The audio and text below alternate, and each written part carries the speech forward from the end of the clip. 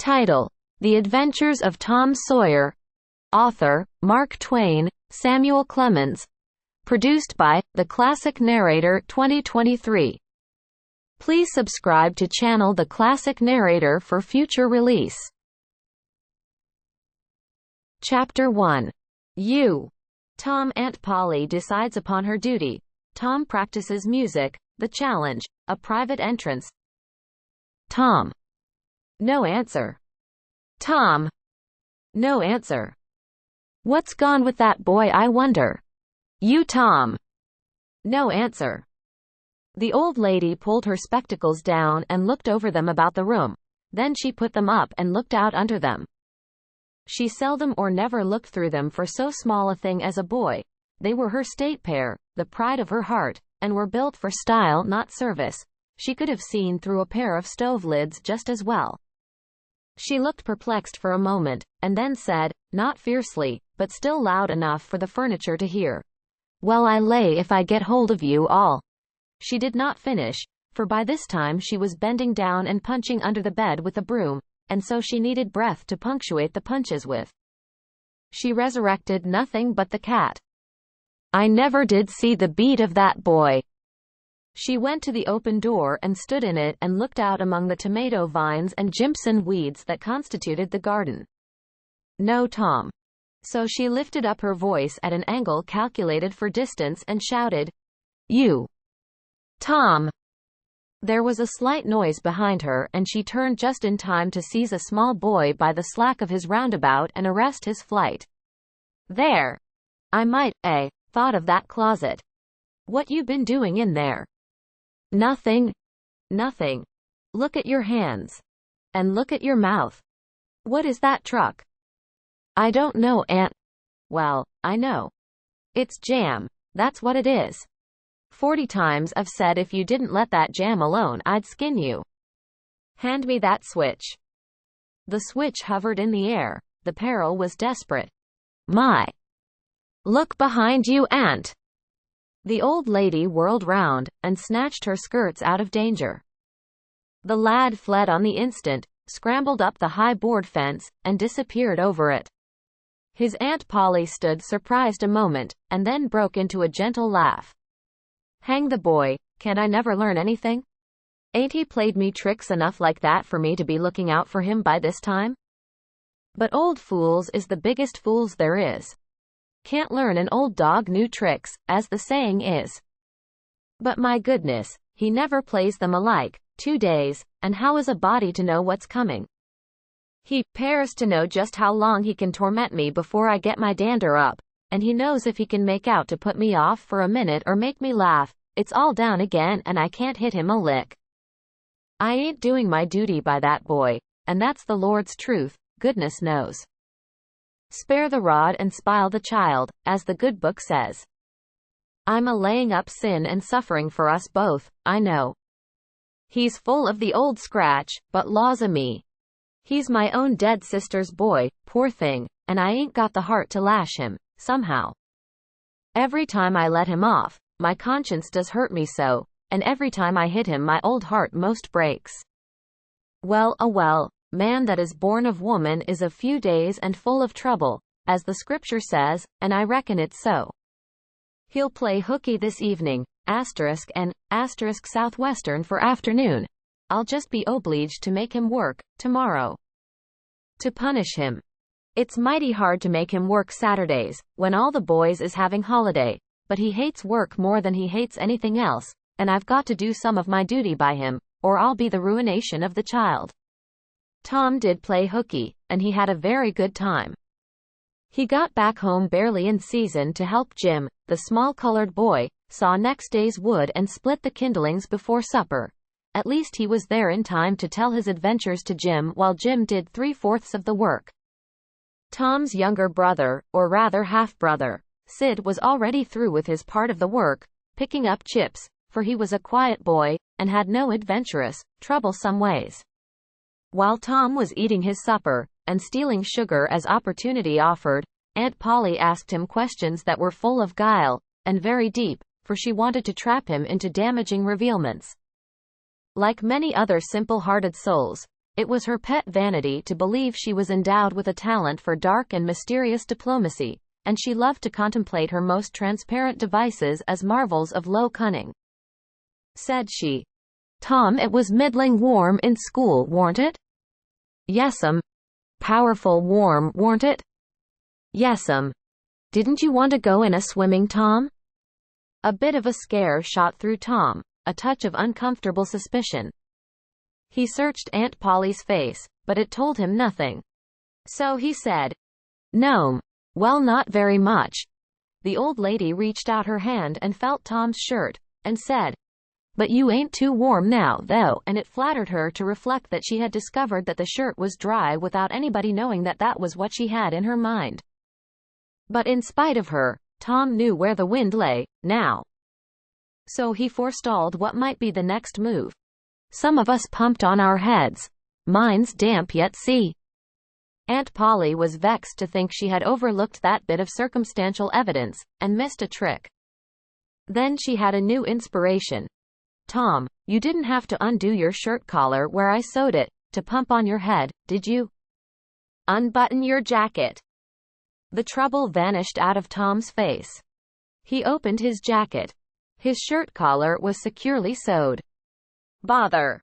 "Well, go 'long with you.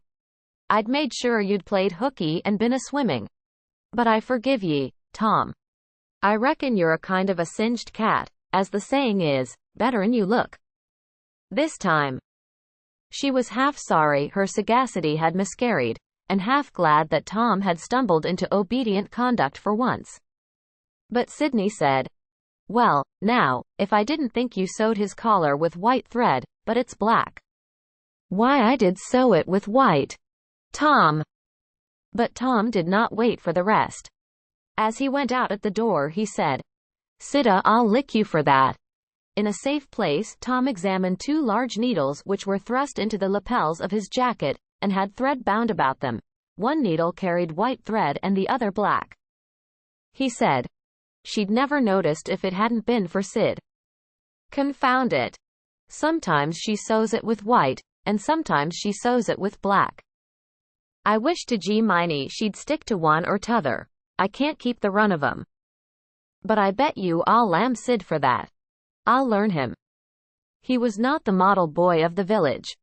He knew the model boy very well, though, and loathed him. Within 2 minutes, or even less, he had forgotten all his troubles. Not because his troubles were one whit less heavy and bitter to him than a man's are to a man, but because a new and powerful interest bore them down and drove them out of his mind for the time, just as men's misfortunes are forgotten in the excitement of new enterprises. This new interest was a valued novelty in whistling, which he had just acquired from a Negro, and he was suffering to practice it undisturbed. It consisted in a peculiar bird-like turn, a sort of liquid warble, produced by touching the tongue to the roof of the mouth at short intervals in the midst of the music. The reader probably remembers how to do it, if he has ever been a boy.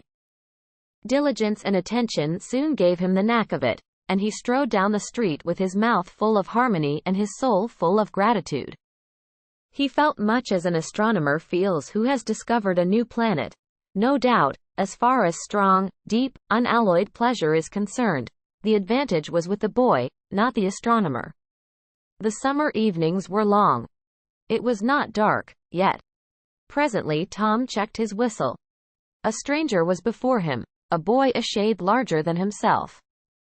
A newcomer of any age or either sex was an impressive curiosity in the poor little shabby village of St. Petersburg. This boy was well dressed, too, well dressed on a weekday. This was simply astounding. His cap was a dainty thing, his close-buttoned blue cloth roundabout was new and natty, and so were his pantaloons.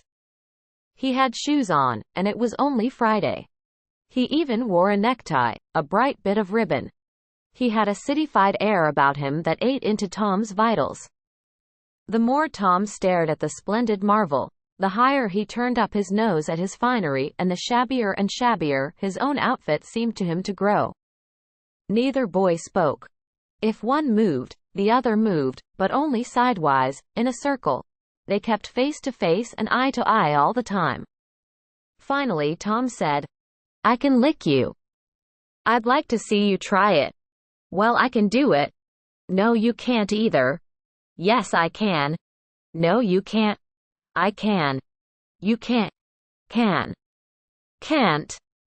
An uncomfortable pause. Then Tom said, "What's your name?"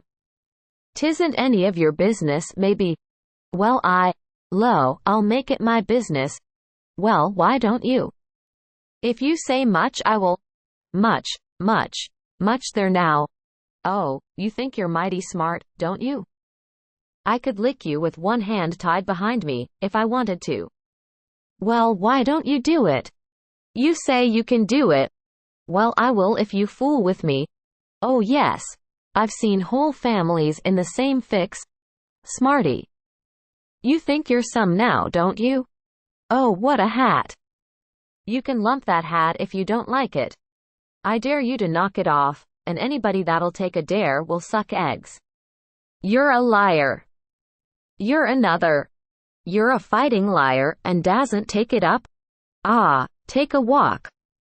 "Say, if you give me much more of your sass, I'll take and bounce a rock off in your head." "Oh, of course you will." "Well, I will." "Well, why don't you do it then?" "What do you keep saying you will for? Why don't you do it?" "It's because you're afraid." "I ain't afraid." "You are." "I ain't." "You are." Another pause. And more eyeing and sidling around each other. Presently they were shoulder to shoulder. Tom said, "Get away from here." "Go away yourself." "I won't." "I won't either."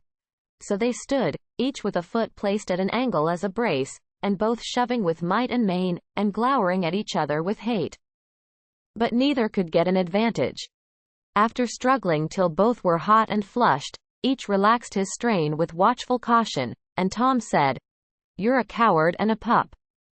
I'll tell my big brother on you, and he can thrash you with his little finger, and I'll make him do it, too." "What do I care for your big brother?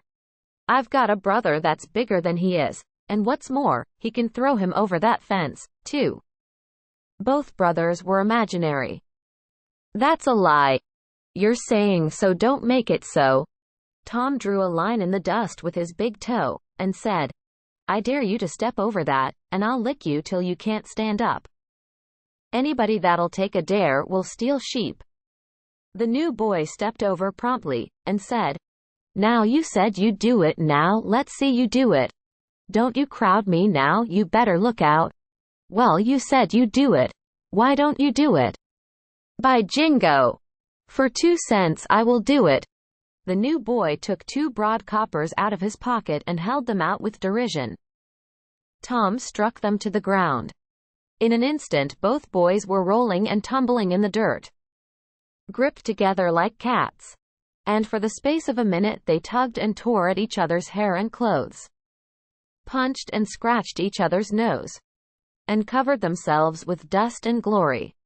Presently the confusion took form, and through the fog of battle Tom appeared, seated astride the new boy, and pounding him with his fists. "Holler, 'Nuff," said he. The boy only struggled to free himself. He was crying, mainly from rage. "Holler, 'Nuff," and the pounding went on. At last the stranger got out a smothered, "Nuff," and Tom let him up and said, "Now that'll learn you. Better look out who you're fooling with next time." The new boy went off brushing the dust from his clothes, sobbing, snuffling, and occasionally looking back and shaking his head and threatening what he would do to Tom the next time he caught him out, to which Tom responded with jeers, and started off in high feather. And as soon as his back was turned, the new boy snatched up a stone, threw it and hit him between the shoulders, and then turned tail and ran like an antelope. Tom chased the traitor home, and thus found out where he lived. He then held a position at the gate for some time, daring the enemy to come outside. But the enemy only made faces at him through the window and declined. At last the enemy's mother appeared, and called Tom a bad, vicious, vulgar child, and ordered him away. So he went away. But he said he "'lowed to lay for that boy." He got home pretty late that night. And when he climbed cautiously in at the window, he uncovered an ambuscade, in the person of his aunt, and when she saw the state his clothes were in, her resolution to turn his Saturday holiday into captivity at hard labor became adamantine in its firmness. Chapter 2. Strong temptations, strategic movements, the innocence beguiled. Saturday morning was come, and all the summer world was bright and fresh, and brimming with life. There was a song in every heart, and if the heart was young the music issued at the lips. There was cheer in every face and a spring in every step. The locust trees were in bloom and the fragrance of the blossoms filled the air.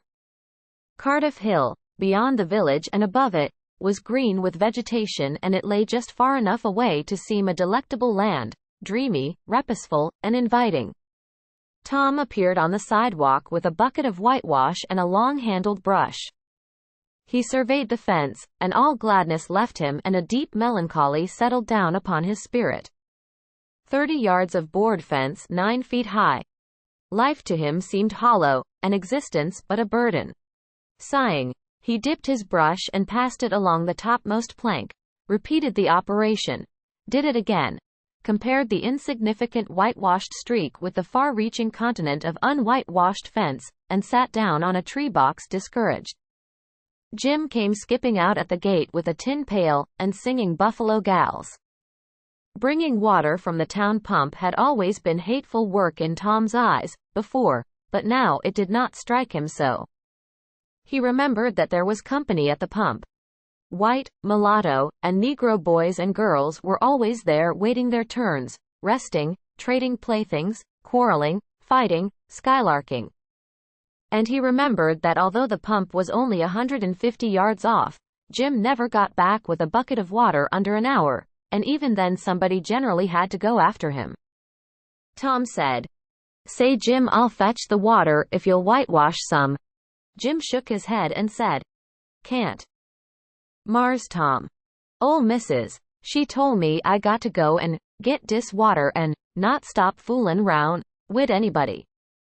She say she spec Mars Tom gwine to ax me to whitewash, and so she told me go 'long and tend to my own business. She 'lowed she'd tend to de whitewashin'." "Oh, never you mind what she said, Jim. That's the way she always talks. Gimme the bucket. I won't be gone only a minute." "She won't ever know." "Oh, I dasn't, Mars Tom. Ol' missus she'd taken tar de head off'n me. 'Deed she would. She never licks anybody, whacks 'em over the head with her thimble, and who cares for that, I'd like to know. She talks awful, but talk don't hurt. Anyways it don't if she don't cry. Jim, I'll give you a marvel. I'll give you a white alley." Jim began to waver. "White alley, Jim? And it's a bully ta? My, dat's a mighty gay marvel, I tell you." "But Mars Tom eyes powerful, 'fraid ol' missus. And besides, if you will I'll show you my sore toe." Jim was only human. This attraction was too much for him. He put down his pail, took the white alley, and bent over the toe with absorbing interest while the bandage was being unwound. In another moment he was flying down the street with his pail and a tingling rear. Tom was whitewashing with vigor, and Aunt Polly was retiring from the field with a slipper in her hand and triumph in her eye. But Tom's energy did not last. He began to think of the fun he had planned for this day, and his sorrows multiplied. Soon the free boys would come tripping along on all sorts of delicious expeditions, and they would make a world of fun of him for having to work. The very thought of it burnt him like fire. He got out his worldly wealth and examined it. Bits of toys, marbles, and trash. Enough to buy an exchange of work. Maybe, but not half enough to buy so much as half an hour of pure freedom. So he returned his straitened means to his pocket, and gave up the idea of trying to buy the boys. At this dark and hopeless moment an inspiration burst upon him. Nothing less than a great, magnificent inspiration. He took up his brush and went tranquilly to work.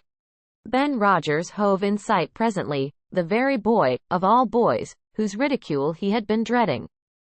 Ben's gait was the hop, skip, and jump, proof enough that his heart was light and his anticipations high. He was eating an apple, and giving a long, melodious whoop, at intervals, followed by a deep-toned ding-dong-dong, ding-dong-dong, for he was personating a steamboat.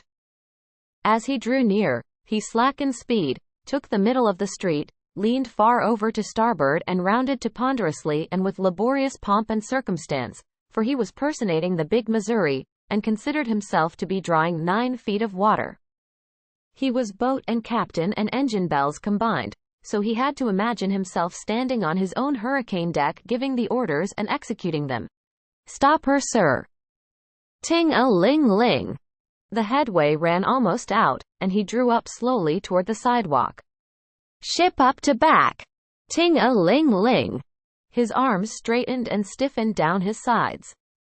"Set her back on the starboard." Ting-a-ling-ling. "Chow. Chow wow. Chow." His right hand, meantime, describing stately circles, for it was representing a 40-foot wheel. "Let her go back on the larboard." Ting-a-ling-ling. "Chow chow chow." The left hand began to describe circles. "Stop the starboard." Ting-a-ling-ling. "Stop the larboard." "Come ahead on the starboard." "Stop her." "Let your outside turn over slow." Ting-a-ling-ling. "Chow ow ow." "Get out that headline." "Lively now." "Come, out with your spring line. What are you about there?" "Take a turn round that stump with the bite of it." "Stand by that stage." "Now, let her go." "Done with the engines, sir." Ting-a-ling-ling. "Shit. Sit. Shit." Trying the gauge cocks. Tom went on whitewashing, paid no attention to the steamboat. Ben stared a moment and then said, "Hi ye. You're up a stump, ain't you?" No answer. Tom surveyed his last touch with the eye of an artist, then he gave his brush another gentle sweep and surveyed the result, as before. Ben ranged up alongside of him. Tom's mouth watered for the apple, but he stuck to his work. Ben said, "Hello, old chap, you got to work, hey?" Tom wheeled suddenly and said, "Why, it's you, Ben. I warn't noticing." "Say, I'm going in a swimming, I am." "Don't you wish you could?" "But of course you'd druther work, wouldn't you?" "Course you would." Tom contemplated the boy a bit, and said, "What do you call work? Why ain't that work?" Tom resumed his whitewashing, and answered carelessly, "Well, maybe it is, and maybe it ain't. All I know is, it suits Tom Sawyer." "Oh, come now, you don't mean to let on that you like it?" The brush continued to move. "Like it? Well, I don't see why I oughtn't to like it. Does a boy get a chance to whitewash a fence every day?" That put the thing in a new light. Ben stopped nibbling his apple. Tom swept his brush daintily back and forth, stepped back to note the effect, added a touch here and there, criticized the effect again, Ben watching every move and getting more and more interested, more and more absorbed. Presently he said, "Say, Tom, let me whitewash a little." Tom considered. Was about to consent, but he altered his mind. No, I reckon it wouldn't hardly do, Ben. You see, Aunt Polly's awful particular about this fence. Right here on the street, you know, but if it was the back fence I wouldn't mind and she wouldn't. Yes, she's awful particular about this fence. It's got to be done very careful. I reckon there ain't one boy in 1,000, maybe 2,000, that can do it the way it's got to be done. No, is that so? Oh come, now, lemme just try. Only just a little, I'd let you, if you was me, Tom. Ben, I'd like to, honest Injun. But Aunt Polly, well, Jim wanted to do it, but she wouldn't let him. Sid wanted to do it, and she wouldn't let Sid. Now don't you see how I'm fixed? If you was to tackle this fence and anything was to happen to it, oh, shucks, I'll be just as careful. Now lemme try. Say, I'll give you the core of my apple. Well, here, "No, Ben, now don't, I'm afeard. I'll give you all of it." Tom gave up the brush with reluctance in his face, but alacrity in his heart. And while the late steamer Big Missouri worked and sweated in the sun, the retired artist sat on a barrel in the shade close by, dangled his legs, munched his apple, and planned the slaughter of more innocents. There was no lack of material. Boys happened along every little while. They came to jeer, but remained to whitewash. By the time Ben was fagged out, Tom had traded the next chance to Billy Fisher for a kite, in good repair. And when he played out, Johnny Miller bought in for a dead rat and a string to swing it with, and so on, hour after hour. And when the middle of the afternoon came, from being a poor poverty-stricken boy in the morning, Tom was literally rolling in wealth. He had, besides the things before mentioned, 12 marbles, part of a Jew's harp, a piece of blue bottle glass to look through, a spool cannon, a key that wouldn't unlock anything, a fragment of chalk, a glass stopper of a decanter, a tin soldier, a couple of tadpoles, 6 firecrackers, a kitten with only one eye, a brass doorknob, a dog collar, but no dog, the handle of a knife, 4 pieces of orange peel, and a dilapidated old window sash. He had had a nice, good, idle time all the while, plenty of company, and the fence had 3 coats of whitewash on it. If he hadn't run out of whitewash, he would have bankrupted every boy in the village. Tom said to himself that it was not such a hollow world, after all.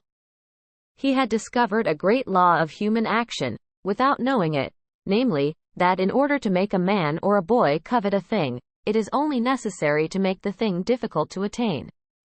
If he had been a great and wise philosopher, like the writer of this book, he would now have comprehended that work consists of whatever a body is obliged to do, and that play consists of whatever a body is not obliged to do.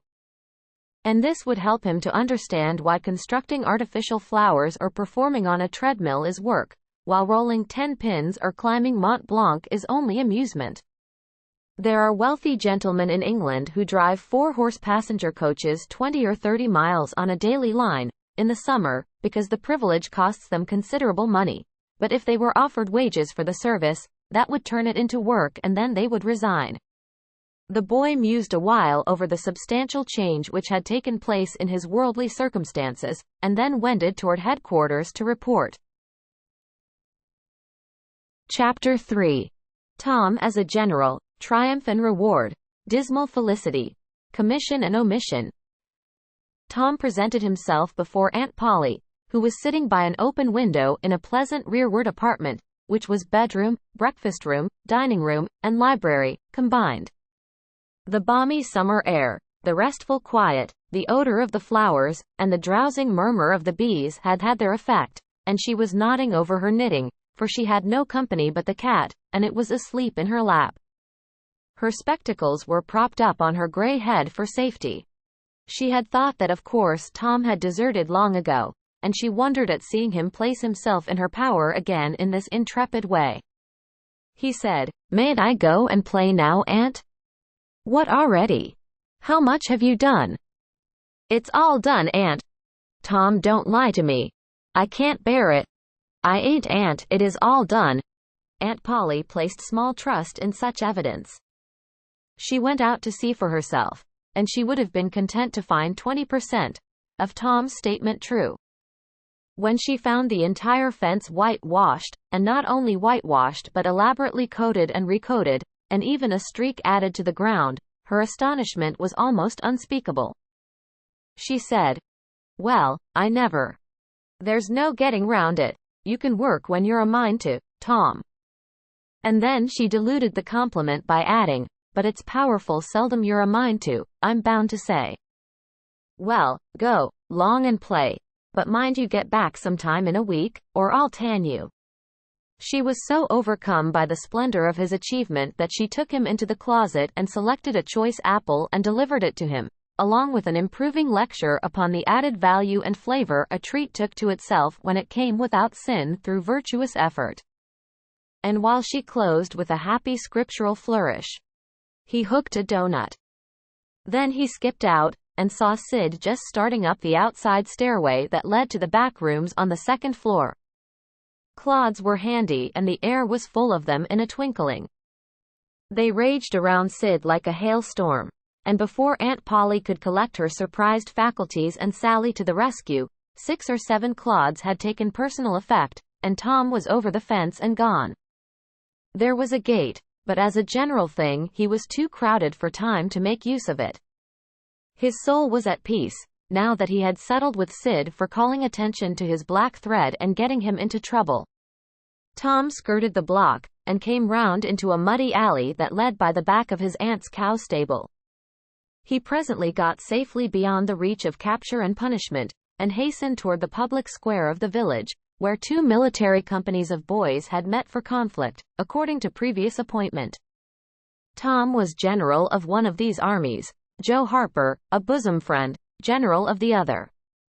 These 2 great commanders did not condescend to fight in person, that being better suited to the still smaller fry, but sat together on an eminence and conducted the field operations by orders delivered through aides de camp.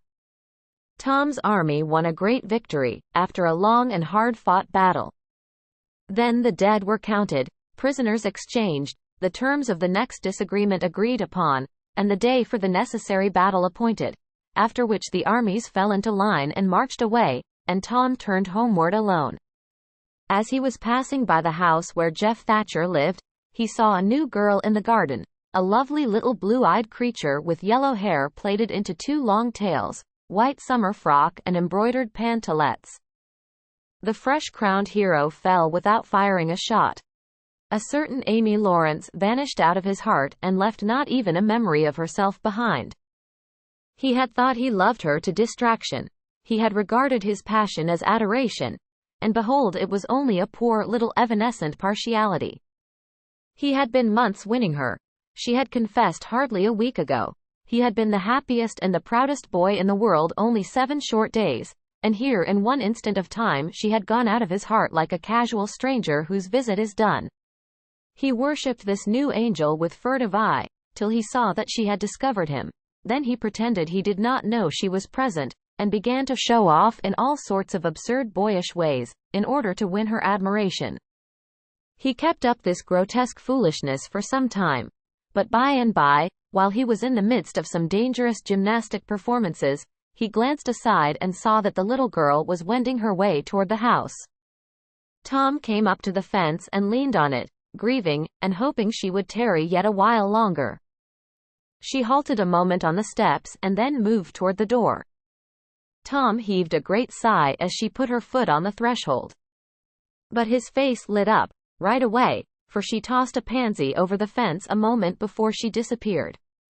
The boy ran around and stopped within a foot or 2 of the flower, and then shaded his eyes with his hand and began to look down street as if he had discovered something of interest going on in that direction. Presently he picked up a straw and began trying to balance it on his nose, with his head tilted far back, and as he moved from side to side, in his efforts, he edged nearer and nearer toward the pansy. Finally his bare foot rested upon it, his pliant toes closed upon it, and he hopped away with the treasure and disappeared round the corner. But only for a minute, only while he could button the flower inside his jacket, next his heart, or next his stomach, possibly, for he was not much posted in anatomy. And not hypercritical. Anyway. He returned. Now. And hung about the fence till nightfall. Showing off. As before. But the girl never exhibited herself again. Though Tom comforted himself a little with the hope that she had been near some window. Meantime. And been aware of his attentions. Finally he strode home reluctantly. With his poor head full of visions. All through supper his spirits were so high that his aunt wondered what had got into the child. He took a good scolding about clotting Sid. And did not seem to mind it in the least. He tried to steal sugar under his aunt's very nose. And got his knuckles rapped for it. He said, "Aunt, you don't whack Sid when he takes it." Well. Sid don't torment a body the way you do. You'd be always into that sugar if I weren't watching you. Presently she stepped into the kitchen. And Sid, happy in his immunity, reached for the sugar bowl, a sort of glorying over Tom which was well nigh unbearable. But Sid's fingers slipped and the bowl dropped and broke. Tom was in ecstasies. In such ecstasies that he even controlled his tongue and was silent. He said to himself that he would not speak a word, even when his aunt came in, but would sit perfectly still till she asked who did the mischief. And then he would tell. And there would be nothing so good in the world as to see that pet model catch it. He was so brimful of exultation that he could hardly hold himself when the old lady came back and stood above the wreck discharging lightnings of wrath from over her spectacles. He said to himself, "Now it's coming!" And the next instant he was sprawling on the floor. The potent palm was uplifted to strike again when Tom cried out, "Hold on now, what are you belting me for? Sid broke it." Aunt Polly paused, perplexed, and Tom looked for healing pity. But when she got her tongue again, she only said, "UMF. Well, you didn't get a lick amiss, I reckon. You been into some other audacious mischief when I wasn't around, like enough." Then her conscience reproached her, and she yearned to say something kind and loving, but she judged that this would be construed into a confession that she had been in the wrong, and discipline forbade that. So she kept silence, and went about her affairs with a troubled heart. Tom sulked in a corner and exalted his woes. He knew that in her heart his aunt was on her knees to him, and he was morosely gratified by the consciousness of it. He would hang out no signals, he would take notice of none. He knew that a yearning glance fell upon him, now and then, through a film of tears, but he refused recognition of it. He pictured himself lying sick unto death and his aunt bending over him beseeching one little forgiving word, but he would turn his face to the wall, and die with that word unsaid. Ah, how would she feel then? And he pictured himself brought home from the river, dead, with his curls all wet, and his sore heart at rest. How she would throw herself upon him, and how her tears would fall like rain, and her lips pray God to give her back her boy, and she would never abuse him any more. But he would lie there cold and white and make no sign, a poor little sufferer, whose griefs were at an end. He so worked upon his feelings with the pathos of these dreams, that he had to keep swallowing, he was so like to choke, and his eyes swam in a blur of water, which overflowed when he winked, and ran down and trickled from the end of his nose. And such a luxury to him was this petting of his sorrows, that he could not bear to have any worldly cheeriness or any grating delight intrude upon it. It was too sacred for such contact. And so, presently, when his cousin Mary danced in, all alive with the joy of seeing home again after an age-long visit of 1 week to the country, he got up and moved in clouds and darkness out at one door as she brought song and sunshine in at the other. He wandered far from the accustomed haunts of boys, and sought desolate places that were in harmony with his spirit. A log raft in the river invited him, and he seated himself on its outer edge and contemplated the dreary vastness of the stream, wishing, the while, that he could only be drowned, all at once and unconsciously, without undergoing the uncomfortable routine devised by nature. Then he thought of his flower. He got it out, rumpled and wilted, and it mightily increased his dismal felicity. He wondered if she would pity him if she knew? Would she cry, and wish that she had a right to put her arms around his neck and comfort him? Or would she turn coldly away like all the hollow world? This picture brought such an agony of pleasurable suffering that he worked it over and over again in his mind and set it up in new and varied lights, till he wore it threadbare. At last he rose up sighing and departed in the darkness. About 9:30 or 10 o'clock he came along the deserted street to where the adored unknown lived. He paused a moment. No sound fell upon his listening ear. A candle was casting a dull glow upon the curtain of a second-story window. Was the sacred presence there? He climbed the fence, threaded his stealthy way through the plants, till he stood under that window. He looked up at it long, and with emotion.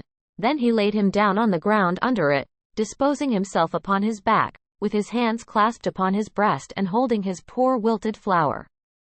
And thus he would die, out in the cold world, with no shelter over his homeless head, no friendly hand to wipe the death damps from his brow, no loving face to bend pityingly over him when the great agony came. And thus she would see him when she looked out upon the glad morning. And oh, would she drop one little tear upon his poor, lifeless form? Would she heave one little sigh to see a bright young life so rudely blighted, so untimely cut down? The window went up. A maid-servant's discordant voice profaned the holy calm, and a deluge of water drenched the prone martyr's remains. The strangling hero sprang up with a relieving snort. There was a whiz as of a missile in the air, mingled with the murmur of a curse. A sound as of shivering glass followed, and a small, vague form went over the fence and shot away in the gloom. Not long after, as Tom, all undressed for bed, was surveying his drenched garments by the light of a tallow dip, Sid woke up, but if he had any dim idea of making any references to illusions, he thought better of it and held his peace, for there was danger in Tom's eye. Tom turned in without the added vexation of prayers, and Sid made mental note of the omission. Chapter 4. Mental Acrobatics. Attending Sunday school, the superintendent, showing off, Tom lionized. The sun rose upon a tranquil world, and beamed down upon the peaceful village like a benediction. Breakfast over, Aunt Polly had family worship. It began with a prayer built from the ground up of solid courses of scriptural quotations, welded together with a thin mortar of originality, and from the summit of this she delivered a grim chapter of the Mosaic Law, as from Sinai. Then Tom girded up his loins, so to speak, and went to work to get his verses. Sid had learned his lesson days before. Tom bent all his energies to the memorizing of 5 verses, and he chose part of the Sermon on the Mount, because he could find no verses that were shorter. At the end of half an hour, Tom had a vague general idea of his lesson, but no more, for his mind was traversing the whole field of human thought, and his hands were busy with distracting recreations. Mary took his book to hear him recite, and he tried to find his way through the fog. Blessed are the poor. Yes, poor. Blessed are the poor, in spirit. In spirit. Blessed are the poor in spirit, for theirs. Blessed are the poor in spirit, for theirs is the kingdom of heaven. Blessed are they that mourn, for they, shesh, for they, sha, for they sh, oh, I don't know what it is. Shall, oh, shall, for they shall, shall mourn, blessed are they that shall, they that shall mourn, for they shall what? Why don't you tell me, Mary? What do you want to be so mean for? Oh, Tom, you poor thick-headed thing, I'm not teasing you. I wouldn't do that. You must go and learn it again. Don't you be discouraged, Tom, you'll manage it, and if you do, I'll give you something ever so nice. There, now, that's a good boy. All right. What is it, Mary? Tell me what it is. Never you mind, Tom, you know if I say it's nice, it is nice. You bet you that's so, Mary. All right, I'll tackle it again. And he did tackle it again, and under the double pressure of curiosity and prospective gain he did it with such spirit that he accomplished a shining success. Mary gave him a brand-new Barlow knife worth 12.5 cents, and the convulsion of delight that swept his system shook him to his foundations. True, the knife would not cut anything, but it was a sure enough Barlow, and there was inconceivable grandeur in that, though where the Western boys ever got the idea that such a weapon could possibly be counterfeited to its injury is an imposing mystery and will always remain so, perhaps. Tom contrived to scarify the cupboard with it, and was arranging to begin on the bureau, when he was called off to dress for Sunday school. Mary gave him a tin basin of water and a piece of soap, and he went outside the door and set the basin on a little bench there. Then he dipped the soap in the water and laid it down, turned up his sleeves, poured out the water on the ground, gently, and then entered the kitchen and began to wipe his face diligently on the towel behind the door. But Mary removed the towel and said, "Now ain't you ashamed, Tom? You mustn't be so bad. Water won't hurt you." Tom was a trifle disconcerted. The basin was refilled, and this time he stood over it a little while, gathering resolution, took in a big breath and began, When he entered the kitchen presently, with both eyes shut and groping for the towel with his hands, an honorable testimony of suds and water was dripping from his face. But when he emerged from the towel, he was not yet satisfactory, for the clean territory stopped short at his chin and his jaws, like a mask. Below and beyond this line there was a dark expanse of unirrigated soil that spread downward in front and backward around his neck. Mary took him in hand, and when she was done with him he was a man and a brother, without distinction of color, and his saturated hair was neatly brushed, and its short curls wrought into a dainty and symmetrical general effect. He privately smoothed out the curls, with labor and difficulty, and plastered his hair close down to his head, for he held curls to be effeminate, and his own filled his life with bitterness. Then Mary got out a suit of his clothing that had been used only on Sundays during 2 years. They were simply called his other clothes, and so by that we know the size of his wardrobe. The girl put him to rights after he had dressed himself. She buttoned his neat roundabout up to his chin, turned his vast shirt collar down over his shoulders, brushed him off and crowned him with his speckled straw hat.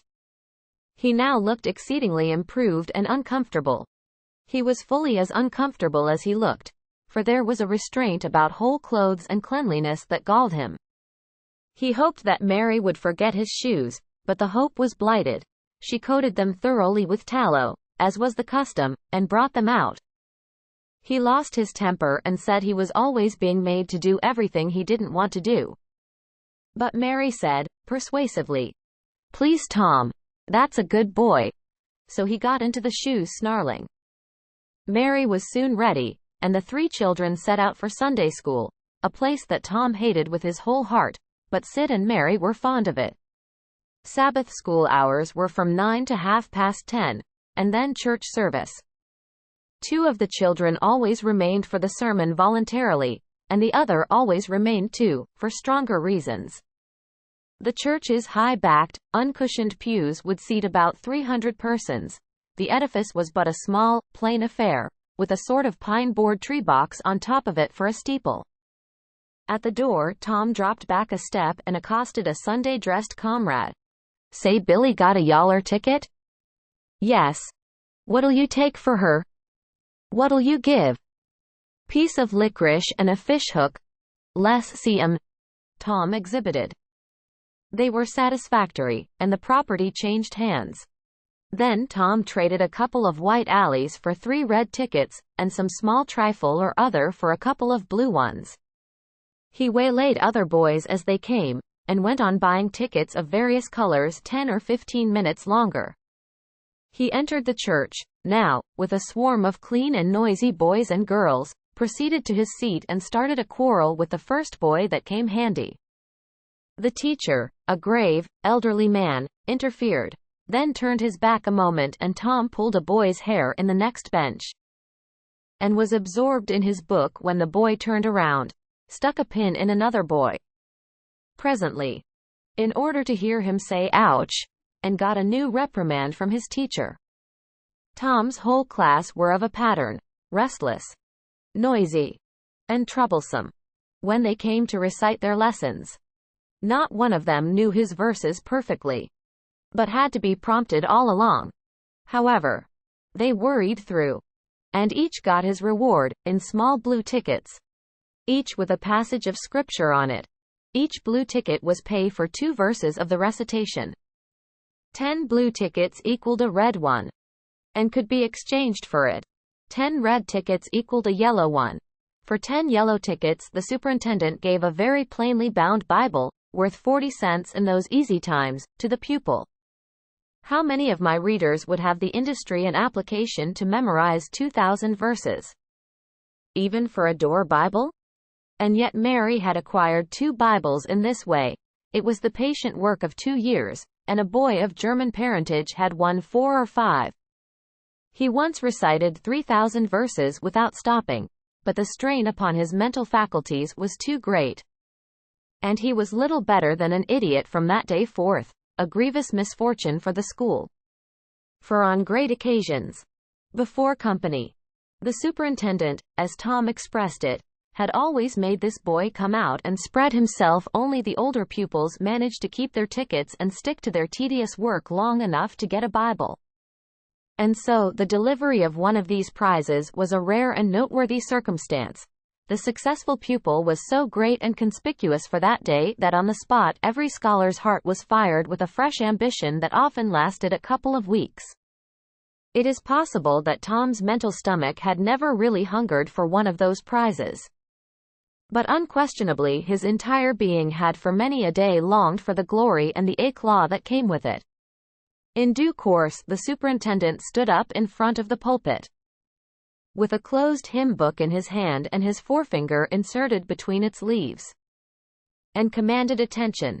When a Sunday school superintendent makes his customary little speech, a hymn book in the hand is as necessary as is the inevitable sheet of music in the hand of a singer who stands forward on the platform and sings a solo at a concert, though why is a mystery, for neither the hymn book nor the sheet of music is ever referred to by the sufferer. This superintendent was a slim creature of 35, with a sandy goatee and short sandy hair. He wore a stiff standing collar whose upper edge almost reached his ears and whose sharp points curved forward abreast the corners of his mouth, a fence that compelled a straight lookout ahead, and a turning of the whole body when a side view was required.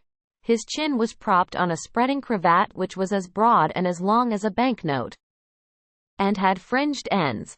His boot toes were turned sharply up, in the fashion of the day, like sleigh runners, an effect patiently and laboriously produced by the young men by sitting with their toes pressed against a wall for hours together. Mr. Walters was very earnest of mien, and very sincere and honest at heart, and he held sacred things and places in such reverence, and so separated them from worldly matters, that unconsciously to himself his Sunday school voice had acquired a peculiar intonation which was wholly absent on weekdays. He began after this fashion: "Now, children, I want you all to sit up just as straight and pretty as you can and give me all your attention for a minute or two. There, that is it. That is the way good little boys and girls should do. I see one little girl who is looking out of the window. I am afraid she thinks I am out there somewhere, perhaps up in one of the trees making a speech to the little birds." Applausive titter. "I want to tell you how good it makes me feel to see so many bright, clean little faces assembled in a place like this, learning to do right and be good," and so forth and so on. It is not necessary to set down the rest of the oration. It was of a pattern which does not vary, and so it is familiar to us all. The latter third of the speech was marred by the resumption of fights and other recreations among certain of the bad boys, and by fidgetings and whisperings that extended far and wide, washing even to the bases of isolated and incorruptible rocks like Sid and Mary. But now every sound ceased suddenly, with the subsidence of Mr. Walters' voice, and the conclusion of the speech was received with a burst of silent gratitude. A good part of the whispering had been occasioned by an event which was more or less rare: the entrance of visitors. Lawyer Thatcher, accompanied by a very feeble and aged man, a fine, portly, middle-aged gentleman with iron grey hair, and a dignified lady who was doubtless the latter's wife. The lady was leading a child. Tom had been restless and full of chafings and repinings. Conscience-smitten, too, he could not meet Amy Lawrence's eye, he could not brook her loving gaze. But when he saw this small newcomer, his soul was all ablaze with bliss in a moment. The next moment he was showing off with all his might, cuffing boys, pulling hair, making faces, in a word, using every art that seemed likely to fascinate a girl and win her applause. His exaltation had but one alloy: the memory of his humiliation in this angel's garden, and that record in sand was fast washing out, under the waves of happiness that were sweeping over it now. The visitors were given the highest seat of honor, and as soon as Mr. Walters' speech was finished, he introduced them to the school. The middle-aged man turned out to be a prodigious personage, no less a one than the county judge, altogether the most august creation these children had ever looked upon, and they wondered what kind of material he was made of, and they half wanted to hear him roar, and were half afraid he might, too. He was from Constantinople, 12 miles away, so he had traveled, and seen the world. These very eyes had looked upon the county courthouse, which was said to have a tin roof. The awe which these reflections inspired was attested by the impressive silence and the ranks of staring eyes. This was the great Judge Thatcher, brother of their own lawyer. Jeff Thatcher immediately went forward, to be familiar with the great man and be envied by the school. It would have been music to his soul to hear the whisperings. "Look at him, Jim. He's a-going up there. Say, look, he's a-going to shake hands with him. He is shaking hands with him. By jings, don't you wish you was Jeff?"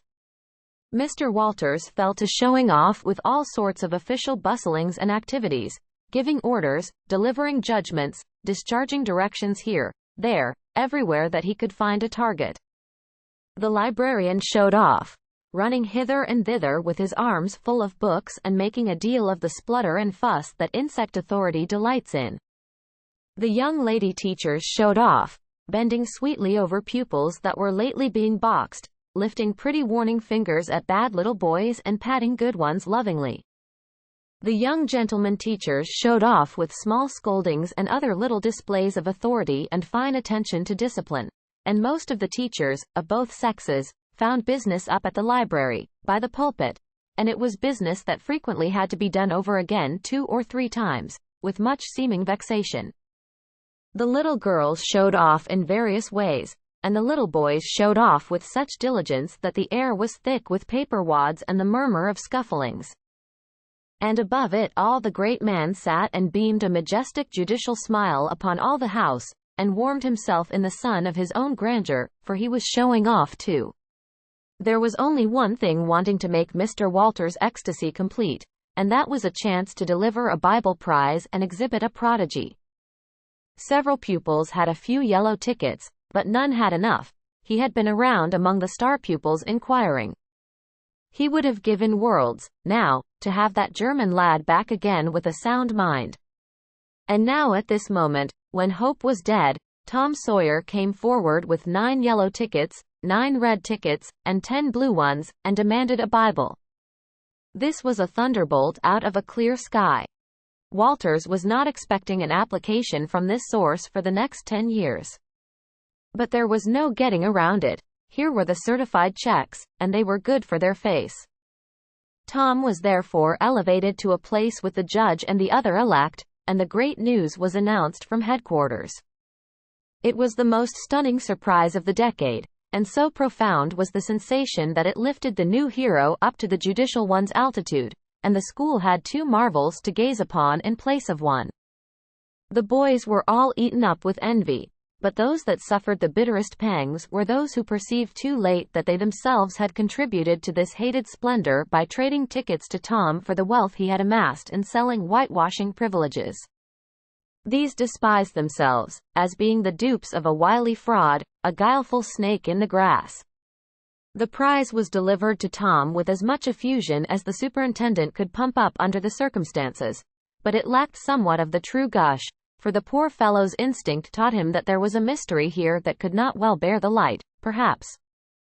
It was simply preposterous that this boy had warehoused 2,000 sheaves of scriptural wisdom on his premises. A dozen would strain his capacity, without a doubt. Amy Lawrence was proud and glad, and she tried to make Tom see it in her face, but he wouldn't look. She wondered. Then she was just a grain troubled. Next a dim suspicion came and went. Came again. She watched. A furtive glance told her worlds, and then her heart broke, and she was jealous, and angry, and the tears came and she hated everybody. Tom most of all, she thought. Tom was introduced to the judge, but his tongue was tied, his breath would hardly come, his heart quaked, partly because of the awful greatness of the man, but mainly because he was her parent. He would have liked to fall down and worship him, if it were in the dark. The judge put his hand on Tom's head and called him a fine little man, and asked him what his name was. The boy stammered, gasped, and got it out. Tom? Oh no, not Tom. It is Thomas? Ah, that's it. I thought there was more to it. Maybe. That's very well. But you've another one, I dare say, and you'll tell it to me, won't you? Tell the gentleman your other name, Thomas, said Walters, and say sir. You mustn't forget your manners. Thomas Sawyer. Sir. That's it. That's a good boy. Fine boy. Fine, manly little fellow. 2,000 verses is a great many. Very, very great many. And you never can be sorry for the trouble you took to learn them. For knowledge is worth more than anything there is in the world. It's what makes great men and good men. You'll be a great man and a good man yourself, some day, Thomas. And then you'll look back and say, it's all owing to the precious Sunday school privileges of my boyhood. It's all owing to my dear teachers that taught me to learn. It's all owing to the good superintendent who encouraged me, and watched over me, and gave me a beautiful Bible, a splendid, elegant Bible, to keep and have it all for my own. Always, it's all owing to right bringing up. That is what you will say, Thomas, and you wouldn't take any money for those 2,000 verses. No, indeed you wouldn't. And now you wouldn't mind telling me and this lady some of the things you've learned. No. I know you wouldn't, for we are proud of little boys that learn. Now, no doubt you know the names of all the 12 disciples. Won't you tell us the names of the first 2 that were appointed? Tom was tugging at a buttonhole and looking sheepish. He blushed. Now. And his eyes fell. Mr. Walters' heart sank within him. He said to himself, it is not possible that the boy can answer the simplest question. Why did the judge ask him? Yet he felt obliged to speak up and say, answer the gentleman, Thomas. Don't be afraid. Tom still hung fire. Now I know you'll tell me, said the lady. The names of the first 2 disciples were David and Goliath. Let us draw the curtain of charity over the rest of the scene. Chapter 5. A useful minister, in church, the climax. About 10:30, the cracked bell of the small church began to ring. And presently the people began to gather for the morning sermon. The Sunday school children distributed themselves about the house and occupied pews with their parents, so as to be under supervision. Aunt Polly came, and Tom and Sid and Mary sat with her, Tom being placed next the aisle, in order that he might be as far away from the open window and the seductive outside summer scenes as possible. The crowd filed up the aisles, the aged and needy postmaster, who had seen better days, the mayor and his wife, for they had a mayor there, among other unnecessaries, the justice of the peace, the widow Douglas, fair, smart, and 40, a generous, good-hearted soul and well-to-do, her hill mansion the only palace in the town, and the most hospitable and much the most lavish in the matter of festivities that St. Petersburg could boast, the bent and venerable Major and Mrs. Ward, lawyer Riverson, the new notable from a distance, next the belle of the village, followed by a troop of lawn-clad and ribbon-decked young heartbreakers, then all the young clerks in town in a body, for they had stood in the vestibule sucking their cane heads, a circling wall of oiled and simpering admirers, till the last girl had run their gauntlet, and last of all came the model boy, Willie Mufferson, taking as heedful care of his mother as if she were cut glass. He always brought his mother to church, and was the pride of all the matrons. The boys all hated him. He was so good. And besides, he had been thrown up to them so much. His white handkerchief was hanging out of his pocket behind. As usual on Sundays, accidentally. Tom had no handkerchief, and he looked upon boys who had as snobs. The congregation being fully assembled. Now, the bell rang once more, to warn laggards and stragglers, and then a solemn hush fell upon the church, which was only broken by the tittering and whispering of the choir in the gallery. The choir always tittered and whispered all through service. There was once a church choir that was not ill-bred, but I have forgotten where it was, now. It was a great many years ago, and I can scarcely remember anything about it, but I think it was in some foreign country. The minister gave out the hymn, and read it through with a relish, in a peculiar style which was much admired in that part of the country. His voice began on a medium key and climbed steadily up till it reached a certain point, where it bore with strong emphasis upon the topmost word and then plunged down as if from a springboard. Shall I be car-re-ed to the skies, on flowery beds of ease, whilst others fight to win the prize, and sail thro' blood-why seas? He was regarded as a wonderful reader.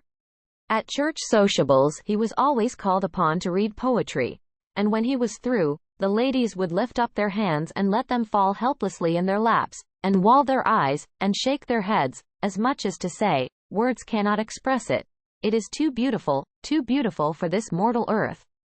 After the hymn had been sung, the Reverend Mr. Sprague turned himself into a bulletin board, and read off notices of meetings and societies and things till it seemed that the list would stretch out to the crack of doom, a queer custom which is still kept up in America, even in cities, away here in this age of abundant newspapers. Often, the less there is to justify a traditional custom, the harder it is to get rid of it. And now the minister prayed.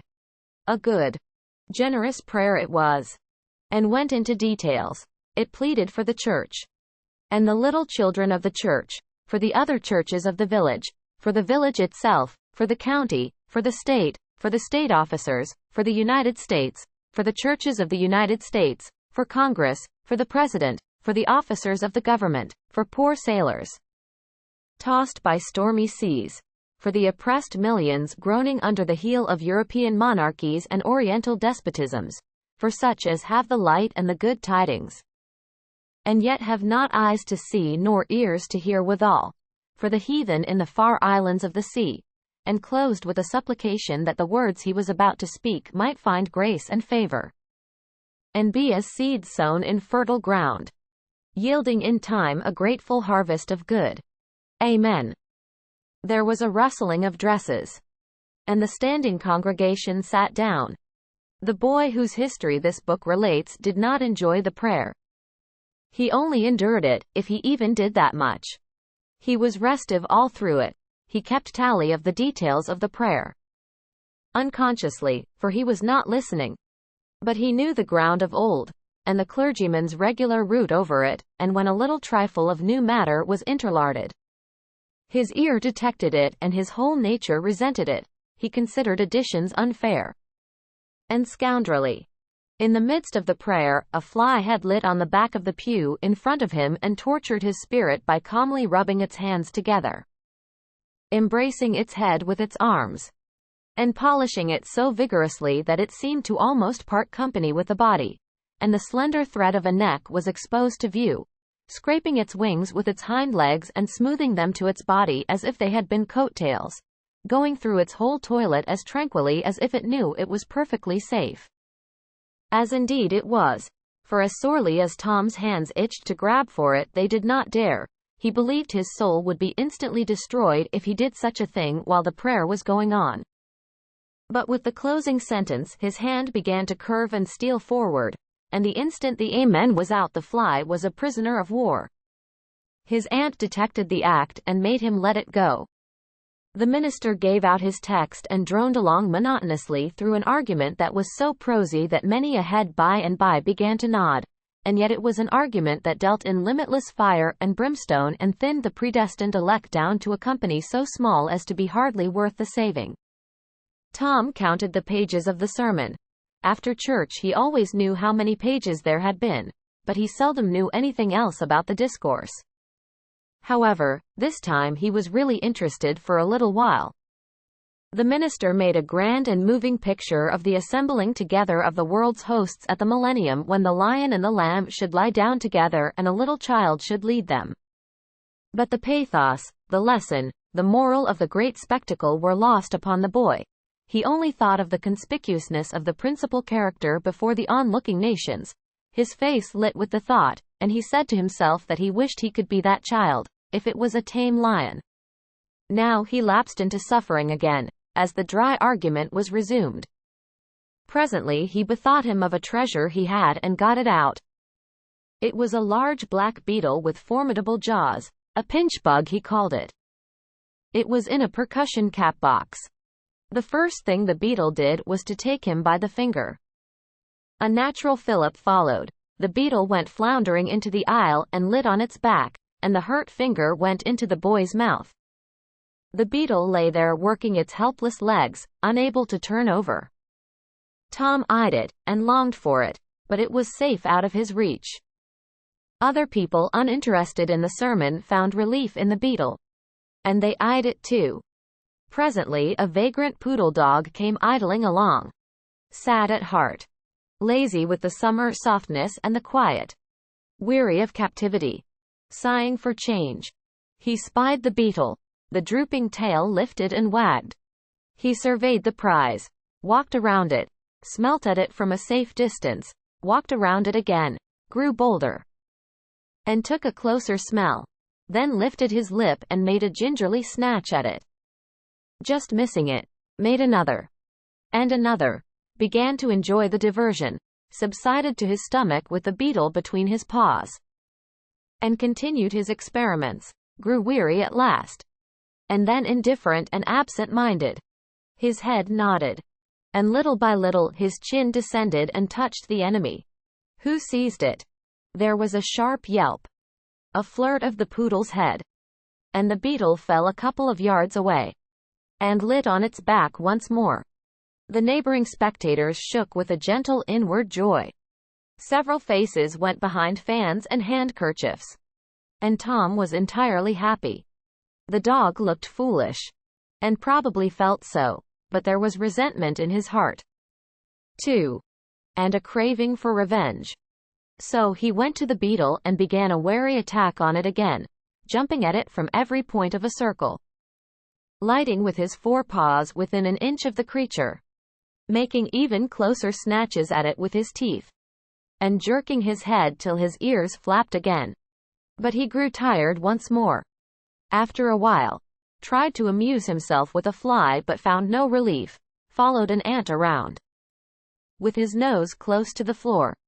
And quickly wearied of that, yawned. Sighed. Forgot the beetle entirely. And sat down on it. Then there was a wild yelp of agony and the poodle went sailing up the aisle. The yelps continued. And so did the dog. He crossed the house in front of the altar. He flew down the other aisle. He crossed before the doors.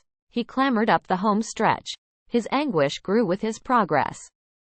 Till presently he was but a woolly comet moving in its orbit with the gleam and the speed of light. At last the frantic sufferer sheered from its course, and sprang into its master's lap. He flung it out of the window, and the voice of distress quickly thinned away and died in the distance. By this time the whole church was red-faced and suffocating with suppressed laughter, and the sermon had come to a dead standstill. The discourse was resumed presently, but it went lame and halting, all possibility of impressiveness being at an end. For even the gravest sentiments were constantly being received with a smothered burst of unholy mirth, under cover of some remote pewback, as if the poor parson had said a rarely facetious thing. It was a genuine relief to the whole congregation when the ordeal was over and the benediction pronounced.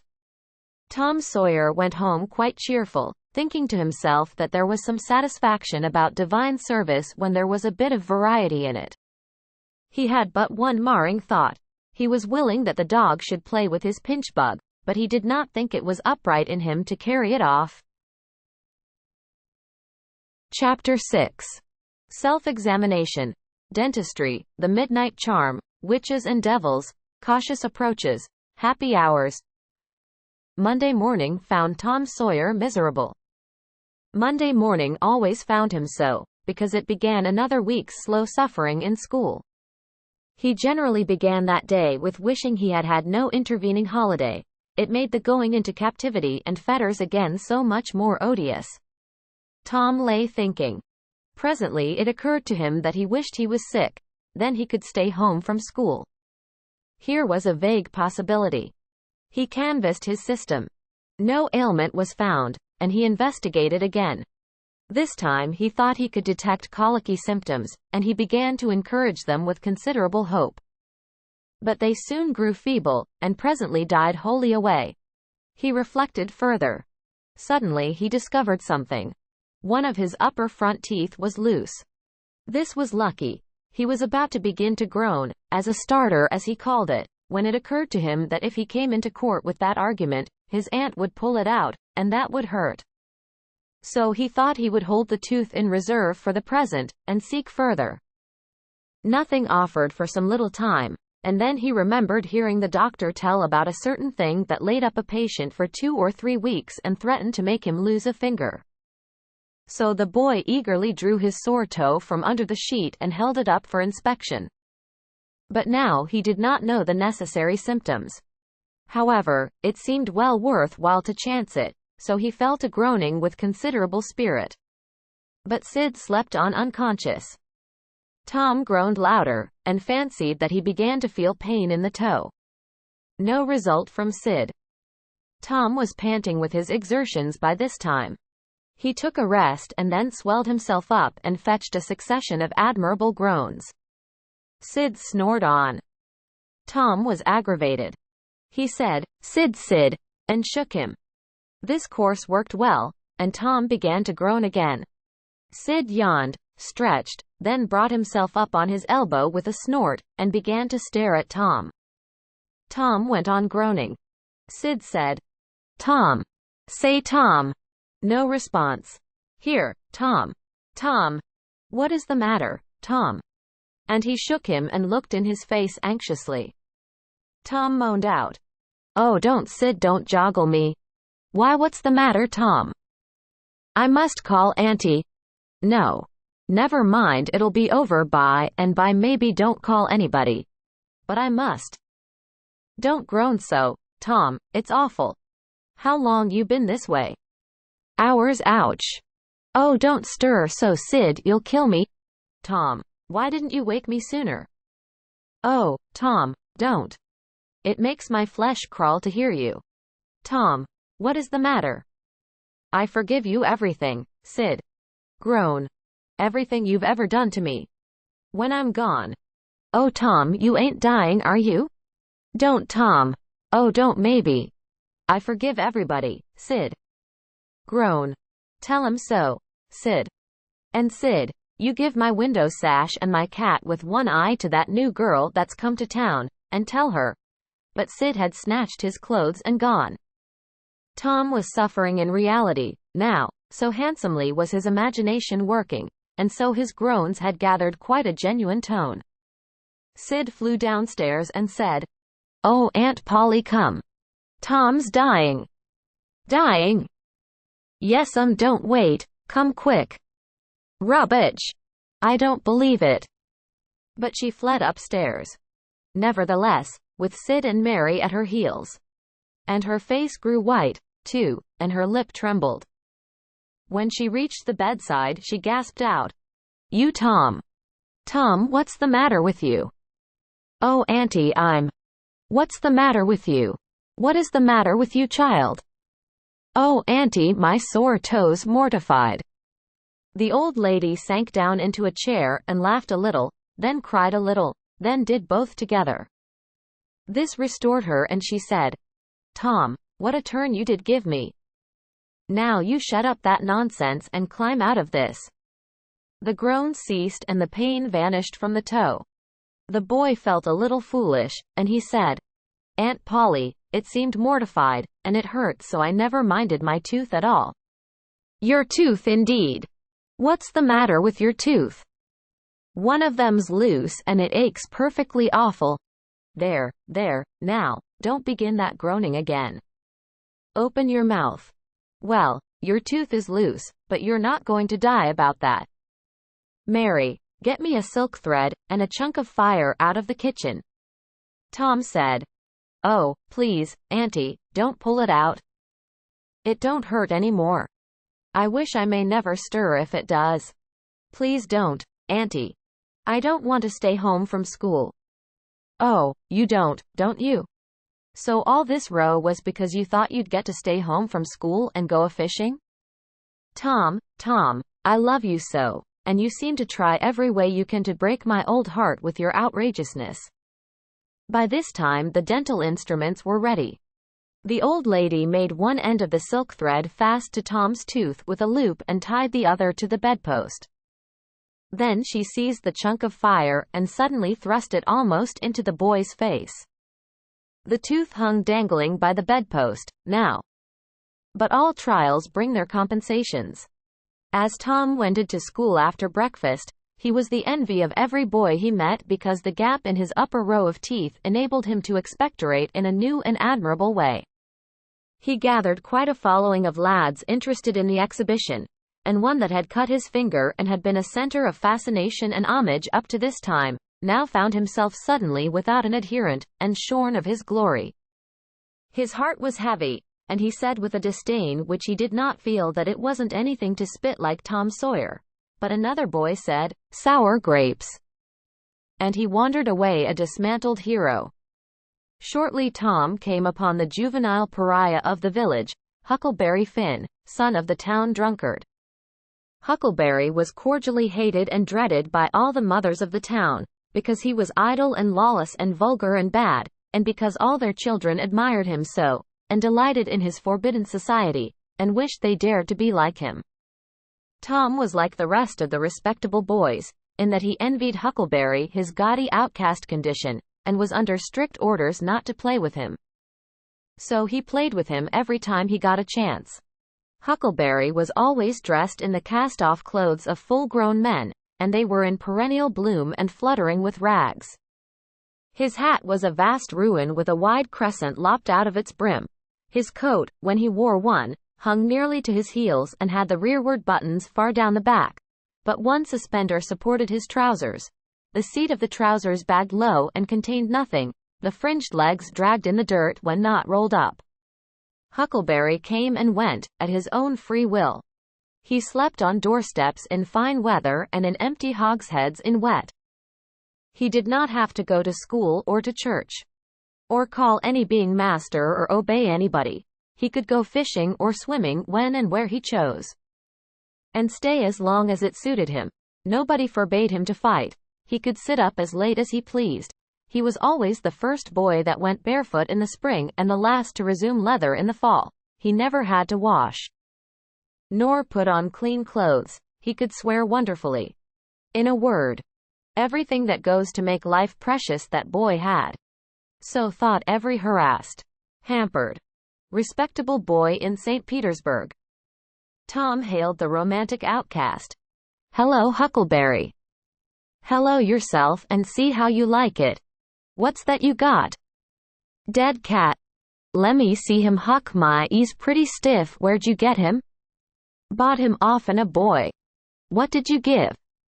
"I give a blue ticket and a bladder that I got at the slaughterhouse."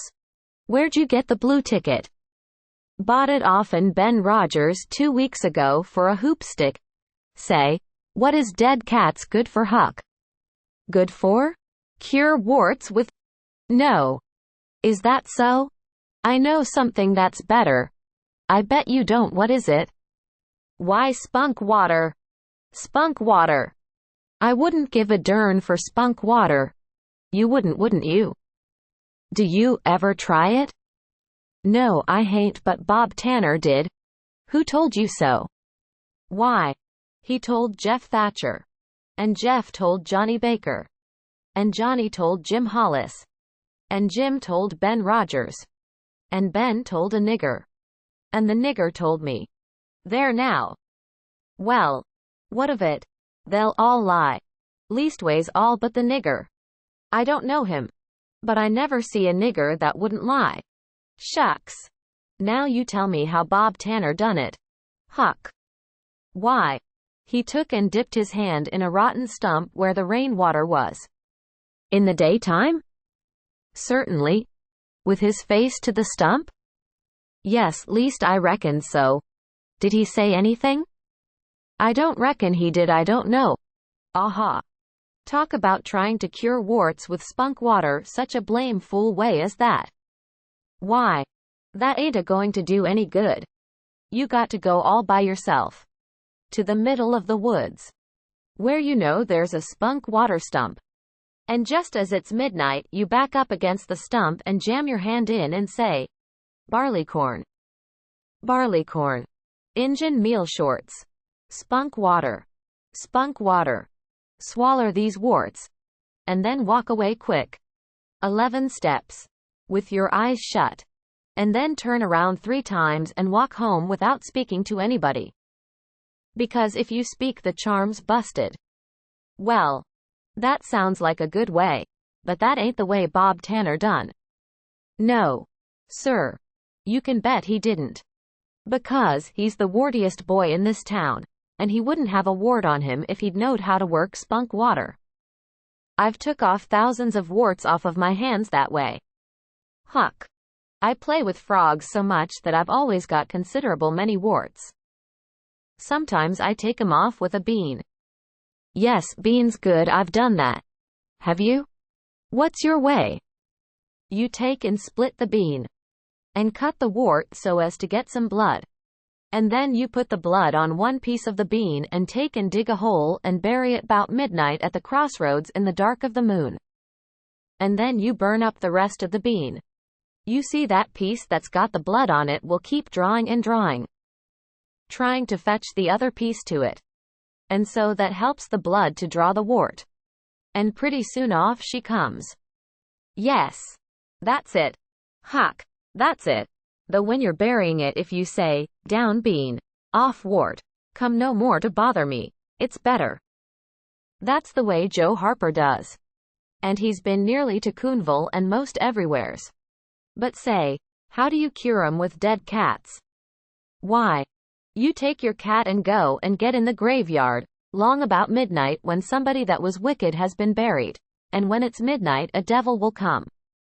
Or maybe 2 or 3. But you can't see 'em. You can only hear something like the wind. Or maybe hear 'em talk, and when they're taking that feller away, you heave your cat after 'em and say, devil follow corpse, cat follow devil, warts follow cat. I'm done with ye. That'll fetch any wart. Sounds right. Do you ever try it, Huck? No, but old Mother Hopkins told me. Well, I reckon it's so then, because they say she's a witch. Say. Why, Tom, I know she is. She witched Pap. Pap says so his own self. He come along one day, and he see she was a witching him. So he took up a rock, and if she hadn't dodged, he'd a got her. Well, that very night he rolled off in a shed wher. He was a layin' drunk, and broke his arm. Why, that's awful. How did he know she was a witching him? Lord, Pap can tell, easy. Pap says when they keep looking at you right stiddy, they're a witching you. Specially if they mumble. Because when they mumble, they're saying the Lord's Prayer backwards. Say, Hucky, when you going to try the cat? Tonight. I reckon they'll come after old Hoss Williams tonight. But they buried him Saturday. Didn't they get him Saturday night? Why, how you talk. How could their charms work till midnight? And then it's Sunday. Devils don't slosh around much of a Sunday, I don't reckon. I never thought of that. That's so. Lemme go with you? Of course, if you ain't afeard. Afeard. 'Tain't likely. Will you meow? Yes, and you meow back, if you get a chance. Last time, you keep me a meowing around till old Hayes went to throwing rocks at me and says, "Durn that cat," and so I hove a brick through his window, but don't you tell. I won't. I couldn't meow that night, because Auntie was watching me, but I'll meow this time. Say, what's that? Nothing but a tick. Where'd you get him? Out in the woods. What'll you take for him?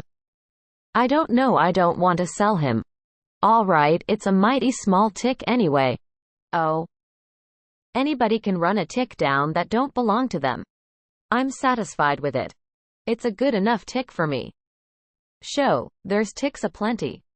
I could have 1,000 of 'em if I wanted to. Well, why don't you? Because you know mighty well you can't. This is a pretty early tick, I reckon. It's the first one I've seen this year. Say, Huck, I'll give you my tooth for him. Let's see it. Tom got out a bit of paper and carefully unrolled it. Huckleberry viewed it wistfully. The temptation was very strong. At last he said, "Is it genuine?" Tom lifted his lip and showed the vacancy. "Well, all right," said Huckleberry. "It's a trade." Tom enclosed the tick in the percussion cap box that had lately been the pinchbug's prison, and the boys separated, each feeling wealthier than before. When Tom reached the little isolated frame schoolhouse, he strode in briskly, with the manner of one who had come with all honest speed. He hung his hat on a peg and flung himself into his seat with business-like alacrity. The master, throned on high in his great splint-bottom armchair, was dozing, lulled by the drowsy hum of study. The interruption roused him. "Thomas Sawyer." Tom knew that when his name was pronounced in full, it meant trouble. "Sir." "Come up here now, sir. Why are you late again as usual?" Tom was about to take refuge in a lie, when he saw two long tails of yellow hair hanging down a back that he recognized by the electric sympathy of love. And by that form was the only vacant place on the girls' side of the schoolhouse. He instantly said, "I stopped to talk with Huckleberry Finn." The master's pulse stood still, and he stared helplessly. The buzz of study ceased. The pupils wondered if this foolhardy boy had lost his mind.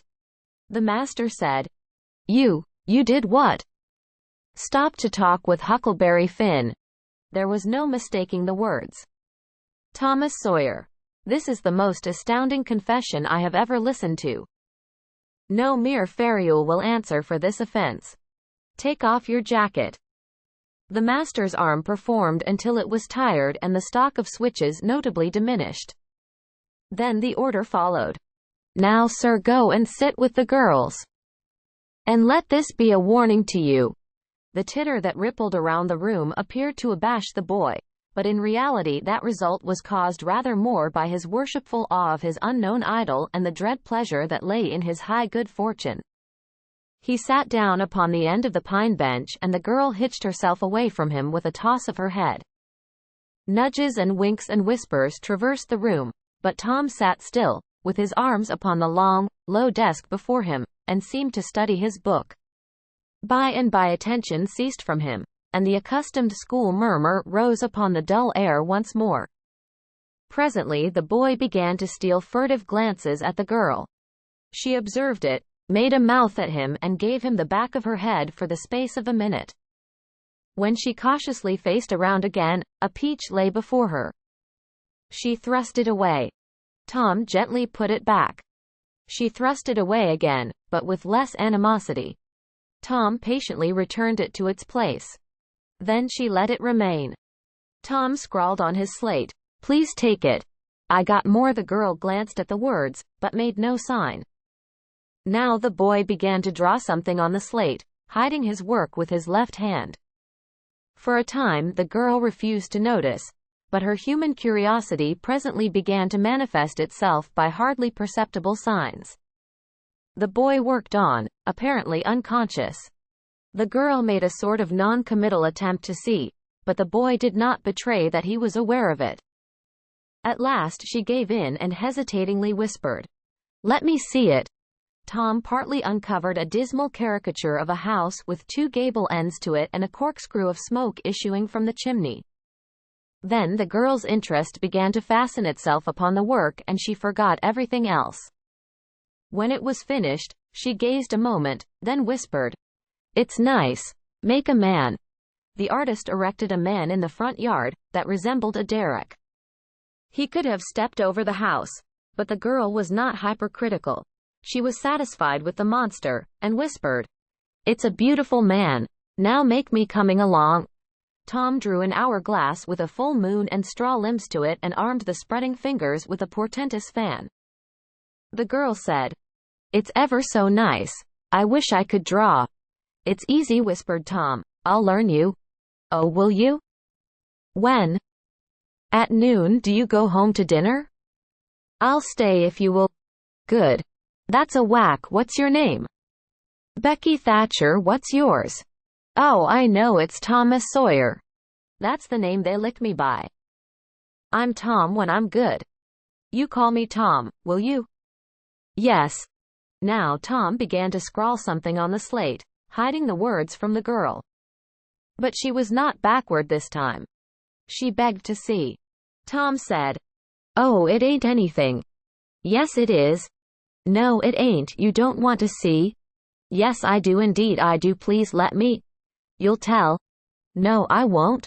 "Deed indeed and double deed won't." "You won't tell anybody at all?" "Ever as long as you live?" "No, I won't ever tell anybody. Now let me." "Oh, you don't want to see." "Now that you treat me so I will see," and she put her small hand upon his, and a little scuffle ensued, Tom pretending to resist in earnest but letting his hand slip by degrees till these words were revealed. "I love you." "Oh, you bad thing." And she hit his hand a smart rap, but reddened and looked pleased, nevertheless. Just at this juncture the boy felt a slow, fateful grip closing on his ear, and a steady lifting impulse. In that wise he was borne across the house and deposited in his own seat, under a peppering fire of giggles from the whole school. Then the master stood over him during a few awful moments, and finally moved away to his throne without saying a word. But although Tom's ear tingled, his heart was jubilant. As the school quieted down, Tom made an honest effort to study. But the turmoil within him was too great. In turn he took his place in the reading class and made a botch of it, then in the geography class and turned lakes into mountains, mountains into rivers, and rivers into continents, till chaos was come again, then in the spelling class, and got turned down by a succession of mere baby words, till he brought up at the foot and yielded up the pewter medal which he had worn with ostentation for months. Chapter 7. A treaty entered into, early lessons, a mistake made. The harder Tom tried to fasten his mind on his book, the more his ideas wandered. So at last, with a sigh and a yawn, he gave it up. It seemed to him that the noon recess would never come. The air was utterly dead. There was not a breath stirring. It was the sleepiest of sleepy days. The drowsing murmur of the 25 studying scholars soothed the soul like the spell that is in the murmur of bees. Away off in the flaming sunshine, Cardiff Hill lifted its soft green sides through a shimmering veil of heat, tinted with the purple of distance. A few birds floated on lazy wing high in the air. No other living thing was visible but some cows, and they were asleep. Tom's heart ached to be free, or else to have something of interest to do to pass the dreary time. His hand wandered into his pocket and his face lit up with a glow of gratitude that was prayer, though he did not know it. Then furtively the percussion cap box came out. He released the tick and put him on the long flat desk. The creature probably glowed with a gratitude that amounted to prayer, too, at this moment, but it was premature, for when he started thankfully to travel off, Tom turned him aside with a pin and made him take a new direction. Tom's bosom friend sat next him, suffering just as Tom had been, and now he was deeply and gratefully interested in this entertainment in an instant. This bosom friend was Joe Harper. The two boys were sworn friends all the week, and embattled enemies on Saturdays. Joe took a pin out of his lapel and began to assist in exercising the prisoner. The sport grew in interest momently. Soon Tom said that they were interfering with each other, and neither getting the fullest benefit of the tick. So he put Joe's slate on the desk and drew a line down the middle of it from top to bottom. "Now," said he, "as long as he is on your side, you can stir him up and I'll let him alone. But if you let him get away and get on my side, you're to leave him alone as long as I can keep him from crossing over." "All right, go ahead, start him up." The tick escaped from Tom, presently, and crossed the equator. Joe harassed him a while, and then he got away and crossed back again. This change of base occurred often. While one boy was worrying the tick with absorbing interest, the other would look on with interest as strong, the two heads bowed together over the slate, and the two souls dead to all things else. At last luck seemed to settle and abide with Joe. The tick tried this, that, and the other course, and got as excited and as anxious as the boys themselves, but time and again, just as he would have victory in his very grasp, so to speak, and Tom's fingers would be twitching to begin, Joe's pin would deftly head him off, and keep possession. At last Tom could stand it no longer. The temptation was too strong. So he reached out and lent a hand with his pin. Joe was angry in a moment. Said he, "Tom, you let him alone. I only just want to stir him up a little, Joe." "No sir, it ain't fair, you just let him alone." "Blame it, I ain't going to stir him much. Let him alone, I tell you." "I won't." "You shall. He's on my side of the line." "Look here, Joe Harper, whose is that tick?" "I don't care whose tick he is. He's on my side of the line, and you shan't touch him." "Well, I'll just bet I will, though. He's my tick and I'll do what I blame please with him, or die." A tremendous whack came down on Tom's shoulders, and its duplicate on Joe's, and for the space of 2 minutes the dust continued to fly from the two jackets and the whole school to enjoy it. The boys had been too absorbed to notice the hush that had stolen upon the school a while before when the master came tiptoeing down the room and stood over them. He had contemplated a good part of the performance before he contributed his bit of variety to it. When school broke up at noon, Tom flew to Becky Thatcher, and whispered in her ear, "Put on your bonnet and let on you're going home. And when you get to the corner, give the rest of 'em the slip, and turn down through the lane and come back. I'll go the other way and come it over 'em the same way." So the one went off with one group of scholars, and the other with another. In a little while the two met at the bottom of the lane, and when they reached the school they had it all to themselves. Then they sat together, with a slate before them, and Tom gave Becky the pencil and held her hand in his, guiding it, and so created another surprising house. When the interest in art began to wane, the two fell to talking. Tom was swimming in bliss. He said, "Do you love rats?" "No. I hate them." "Well, I do, too, live ones. But I mean dead ones, to swing round your head with a string." "No, I don't care for rats much anyway. What I like is chewing gum." "Oh, I should say so. I wish I had some now." "Do you?" "I've got some. I'll let you chew it a while, but you must give it back to me." That was agreeable. So they chewed it turnabout, and dangled their legs against the bench in excess of contentment. "Was you ever at a circus?" said Tom. "Yes, and my pa going to take me again sometime if I'm good. I been to the circus 3 or 4 times, lots of times." Church ain't shucks to a circus. There's things going on at a circus all the time. I'm going to be a clown in a circus when I grow up." "Oh, are you? That will be nice, they're so lovely all spotted up." "Yes, that's so. And they get slathers of money, most $1 a day, Ben Rogers says." "Say, Becky, was you ever engaged?"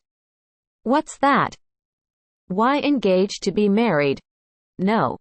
Would you like to?" "I reckon so. I don't know. What is it like?" "Like? Why, it ain't like anything. You only just tell a boy you won't ever have anybody but him, ever, ever, ever, and then you kiss and that's all. Anybody can do it." "Kiss? What do you kiss for?" "Why, that you know is to.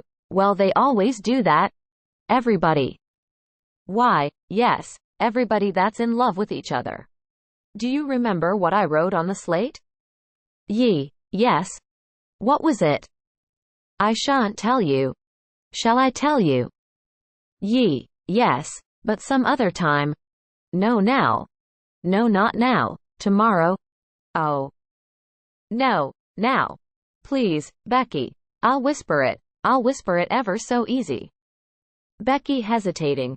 Tom took silence for consent, and passed his arm about her waist and whispered the tale ever so softly, with his mouth close to her ear. And then he added, "Now you whisper it to me, just the same." She resisted, for a while, and then said, "You turn your face away so you can't see, and then I will." "But you mustn't ever tell anybody, will you, Tom? Now you won't, will you?"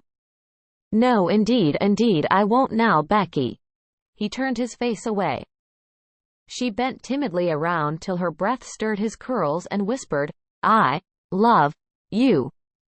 Then she sprang away and ran around and around the desks and benches, with Tom after her, and took refuge in a corner at last, with her little white apron to her face. Tom clasped her about her neck and pleaded, "Now, Becky, it's all done, all over but the kiss. Don't you be afraid of that, it ain't anything at all. Please, Becky." And he tugged at her apron and the hands. By and by she gave up, and let her hands drop. Her face, all glowing with the struggle, came up and submitted. Tom kissed the red lips and said, "Now it's all done, Becky. And always after this, you know, you ain't ever to love anybody but me, and you ain't ever to marry anybody but me, ever, never and forever. Will you?" "No, I'll never love anybody but you, Tom, and I'll never marry anybody but you, and you ain't to ever marry anybody but me, either." "Certainly. Of course. That's part of it. And always coming to school or when we're going home, you're to walk with me, when there ain't anybody looking, and you choose me and I choose you at parties. Because that's the way you do when you're engaged. It's so nice, I never heard of it before. Oh, it's ever so gay. Why, me and Amy Lawrence." The big eyes told Tom his blunder and he stopped, confused. "Oh, Tom. Then I ain't the first you've ever been engaged to." The child began to cry. Tom said, "Oh, don't cry, Becky, I don't care for her anymore." "Yes, you do, Tom. You know you do." Tom tried to put his arm about her neck, but she pushed him away and turned her face to the wall, and went on crying. Tom tried again, with soothing words in his mouth, and was repulsed again. Then his pride was up, and he strode away and went outside. He stood about, restless and uneasy, for a while, glancing at the door, every now and then, hoping she would repent and come to find him. But she did not. Then he began to feel badly and fear that he was in the wrong. It was a hard struggle with him to make new advances, now, but he nerved himself to it and entered. She was still standing back there in the corner, sobbing, with her face to the wall. Tom's heart smote him. He went to her and stood a moment, not knowing exactly how to proceed. Then he said hesitatingly, "Becky, I don't care for anybody but you." No reply, but sobs. "Becky," pleadingly. "Becky, won't you say something?" More sobs. Tom got out his chiefest jewel, a brass knob from the top of an andiron, and passed it around her so that she could see it, and said, "Please, Becky, won't you take it?" She struck it to the floor. Then Tom marched out of the house and over the hills and far away, to return to school no more that day. Presently Becky began to suspect. She ran to the door. He was not in sight. She flew around to the play yard. He was not there. Then she called, "Tom! Come back, Tom!" She listened intently, but there was no answer. She had no companions but silence and loneliness. So she sat down to cry again and upbraid herself. And by this time the scholars began to gather again, and she had to hide her griefs and still her broken heart and take up the cross of a long, dreary, aching afternoon, with none among the strangers about her to exchange sorrows with. Chapter 8. Tom decides on his course. Old scenes reenacted. Tom dodged hither and thither through lanes until he was well out of the track of returning scholars, and then fell into a moody jog. He crossed a small branch 2 or 3 times, because of a prevailing juvenile superstition that to cross water baffled pursuit. Half an hour later he was disappearing behind the Douglas mansion on the summit of Cardiff Hill, and the schoolhouse was hardly distinguishable away off in the valley behind him. He entered a dense wood, picked his pathless way to the center of it, and sat down on a mossy spot under a spreading oak. There was not even a zephyr stirring. The dead noonday heat had even stilled the songs of the birds. Nature lay in a trance that was broken by no sound but the occasional far-off hammering of a woodpecker, and this seemed to render the pervading silence and sense of loneliness the more profound. The boy's soul was steeped in melancholy. His feelings were in happy accord with his surroundings. He sat long with his elbows on his knees and his chin in his hands, meditating. It seemed to him that life was but a trouble, at best, and he more than half envied Jimmy Hodges, so lately released. It must be very peaceful, he thought, to lie and slumber and dream forever and ever, with the wind whispering through the trees and caressing the grass and the flowers over the grave, and nothing to bother and grieve about, ever any more. If he only had a clean Sunday school record, he could be willing to go, and be done with it all. Now as to this girl. What had he done? Nothing. He had meant the best in the world, and been treated like a dog, like a very dog. She would be sorry someday, maybe when it was too late. Ah, if he could only die temporarily. But the elastic heart of youth cannot be compressed into one constrained shape long at a time. Tom presently began to drift insensibly back into the concerns of this life again. What if he turned his back now, and disappeared mysteriously? What if he went away, ever so far away, into unknown countries beyond the seas, and never came back any more? How would she feel then? The idea of being a clown recurred to him now, only to fill him with disgust. For frivolity and jokes and spotted tights were an offense, when they intruded themselves upon a spirit that was exalted into the vague august realm of the romantic. No, he would be a soldier, and return after long years, all war-worn and illustrious. No, better still, he would join the Indians, and hunt buffaloes and go on the warpath in the mountain ranges and the trackless Great Plains of the far west. And away in the future come back a great chief, bristling with feathers, hideous with paint, and prance into Sunday school, some drowsy summer morning, with a blood-curdling war-whoop, and sear the eyeballs of all his companions with unappeasable envy. But no, there was something gaudier even than this. He would be a pirate. That was it. Now his future lay plain before him, and glowing with unimaginable splendor.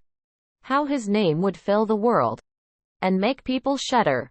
How gloriously he would go plowing the dancing seas, in his long, low, black-hulled racer, the spirit of the storm, with his grisly flag flying at the fore, and at the zenith of his fame. How he would suddenly appear at the old village and stalk into church, brown and weather-beaten, in his black velvet doublet and trunks, his great jack boots, his crimson sash, his belt bristling with horse pistols, his crime-rusted cutlass at his side, his slouch hat with waving plumes, his black flag unfurled, with the skull and crossbones on it, and hear with swelling ecstasy the whisperings, "It's Tom Sawyer the pirate, the Black Avenger of the Spanish Main." Yes. It was settled. His career was determined. He would run away from home and enter upon it. He would start the very next morning. Therefore, he must now begin to get ready. He would collect his resources together. He went to a rotten log near at hand and began to dig under one end of it with his Barlow knife. He soon struck wood that sounded hollow. He put his hand there and uttered this incantation impressively. "What hasn't come here come. What's here stay here." Then he scraped away the dirt, and exposed a pine shingle. He took it up and disclosed a shapely little treasure house whose bottom and sides were of shingles. In it lay a marble. Tom's astonishment was boundless. He scratched his head with a perplexed air, and said, "Well, that beats anything." Then he tossed the marble away pettishly, and stood cogitating. The truth was, that a superstition of his had failed, here, which he and all his comrades had always looked upon as infallible. If you buried a marble with certain necessary incantations, and left it alone a fortnight, and then opened the place with the incantation he had just used, you would find that all the marbles you had ever lost had gathered themselves together there, meantime, no matter how widely they had been separated. But now, this thing had actually and unquestionably failed. Tom's whole structure of faith was shaken to its foundations. He had many a time heard of this thing succeeding but never of its failing before. It did not occur to him that he had tried it several times before, himself, but could never find the hiding places afterward. He puzzled over the matter some time, and finally decided that some witch had interfered and broken the charm. He thought he would satisfy himself on that point, so he searched around till he found a small sandy spot with a little funnel-shaped depression in it. He laid himself down and put his mouth close to this depression and called, "Doodlebug. Doodlebug, tell me what I want to know. Doodlebug, Doodlebug, tell me what I want to know." The sand began to work, and presently a small black bug appeared for a second and then darted under again in a fright. "He dasn't tell. So it was a witch that done it, I just knowed it." He well knew the futility of trying to contend against witches, so he gave up discouraged. But it occurred to him that he might as well have the marble he had just thrown away, and therefore he went and made a patient search for it. But he could not find it. Now he went back to his treasure house and carefully placed himself just as he had been standing when he tossed the marble away. Then he took another marble from his pocket and tossed it in the same way, saying, "Brother, go find your brother." He watched where it stopped, and went there and looked. But it must have fallen short or gone too far, so he tried twice more. The last repetition was successful. The two marbles lay within a foot of each other. Just here the blast of a toy tin trumpet came faintly down the green aisles of the forest. Tom flung off his jacket and trousers, turned a suspender into a belt, raked away some brush behind the rotten log, disclosing a rude bow and arrow, a lath sword and a tin trumpet, and in a moment had seized these things and bounded away, bare-legged, with fluttering shirt. He presently halted under a great elm, blew an answering blast, and then began to tiptoe and look warily out, this way and that. He said cautiously, to an imaginary company, "Hold my merry men. Keep hid till I blow." Now appeared Joe Harper, as airily clad and elaborately armed as Tom. Tom called, "Hold! Who comes here into Sherwood Forest without my pass? Guy of Gisborne wants no man's pass. Who art thou that dares to hold such language?" said Tom, prompting, for they talked by the book, from memory. "Who art thou that dares to hold such language?" "I indeed. I am Robin Hood, as thy caitiff carcass soon shall know." "Then art thou indeed that famous outlaw? Right gladly will I dispute with thee the passes of the merry wood. Have at thee." They took their lath swords, dumped their other traps on the ground, struck a fencing attitude, foot to foot, and began a grave, careful combat, 2 up and 2 down. Presently Tom said, "Now if you've got the hang, go it lively." So they went it lively, panting and perspiring with the work. By and by Tom shouted, "Fall! Fall! Why don't you fall?" "I shan't." "Why don't you fall yourself? You're getting the worst of it." "Why, that ain't anything. I can't fall. That ain't the way it is in the book." "The book says." Then with one backhanded stroke he slew poor Guy of Gisborne. "You're to turn around and let me hit you in the back."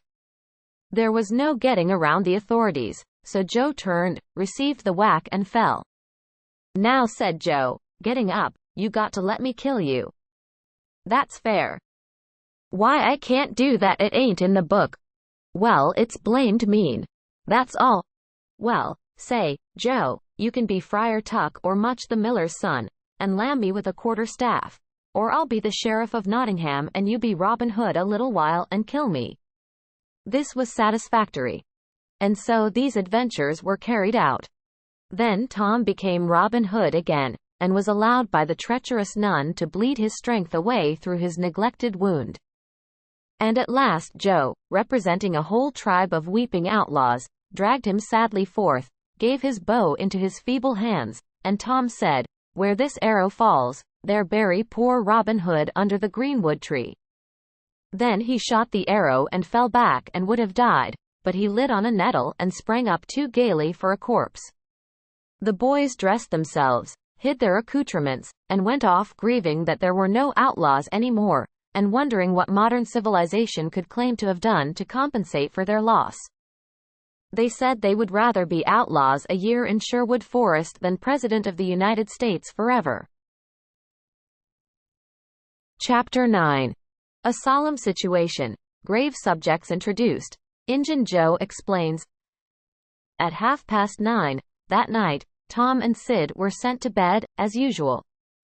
They said their prayers, and Sid was soon asleep. Tom lay awake and waited, in restless impatience. When it seemed to him that it must be nearly daylight, he heard the clock strike 10. This was despair. He would have tossed and fidgeted, as his nerves demanded, but he was afraid he might wake Sid. So he lay still, and stared up into the dark. Everything was dismally still. By and by, out of the stillness, little, scarcely perceptible noises began to emphasize themselves.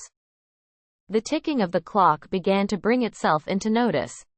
Old beams began to crack mysteriously. The stairs creaked faintly. Evidently spirits were abroad. A measured, muffled snore issued from Aunt Polly's chamber. And now the tiresome chirping of a cricket that no human ingenuity could locate, began. Next the ghastly ticking of a death watch in the wall at the bed's head made Tom shudder. It meant that somebody's days were numbered. Then the howl of a far-off dog rose on the night air, and was answered by a fainter howl from a remoter distance. Tom was in an agony. At last he was satisfied that time had ceased and eternity begun. He began to doze, in spite of himself. The clock chimed 11, but he did not hear it. And then there came, mingling with his half-formed dreams, a most melancholy caterwauling. The raising of a neighboring window disturbed him. A cry of "Scat, you devil!" and the crash of an empty bottle against the back of his aunt's woodshed brought him wide awake, and a single minute later he was dressed and out of the window and creeping along the roof of the L on all fours. He meowed with caution once or twice as he went, then jumped to the roof of the woodshed and thence to the ground. Huckleberry Finn was there, with his dead cat. The boys moved off and disappeared in the gloom. At the end of half an hour they were wading through the tall grass of the graveyard. It was a graveyard of the old-fashioned western kind. It was on a hill, about 1.5 miles from the village. It had a crazy board fence around it, which leaned inward in places, and outward the rest of the time, but stood upright nowhere. Grass and weeds grew rank over the whole cemetery. All the old graves were sunken in. There was not a tombstone on the place. Round-topped, worm-eaten boards staggered over the graves, leaning for support and finding none. Sacred to the memory of so-and-so had been painted on them once, but it could no longer have been read, on the most of them, now, even if there had been light. A faint wind moaned through the trees, and Tom feared it might be the spirits of the dead, complaining at being disturbed. The boys talked little, and only under their breath, for the time and the place and the pervading solemnity and silence oppressed their spirits. They found the sharp new heat they were seeking, and ensconced themselves within the protection of 3 great elms that grew in a bunch within a few feet of the grave. Then they waited in silence for what seemed a long time. The hooting of a distant owl was all the sound that troubled the dead stillness. Tom's reflections grew oppressive. He must force some talk. So he said in a whisper, "Hucky, do you believe the dead people like it for us to be here?" Huckleberry whispered, "I wished I knowed. It's awful solemn like, ain't it?" "I bet it is." There was a considerable pause, while the boys canvassed this matter inwardly. Then Tom whispered, "Say, Hucky, do you reckon Hoss Williams hears us talking?" "O' course he does, least his sperrit does." Tom, after a pause, "I wish I'd said Mr. Williams. But I never meant any harm. Everybody calls him Hoss. A body can't be too particular how they talk 'bout these dead people, Tom." This was a damper, and conversation died again. Presently Tom seized his comrade's arm and said, "Shish." "What is it, Tom?" And the two clung together with beating hearts. "Shush! There 'tis again. Didn't you hear it?" "Aye. There. Now you hear it. Lord, Tom, they're coming. They're coming sure. What'll we do?" I don't think they'll see us. Oh, Tom, they can see in the dark, same as cats. I wished I hadn't come. Oh, don't be afeard. I don't believe they'll bother us. We ain't doing any harm. If we keep perfectly still, maybe they won't notice us at all. I'll try to, Tom, but Lord, I'm all of a shiver. Listen. The boys bent their heads together and scarcely breathed. A muffled sound of voices floated up from the far end of the graveyard. Look, see there, whispered Tom. What is it? It's devil fire. Oh, Tom, this is awful. Some vague figures approached through the gloom, swinging an old-fashioned tin lantern that freckled the ground with innumerable little spangles of light. Presently Huckleberry whispered with a shudder. It's the devils sure enough. 3 of 'em. Lordy, Tom, we're goners. Can you pray? I'll try, but don't you be afeard. They ain't going to hurt us. Now I lay me down to sleep. Shush. What is it, Huck? They're humans. One of 'em is, anyway. One of 'em's old Muff Potter's voice. No, 'tain't so, is it? I bet I know it. Don't you stir nor budge. He ain't sharp enough to notice us. Drunk, the same as usual, likely, blamed old Rip. All right, I'll keep still. Now they're stuck. Can't find it. Here they come again. Now they're hot. Cold again. Hot again. Red hot. They're pinted right, this time. Say, Huck, I know another o' them voices. It's Injun Joe. That's so, that murderin' half-breed. I'd druther they was devils a dern sight. What kin they be up to? The whisper died wholly out, now, for the 3 men had reached the grave and stood within a few feet of the boys' hiding place. Here it is, said the third voice, and the owner of it held the lantern up and revealed the face of young Dr. Robinson. Potter and Injun Joe were carrying a handbarrow with a rope and a couple of shovels on it. They cast down their load and began to open the grave. The doctor put the lantern at the head of the grave and came and sat down with his back against one of the elm trees. He was so close the boys could have touched him. Hurry, men, he said, in a low voice. The moon might come out at any moment. They growled a response and went on digging. For some time there was no noise but the grating sound of the spades discharging their freight of mold and gravel. It was very monotonous. Finally a spade struck upon the coffin with a dull woody accent, and within another minute or two the men had hoisted it out on the ground. They pried off the lid with their shovels, got out the body and dumped it rudely on the ground. The moon drifted from behind the clouds and exposed the pallid face. The barrow was got ready and the corpse placed on it, covered with a blanket, and bound to its place with the rope. Potter took out a large spring knife and cut off the dangling end of the rope and then said, Now the cuss thing's ready, Sawbones, and you'll just out with another 5, or here she stays. That's the talk, said Injun Joe. Look here, what does this mean? Said the doctor. You required your pay in advance, and I've paid you. Yes, and you done more than that, said Injun Joe, approaching the doctor, who was now standing. 5 years ago you drove me away from your father's kitchen one night, when I come to ask for something to eat, and you said I weren't there for any good, and when I swore I'd get even with you if it took 100 years, your father had me jailed for a vagrant. Did you think I'd forget? The Injun blood ain't in me for nothing. And now I've got you, and you got to settle, you know. He was threatening the doctor, with his fist in his face, by this time. The doctor struck out suddenly and stretched the ruffian on the ground. Potter dropped his knife and exclaimed, Here now, don't you hit my pard. And the next moment he had grappled with the doctor and the two were struggling with might and main, trampling the grass and tearing the ground with their heels.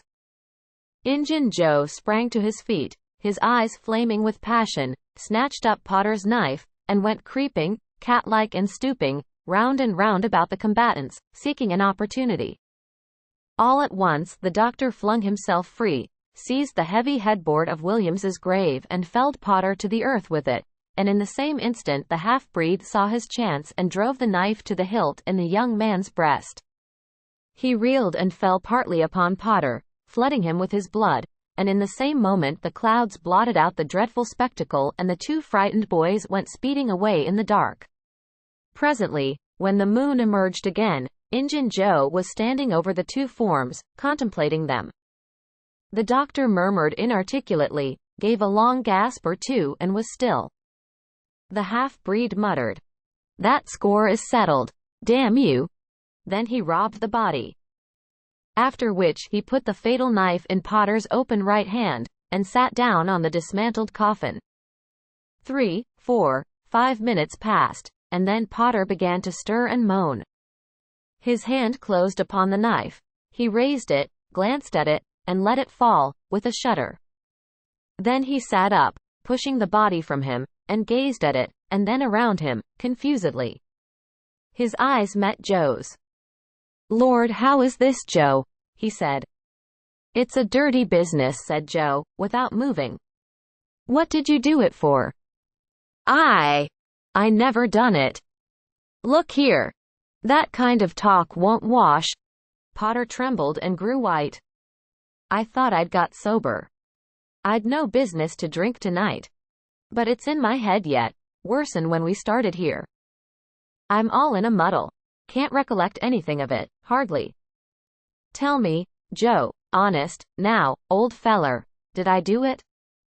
"Joe, I never meant to, 'pon my soul and honor, I never meant to, Joe." "Tell me how it was, Joe." "Oh, it's awful, and him so young and promising." "Why, you two was scuffling, and he fetched you one with the headboard and you fell flat. And then up you come, all reeling and staggering like, and snatched the knife and jammed it into him, just as he fetched you another awful clip, and here you've laid, as dead as a wedge till now." "Oh, I didn't know what I was a-doing. I wish I may die this minute if I did. It was all on account of the whiskey and the excitement, I reckon. I never used a weapon in my life before, Joe. I've fought, but never with weapons. They'll all say that. Joe, don't tell. Say you won't tell, Joe, that's a good feller. I always liked you, Joe, and stood up for you, too. Don't you remember? You won't tell, will you, Joe?" And the poor creature dropped on his knees before the stolid murderer, and clasped his appealing hands. "No, you've always been fair and square with me, Muff Potter, and I won't go back on you. There, now, that's as fair as a man can say. Oh, Joe, you're an angel. I'll bless you for this the longest day I live." And Potter began to cry. "Come, now, that's enough of that. This ain't any time for blubbering. You be off yonder way and I'll go this. Move, now, and don't leave any tracks behind you." Potter started on a trot that quickly increased to a run. The half-breed stood looking after him. He muttered, "If he's as much stunned with the lick and fuddled with the rum as he had the look of being, he won't think of the knife till he's gone so far he'll be afraid to come back after it to such a place by himself. Chicken heart." 2 or 3 minutes later the murdered man, the blanketed corpse, the lidless coffin, and the open grave were under no inspection but the moon's. The stillness was complete again, too. Chapter 10. The Solemn Oath. Terror brings repentance. Mental punishment. The two boys flew on, toward the village, speechless with horror. They glanced backward over their shoulders from time to time, apprehensively, as if they feared they might be followed. Every stump that started up in their path seemed a man and an enemy, and made them catch their breath, and as they sped by some outlying cottages that lay near the village, the barking of the aroused watchdogs seemed to give wings to their feet. "If we can only get to the old tannery before we break down," whispered Tom, in short catches between breaths. "I can't stand it much longer." Huckleberry's hard pantings were his only reply, and the boys fixed their eyes on the goal of their hopes and bent to their work to win it. They gained steadily on it, and at last, breast to breast, they burst through the open door and fell grateful and exhausted in the sheltering shadows beyond. By and by their pulses slowed down, and Tom whispered, "Huckleberry, what do you reckon'll come of this?" "If Dr. Robinson dies, I reckon hanging'll come of it. Do you though?" "Why, I know it, Tom." Tom thought a while, then he said, "Who'll tell?" "We?" "What are you talking about? Suppose something happened and Injun Joe didn't hang? Why, he'd kill us some time or other, just as dead sure as we're a-laying here." "That's just what I was thinking to myself, Huck. If anybody tells, let Muff Potter do it, if he's fool enough. He's generally drunk enough." Tom said nothing, went on thinking. Presently he whispered, "Huck, Muff Potter don't know it, how can he tell?" "What's the reason he don't know it?" "Because he'd just got that whack when Injun Joe done it." "Do you reckon he could see anything? Do you reckon he knowed anything?" "By hokey, that's so, Tom. And besides, look a-here, maybe that whack done for him." "No, 'tain't likely, Tom. He had liquor in him. I could see that. And besides, he always has." "Well, when Pap's full, you might take and belt him over the head with a church and you couldn't faze him. He says so, his own self. So it's the same with Muff Potter, of course. But if a man was dead sober, I reckon maybe that whack might fetch him. I dunno." After another reflective silence, Tom said, "Hucky, you sure you can keep mum?" "Tom, we got to keep mum. You know that. That Injun devil wouldn't make any more of drowning us than a couple of cats, if we was to squeak 'bout this and they didn't hang him.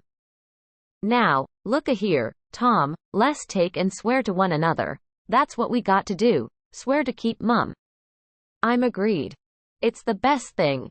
Would you just hold hands and swear that we—" "Oh no, that wouldn't do for this. That's good enough for little rubbishy common things, specially with gals, 'cause they go back on you anyway, and blab if they get in a huff, but there orter be writing 'bout a big thing like this. And blood." Tom's whole being applauded this idea. It was deep, and dark, and awful. The hour, the circumstances, the surroundings, were in keeping with it. He picked up a clean pine shingle that lay in the moonlight, took a little fragment of red keel out of his pocket, got the moon on his work, and painfully scrawled these lines, emphasizing each slow-down stroke by clamping his tongue between his teeth, and letting up the pressure on the upstrokes. See next page. Huck Finn and Tom Sawyer swears they will keep mum about this and they wish they may drop down dead in their tracks if they ever tell and rot. Huckleberry was filled with admiration of Tom's facility in writing, and the sublimity of his language. He at once took a pin from his lapel and was going to prick his flesh, but Tom said, "Hold on. Don't do that. A pin's brass. It might have verdigris on it." "What's verdigris?" "It's pazon. That's what it is. You just swaller some of it once, you'll see." So Tom unwound the thread from one of his needles, and each boy pricked the ball of his thumb and squeezed out a drop of blood. In time, after many squeezes, Tom managed to sign his initials, using the ball of his little finger for a pen. Then he showed Huckleberry how to make an H and an F, and the oath was complete. They buried the shingle close to the wall, with some dismal ceremonies and incantations, and the fetters that bound their tongues were considered to be locked and the key thrown away. A figure crept stealthily through a break in the other end of the ruined building, now, but they did not notice it. Tom whispered Huckleberry, "Does this keep us from ever telling, always?" "Of course it does. It don't make any difference what happens, we got to keep mum. We'd drop down dead. Don't you know that?" "Yes, I reckon that's so." They continued to whisper for some little time. Presently a dog set up a long, lugubrious howl just outside, within 10 feet of them. The boys clasped each other suddenly, in an agony of fright. "Which of us does he mean?" gasped Huckleberry. "I dunno. Peep through the crack quick." "No, you, Tom." I can't do it, Huck." "Please, Tom, there 'tis again." "Oh Lordy, I'm thankful," whispered Tom. "I know his voice. It's Bull Harbison. Asterisk if Mr. Harbison owned a slave named Bull, Tom would have spoken of him as Harbison's Bull, but a son or a dog of that name was Bull Harbison. Oh, that's good. I tell you, Tom, I was most scared to death. I'd have bet anything it was a stray dog. The dog howled again. The boys' hearts sank once more. Oh my! That ain't no Bull Harbison, whispered Huckleberry. Do, Tom. Tom, quaking with fear, yielded, and put his eye to the crack. His whisper was hardly audible when he said, Oh Huck, it's a stray dog. Quick, Tom, quick. Who does he mean? Huck, he must mean us both. We're right together. Oh, Tom, I reckon we're goners. I reckon there ain't no mistake 'bout where I'll go to. I been so wicked. Dad, fetch it. This comes of playing hooky and doing everything a feller's told not to do. I might have been good, like Sid, if I'd a tried, but no. I wouldn't, of course. But if ever I get off this time, I lay I'll just waller in Sunday schools. And Tom began to snuffle a little. You bad! And Huckleberry began to snuffle too. Consound it, Tom Sawyer, you're just old pie, longside o' what I am. Oh, lordy, lordy, lordy, I wished I only had half your chance. Tom choked off and whispered, Look, Hucky, look. He's got his back to us. Hucky looked, with joy in his heart. Well, he has, by jingoes. Did he before? Yes, he did. But I, like a fool, never thought. Oh, this is bully, you know. Now who can he mean? The howling stopped. Tom pricked up his ears. Shush! What's that? He whispered. Sounds like hogs grunting. No. It's somebody snoring, Tom. That is it. Where, bouts is it, Huck? I believe it's down at t'other end. Sounds so, anyway. Pap used to sleep there, sometimes, 'long with the hogs, but laws bless you, he just lifts things when he snores. Besides, I reckon he ain't ever coming back to this town any more. The spirit of adventure rose in the boys' souls once more. Hucky, do you dassa to go if I lead? I don't like to much, Tom. Suppose it's Injun Joe. Tom quailed. But presently the temptation rose up strong again, and the boys agreed to try, with the understanding that they would take to their heels if the snoring stopped. So they went tiptoeing stealthily down, the one behind the other. When they had got to within 5 steps of the snorer, Tom stepped on a stick, and it broke with a sharp snap. The man moaned, writhed a little, and his face came into the moonlight. It was Muff Potter. The boys' hearts had stood still, and their hopes too, when the man moved, but their fears passed away now. They tiptoed out, through the broken weatherboarding, and stopped at a little distance to exchange a parting word. That long, lugubrious howl rose on the night air again. They turned and saw the strange dog standing within a few feet of where Potter was lying, and facing Potter, with his nose pointing heavenward. Oh, gee miny, it's him! Exclaimed both boys, in a breath. Say, Tom, they say a stray dog come howling around Johnny Miller's house, 'bout midnight, as much as 2 weeks ago. And a whippoorwill come in and lit on the banisters and sung, the very same evening, and there ain't anybody dead there yet. Well, I know that. And suppose there ain't. Didn't Gracie Miller fall in the kitchen fire and burn herself terrible the very next Saturday? Yes, but she ain't dead, and what's more, she's getting better too. All right, you wait and see. She's a goner, just as dead sure as Muff Potter's a goner. That's what the niggers say, and they know all about these kind of things, Huck. Then they separated, cogitating. When Tom crept in at his bedroom window, the night was almost spent. He undressed with excessive caution, and fell asleep congratulating himself that nobody knew of his escapade. He was not aware that the gently snoring Sid was awake, and had been so for an hour. When Tom awoke, Sid was dressed and gone. There was a late look in the light, a late sense in the atmosphere. He was startled. Why had he not been called, persecuted till he was up? As usual? The thought filled him with bodings. Within 5 minutes he was dressed and downstairs, feeling sore and drowsy. The family were still at table, but they had finished breakfast. There was no voice of rebuke, but there were averted eyes. There was a silence and an air of solemnity that struck a chill to the culprit's heart. He sat down and tried to seem gay, but it was uphill work. It roused no smile, no response, and he lapsed into silence and let his heart sink down to the depths.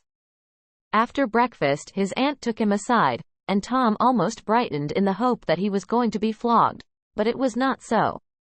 His aunt wept over him and asked him how he could go and break her old heart so, and finally told him to go on, and ruin himself and bring her gray hairs with sorrow to the grave, for it was no use for her to try any more. This was worse than 1,000 whippings, and Tom's heart was sorer now than his body. He cried, he pleaded for forgiveness, promised to reform over and over again, and then received his dismissal, feeling that he had won but an imperfect forgiveness and established but a feeble confidence. He left the presence too miserable to even feel revengeful towards Sid, and so the latter's prompt retreat through the back gate was unnecessary.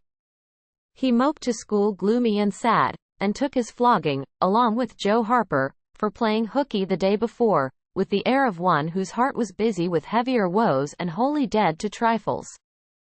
Then he betook himself to his seat, rested his elbows on his desk and his jaws in his hands, and stared at the wall with the stony stare of suffering that has reached the limit and can no further go. His elbow was pressing against some hard substance. After a long time he slowly and sadly changed his position, and took up this object with a sigh.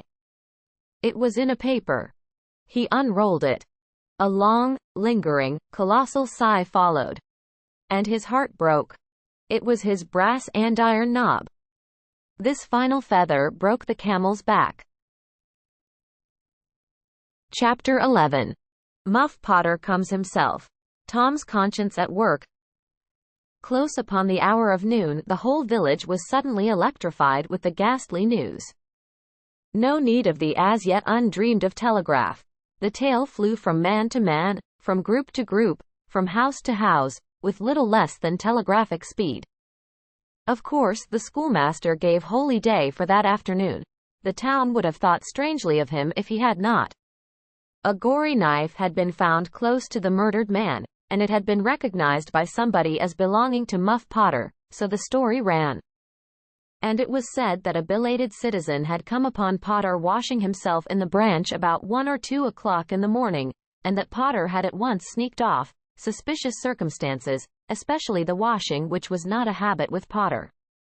It was also said that the town had been ransacked for this murderer. The public are not slow in the matter of sifting evidence and arriving at a verdict, but that he could not be found.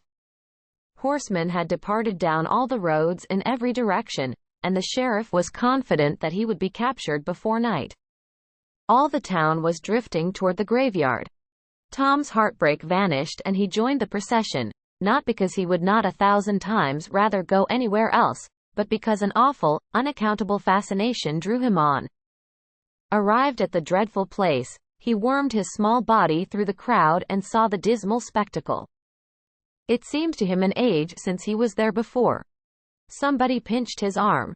He turned, and his eyes met Huckleberry's. Then both looked elsewhere at once, and wondered if anybody had noticed anything in their mutual glance. But everybody was talking, and intent upon the grisly spectacle before them. Poor fellow! Poor young fellow! This ought to be a lesson to grave robbers. Muff Potter'll hang for this if they catch him. This was the drift of remark. And the minister said, it was a judgment. His hand is here. Now Tom shivered from head to heel, for his eye fell upon the stolid face of Injun Joe. At this moment the crowd began to sway and struggle, and voices shouted, "It's him! It's him! He's coming himself!" Who? Who? From 20 voices. Muff Potter! Hello, he's stopped! Look out, he's turning! Don't let him get away! People in the branches of the trees over Tom's head said he wasn't trying to get away, he only looked doubtful and perplexed. "Infernal impudence," said a bystander. "Wanted to come and take a quiet look at his work, I reckon, didn't expect any company." The crowd fell apart, now, and the sheriff came through, ostentatiously leading Potter by the arm. The poor fellow's face was haggard, and his eyes showed the fear that was upon him. When he stood before the murdered man, he shook as with a palsy, and he put his face in his hands and burst into tears. "I didn't do it, friends," he sobbed. "'Pon my word and honor, I never done it." "Who's accused you?" shouted a voice. This shot seemed to carry home. Potter lifted his face and looked around him with a pathetic hopelessness in his eyes. He saw Injun Joe, and exclaimed, "Oh, Injun Joe, you promised me you'd never— Is that your knife?" And it was thrust before him by the sheriff. Potter would have fallen if they had not caught him and eased him to the ground. Then he said, "Something told me, if I didn't come back and get—" He shuddered. Then waved his nerveless hand with a vanquished gesture and said, "Tell 'em, Joe, tell 'em, it ain't any use any more." Then Huckleberry and Tom stood dumb and staring, and heard the stony-hearted liar reel off his serene statement, they expecting every moment that the clear sky would deliver God's lightnings upon his head, and wondering to see how long the stroke was delayed. And when he had finished and still stood alive and whole, their wavering impulse to break their oath and save the poor betrayed prisoner's life faded and vanished away, for plainly this miscreant had sold himself to Satan, and it would be fatal to meddle with the property of such a power as that. "Why didn't you leave? What did you want to come here for?" somebody said. "I couldn't help it. I couldn't help it," Potter moaned. "I wanted to run away, but I couldn't seem to come anywhere but here."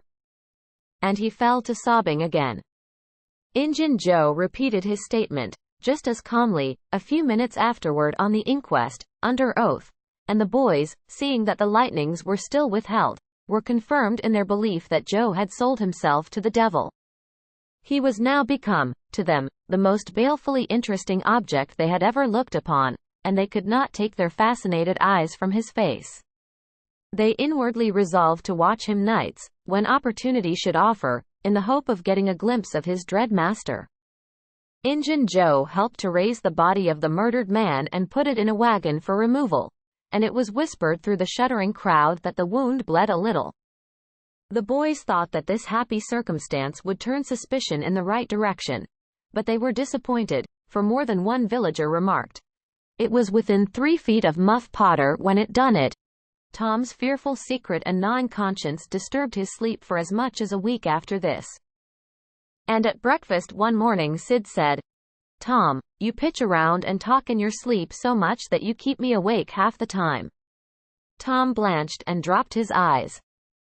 "It's a bad sign," said Aunt Polly, gravely. "What you got on your mind, Tom?" Nothing, I know of," but the boy's hand shook so that he spilled his coffee. "And you do talk such stuff," Sid said. "Last night you said, 'It's blood, that's what it is.' You said that over and over. And you said, 'Don't torment me so. I'll tell.'" "Tell what? What is it you'll tell?" Everything was swimming before Tom. There is no telling what might have happened, now, but luckily the concern passed out of Aunt Polly's face and she came to Tom's relief without knowing it. She said, "Sho. It's that dreadful murder. I dream about it most every night myself. Sometimes I dream it's me that done it." Mary said she had been affected much the same way. Sid seemed satisfied. Tom got out of the presence as quick as he plausibly could, and after that he complained of toothache for a week, and tied up his jaws every night. He never knew that Sid lay nightly watching, and frequently slipped the bandage free and then leaned on his elbow listening a good while at a time, and afterward slipped the bandage back to its place again. Tom's distress of mind wore off gradually and the toothache grew irksome and was discarded. If Sid really managed to make anything out of Tom's disjointed mutterings, he kept it to himself. It seemed to Tom that his schoolmates never would get done holding inquests on dead cats, and thus keeping his trouble present to his mind. Sid noticed that Tom never was coroner at one of these inquiries, though it had been his habit to take the lead in all new enterprises. He noticed, too, that Tom never acted as a witness, and that was strange. And Sid did not overlook the fact that Tom even showed a marked aversion to these inquests, and always avoided them when he could. Sid marveled, but said nothing. However, even inquests went out of vogue at last, and ceased to torture Tom's conscience. Every day or two, during this time of sorrow, Tom watched his opportunity and went to the little grated jail window and smuggled such small comforts through to the murderer as he could get hold of. The jail was a trifling little brick den that stood in a marsh at the edge of the village, and no guards were afforded for it. Indeed, it was seldom occupied. These offerings greatly helped to ease Tom's conscience. The villagers had a strong desire to tar and feather Injun Joe and ride him on a rail, for body snatching, but so formidable was his character that nobody could be found who was willing to take the lead in the matter, so it was dropped. He had been careful to begin both of his inquest statements with the fight, without confessing the grave robbery that preceded it. Therefore it was deemed wisest not to try the case in the courts at present. Chapter 12. Tom shows his generosity. Aunt Polly weakens. One of the reasons why Tom's mind had drifted away from its secret troubles was that it had found a new and weighty matter to interest itself about. Becky Thatcher had stopped coming to school. Tom had struggled with his pride a few days, and tried to whistle her down the wind, but failed. He began to find himself hanging around her father's house nights, and feeling very miserable. She was ill. What if she should die? There was distraction in the thought. He no longer took an interest in war, nor even in piracy. The charm of life was gone. There was nothing but dreariness left. He put his hoop away, and his bat. There was no joy in them anymore. His aunt was concerned. She began to try all manner of remedies on him. She was one of those people who are infatuated with patent medicines and all new-fangled methods of producing health or mending it. She was an inveterate experimenter in these things. When something fresh in this line came out, she was in a fever. Right away. To try it. Not on herself, for she was never ailing, but on anybody else that came handy. She was a subscriber for all the health periodicals and phrenological frauds, and the solemn ignorance they were inflated with was breath to her nostrils.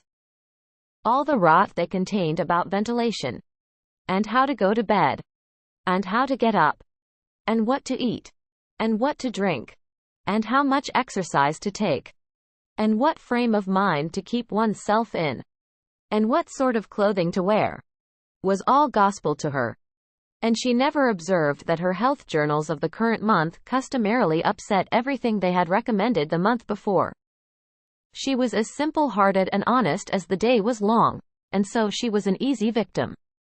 She gathered together her quack periodicals and her quack medicines, and thus, armed with death, went about on her pale horse, metaphorically speaking, with hell following after, but she never suspected that she was not an angel of healing and the balm of Gilead in disguise, to the suffering neighbors.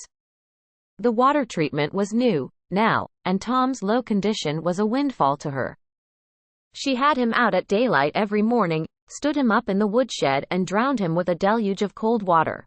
Then she scrubbed him down with a towel like a file, and so brought him to. Then she rolled him up in a wet sheet and put him away under blankets till she sweated his soul clean and the yellow stains of it came through his pores, as Tom said. Yet notwithstanding all this, the boy grew more and more melancholy and pale and dejected. She added hot baths, sitz baths, shower baths, and plunges. The boy remained as dismal as a hearse. She began to assist the water with a slim oatmeal diet and blister plasters. She calculated his capacity as she would a jug's, and filled him up every day with quack cure-alls. Tom had become indifferent to persecution by this time. This phase filled the old lady's heart with consternation.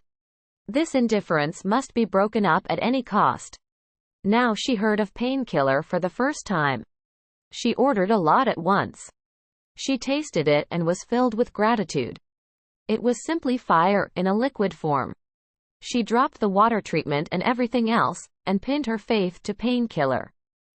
She gave Tom a teaspoonful and watched with the deepest anxiety for the result. Her troubles were instantly at rest, her soul at peace again, for the indifference was broken up. The boy could not have shown a wilder, heartier interest, if she had built a fire under him. Tom felt that it was time to wake up. This sort of life might be romantic enough in his blighted condition, but it was getting to have too little sentiment and too much distracting variety about it. So he thought over various plans for relief, and finally hit upon that of professing to be fond of painkiller. He asked for it so often that he became a nuisance, and his aunt ended by telling him to help himself and quit bothering her. If it had been Sid, she would have had no misgivings to alloy her delight, but since it was Tom, she watched the bottle clandestinely. She found that the medicine did really diminish, but it did not occur to her that the boy was mending the health of a crack in the sitting room floor with it. One day Tom was in the act of dosing the crack when his aunt's yellow cat came along, purring, eyeing the teaspoon avariciously, and begging for a taste. Tom said, "Don't ask for it unless you want it, Peter." But Peter signified that he did want it. "You better make sure." Peter was sure. "Now you've asked for it, and I'll give it to you, because there ain't anything mean about me. But if you find you don't like it, you mustn't blame anybody but your own self." Peter was agreeable. So Tom pried his mouth open and poured down the painkiller.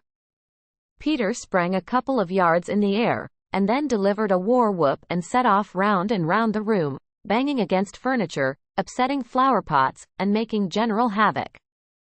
Next he rose on his hind feet and pranced around, in a frenzy of enjoyment, with his head over his shoulder and his voice proclaiming his unappeasable happiness. Then he went tearing around the house again, spreading chaos and destruction in his path. Aunt Polly entered in time to see him throw a few double somersets, deliver a final mighty hurrah, and sail through the open window, carrying the rest of the flower pots with him.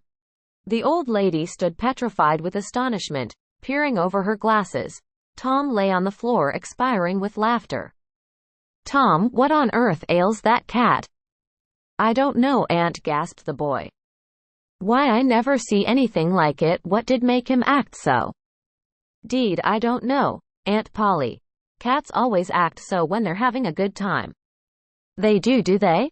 There was something in the tone that made Tom apprehensive. "Yes'm, that is, I believe they do." "You do?" "Yes'm." The old lady was bending down, Tom watching, with interest emphasized by anxiety. Too late he divined her drift. The handle of the telltale teaspoon was visible under the bed valance. Aunt Polly took it, held it up. Tom winced, and dropped his eyes. Aunt Polly raised him by the usual handle, his ear, and cracked his head soundly with her thimble. "Now, sir, what did you want to treat that poor dumb beast so for?" "I done it out of pity for him, because he hadn't any aunt." "Hadn't any aunt? You numbskull, what has that got to do with it?" "Heaps. Because if he'd had one, she'd a burnt him out herself. She'd a roasted his bowels out of him, 'thout any more feeling than if he was a human." Aunt Polly felt a sudden pang of remorse. This was putting the thing in a new light. What was cruelty to a cat might be cruelty to a boy, too. She began to soften. She felt sorry. Her eyes watered a little, and she put her hand on Tom's head and said gently, "I was meaning for the best, Tom, and Tom, it did do you good." Tom looked up in her face with just a perceptible twinkle peeping through his gravity. "I know you was meaning for the best, Auntie, and so was I with Peter. It done him good, too. I never see him get around so since. Oh, go 'long with you, Tom, before you aggravate me again. And you try and see if you can't be a good boy, for once, and you needn't take any more medicine." Tom reached school ahead of time. It was noticed that this strange thing had been occurring every day latterly. And now, as usual of late, he hung about the gate of the schoolyard instead of playing with his comrades. He was sick, he said, and he looked it. He tried to seem to be looking everywhere, but whither he really was looking, down the road. Presently Jeff Thatcher hove in sight, and Tom's face lighted. He gazed a moment, and then turned sorrowfully away. When Jeff arrived, Tom accosted him, and led up warily to opportunities for remark about Becky, but the giddy lad never could see the bait. Tom watched and watched, hoping whenever a frisking frock came in sight, and hating the owner of it as soon as he saw she was not the right one. At last frocks ceased to appear, and he dropped hopelessly into the dumps. He entered the empty schoolhouse and sat down to suffer. Then one more frock passed in at the gate, and Tom's heart gave a great bound.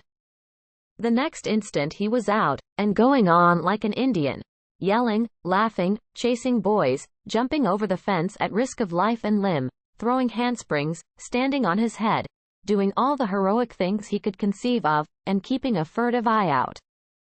All the while, to see if Becky Thatcher was noticing. But she seemed to be unconscious of it all. She never looked. Could it be possible that she was not aware that he was there? He carried his exploits to her immediate vicinity, came war-whooping around, snatched a boy's cap, hurled it to the roof of the schoolhouse, broke through a group of boys, tumbling them in every direction, and fell sprawling, himself, under Becky's nose, almost upsetting her, and she turned, with her nose in the air, and he heard her say, "MF." Some people think they're mighty smart, always showing off. Tom's cheeks burned. He gathered himself up and sneaked off, crushed and crestfallen. Chapter 13. The young pirates, going to the rendezvous, the camp, fire talk. Tom's mind was made up now. He was gloomy and desperate. He was a forsaken, friendless boy, he said. Nobody loved him. When they found out what they had driven him to, perhaps they would be sorry. He had tried to do right and get along, but they would not let him. Since nothing would do them but to be rid of him, let it be so. And let them blame him for the consequences. Why shouldn't they?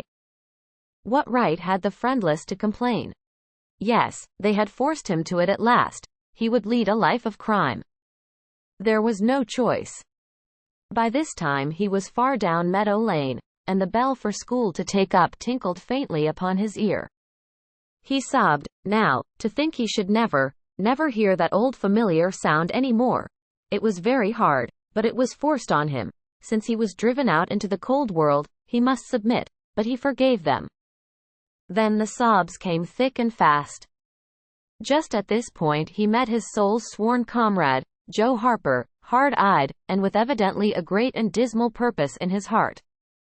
Plainly here were two souls with but a single thought. Tom, wiping his eyes with his sleeve, began to blubber out something about a resolution to escape from hard usage and lack of sympathy at home by roaming abroad into the great world never to return, and ended by hoping that Joe would not forget him. But it transpired that this was a request which Joe had just been going to make of Tom, and had come to hunt him up for that purpose. His mother had whipped him for drinking some cream which he had never tasted and knew nothing about. It was plain that she was tired of him and wished him to go. If she felt that way, there was nothing for him to do but succumb. He hoped she would be happy, and never regret having driven her poor boy out into the unfeeling world to suffer and die. As the two boys walked sorrowing along, they made a new compact to stand by each other and be brothers and never separate till death relieved them of their troubles. Then they began to lay their plans. Joe was for being a hermit, and living on crusts in a remote cave, and dying, sometime, of cold and want and grief. But after listening to Tom, he conceded that there were some conspicuous advantages about a life of crime, and so he consented to be a pirate. 3 miles below St. Petersburg, at a point where the Mississippi River was a trifle over a mile wide, there was a long, narrow, wooded island, with a shallow bar at the head of it, and this offered well as a rendezvous. It was not inhabited. It lay far over toward the further shore, abreast a dense and almost wholly unpeopled forest. So Jackson's Island was chosen. Who were to be the subjects of their piracies was a matter that did not occur to them. Then they hunted up Huckleberry Finn, and he joined them promptly, for all careers were one to him. He was indifferent. They presently separated to meet at a lonely spot on the river bank 2 miles above the village at the favorite hour, which was midnight. There was a small log raft there which they meant to capture. Each would bring hooks and lines, and such provision as he could steal in the most dark and mysterious way, as became outlaws. And before the afternoon was done, they had all managed to enjoy the sweet glory of spreading the fact that pretty soon the town would hear something. All who got this vague hint were cautioned to be mum and wait. About midnight Tom arrived with a boiled ham and a few trifles, and stopped in a dense undergrowth on a small bluff overlooking the meeting place. It was starlight, and very still. The mighty river lay like an ocean at rest. Tom listened a moment, but no sound disturbed the quiet. Then he gave a low, distinct whistle. It was answered from under the bluff. Tom whistled twice more. These signals were answered in the same way. Then a guarded voice said, "Who goes there?" "Tom Sawyer, the Black Avenger of the Spanish Main. Name your names." "Huck Finn the Red-Handed and Joe Harper, the Terror of the Seas." Tom had furnished these titles from his favorite literature. "'Tis well, give the countersign." Two hoarse whispers delivered the same awful word simultaneously to the brooding night. "Blood." Then Tom tumbled his ham over the bluff and let himself down after it, tearing both skin and clothes to some extent in the effort. There was an easy, comfortable path along the shore under the bluff, but it lacked the advantages of difficulty and danger so valued by a pirate. The Terror of the Seas had brought a side of bacon, and had about worn himself out with getting it there. Finn the Red-Handed had stolen a skillet and a quantity of half-cured leaf tobacco, and had also brought a few corn cobs to make pipes with. But none of the pirates smoked or chewed but himself. The Black Avenger of the Spanish Main said it would never do to start without some fire. That was a wise thought. Matches were hardly known there in that day. They saw a fire smoldering upon a great raft 100 yards above, and they went stealthily thither and helped themselves to a chunk. They made an imposing adventure of it, saying, "Hist!" every now and then, and suddenly halting with finger on lip, moving with hands on imaginary dagger hilts, and giving orders in dismal whispers that if the foe stirred, to let him have it to the hilt. Because dead men tell no tales, they knew well enough that the raftsmen were all down at the village laying in stores or having a spree. But still that was no excuse for their conducting this thing in an unpiratical way. They shoved off. Presently, Tom in command, Huck at the after oar and Joe at the forward. Tom stood amidships, gloomy-browed, and with folded arms, and gave his orders in a low, stern whisper. "Luff and bring her to the wind." "Aye, aye, sir." "Steady, steady, why. "Steady it is, sir." "Let her go off a point." "Point it is, sir." As the boys steadily and monotonously drove the raft toward midstream, it was no doubt understood that these orders were given only for style, and were not intended to mean anything in particular. "What sail's she carrying?" "Courses, topsails, and flying jibs, sir." "Send the aerials up." "Lay out aloft." "There. Half a dozen of ye. Foretopmast stunsail." "Lively. Now." "Aye, aye, sir." "Shake out that main-topgallantsail. Sheets and braces. Now, my hearties." "Aye, aye, sir." "Helm a lee, hard a port. Stand by to meet her when she comes. Port. Port. Now, men. With a will. Stead, why. Steady it is, sir." The raft drew beyond the middle of the river. The boys pointed her head right, and then lay on their oars. The river was not high, so there was not more than a 2 or 3 mile current. Hardly a word was said during the next 3/4 of an hour. Now the raft was passing before the distant town. 2 or 3 glimmering lights showed where it lay, peacefully sleeping, beyond the vague vast sweep of star-gemmed water, unconscious of the tremendous event that was happening. The Black Avenger stood still with folded arms, looking his last upon the scene of his former joys and his later sufferings, and wishing she could see him now, abroad on the wild sea, facing peril and death with dauntless heart, going to his doom with a grim smile on his lips. It was but a small strain on his imagination to remove Jackson's Island beyond eye-shot of the village, and so he looked his last with a broken and satisfied heart. The other pirates were looking their last, too, and they all looked so long that they came near letting the current drift them out of the range of the island. But they discovered the danger in time, and made shift to avert it. About 2 o'clock in the morning the raft grounded on the bar 200 yards above the head of the island, and they waded back and forth until they had landed their freight. Part of the little raft's belongings consisted of an old sail, and this they spread over a nook in the bushes for a tent to shelter their provisions, but they themselves would sleep in the open air in good weather, as became outlaws.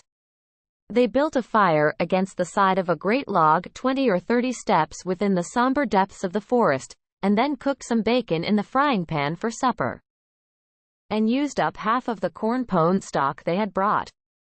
It seemed glorious sport to be feasting in that wild, free way in the virgin forest of an unexplored and uninhabited island, far from the haunts of men, and they said they never would return to civilization. The climbing fire lit up their faces and threw its ruddy glare upon the pillared tree trunks of their forest temple, and upon the varnished foliage and festooning vines. When the last crisp slice of bacon was gone, and the last allowance of corn pone devoured, the boys stretched themselves out on the grass, filled with contentment. They could have found a cooler place, but they would not deny themselves such a romantic feature as the roasting campfire. "Ain't it gay?"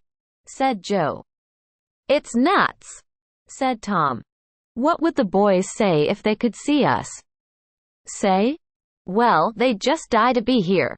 Hey, Hucky?" "I reckon so," said Huckleberry. "Anyways, I'm suited. I don't want nothing better'n this. I don't ever get enough to eat, generally, and here they can't come and pick at a feller and bully rag him so. It's just the life for me," said Tom. "You don't have to get up mornings, and you don't have to go to school, and wash, and all that blame foolishness. You see, a pirate don't have to do anything, Joe, when he's ashore, but a hermit he has to be praying considerable, and then he don't have any fun, anyway, all by himself that way." "Oh yes, that's so," said Joe, "but I hadn't thought much about it, you know. I'd a good deal rather be a pirate, now that I've tried it." "You see," said Tom, "people don't go much on hermits, nowadays, like they used to in old times, but a pirate's always respected. And a hermit's got to sleep on the hardest place he can find, and put sackcloth and ashes on his head, and stand out in the rain, and—" "What does he put sackcloth and ashes on his head for?" inquired Huck. "I dunno. But they've got to do it. Hermits always do. You'd have to do that if you was a hermit." "Derned if I would," said Huck. "Well, what would you do?" "I dunno, but I wouldn't do that." "Why, Huck, you'd have to. How'd you get around it?" "Why, I just wouldn't stand it. I'd run away." "Run away? Well, you would be a nice old slouch of a hermit. You'd be a disgrace." The red-handed made no response, being better employed. He had finished gouging out a cob, and now he fitted a weed stem to it, loaded it with tobacco, and was pressing a coal to the charge and blowing a cloud of fragrant smoke. He was in the full bloom of luxurious contentment. The other pirates envied him this majestic vice, and secretly resolved to acquire it shortly. Presently Huck said, "What does pirates have to do?" Tom said, "Oh, they have just a bully time. Take ships and burn them, and get the money and bury it in awful places in their island where there's ghosts and things to watch it, and kill everybody in the ships, make 'em walk a plank." "And they carry the women to the island," said Joe. "They don't kill the women." "No," assented Tom. "They don't kill the women, they're too noble. And the women's always beautiful, too." "And don't they wear the bulliest clothes?" "Oh no. All gold and silver and diamonds," said Joe, with enthusiasm. "Who?" said Huck. "Why, the pirates." Huck scanned his own clothing forlornly. "I reckon I ain't dressed fittin' for a pirate," said he, with a regretful pathos in his voice. "But I ain't got none but these." But the other boys told him the fine clothes would come fast enough, after they should have begun their adventures. They made him understand that his poor rags would do to begin with, though it was customary for wealthy pirates to start with a proper wardrobe. Gradually their talk died out and drowsiness began to steal upon the eyelids of the little waifs.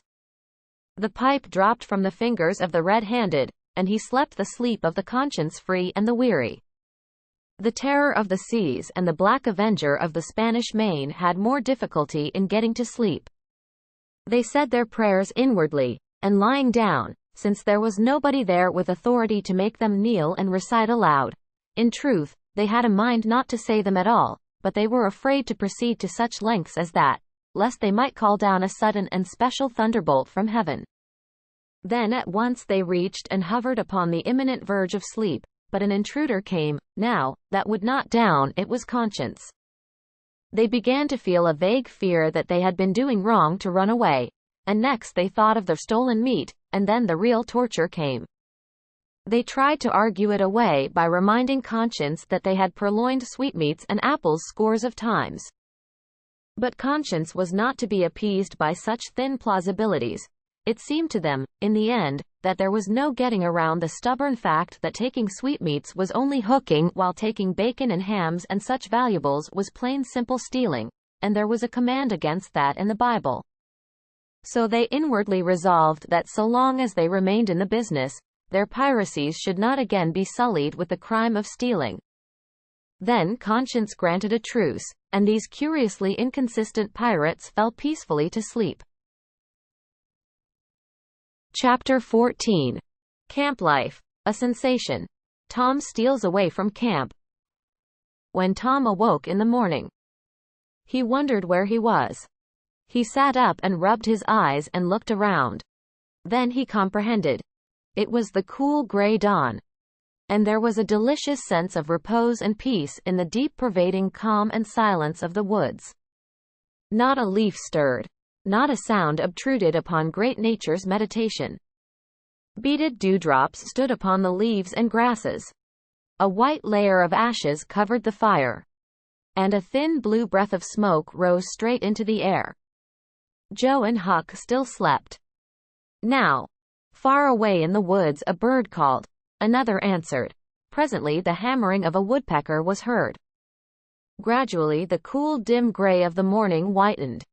And as gradually sounds multiplied and life manifested itself, the marvel of nature shaking off sleep and going to work unfolded itself to the musing boy.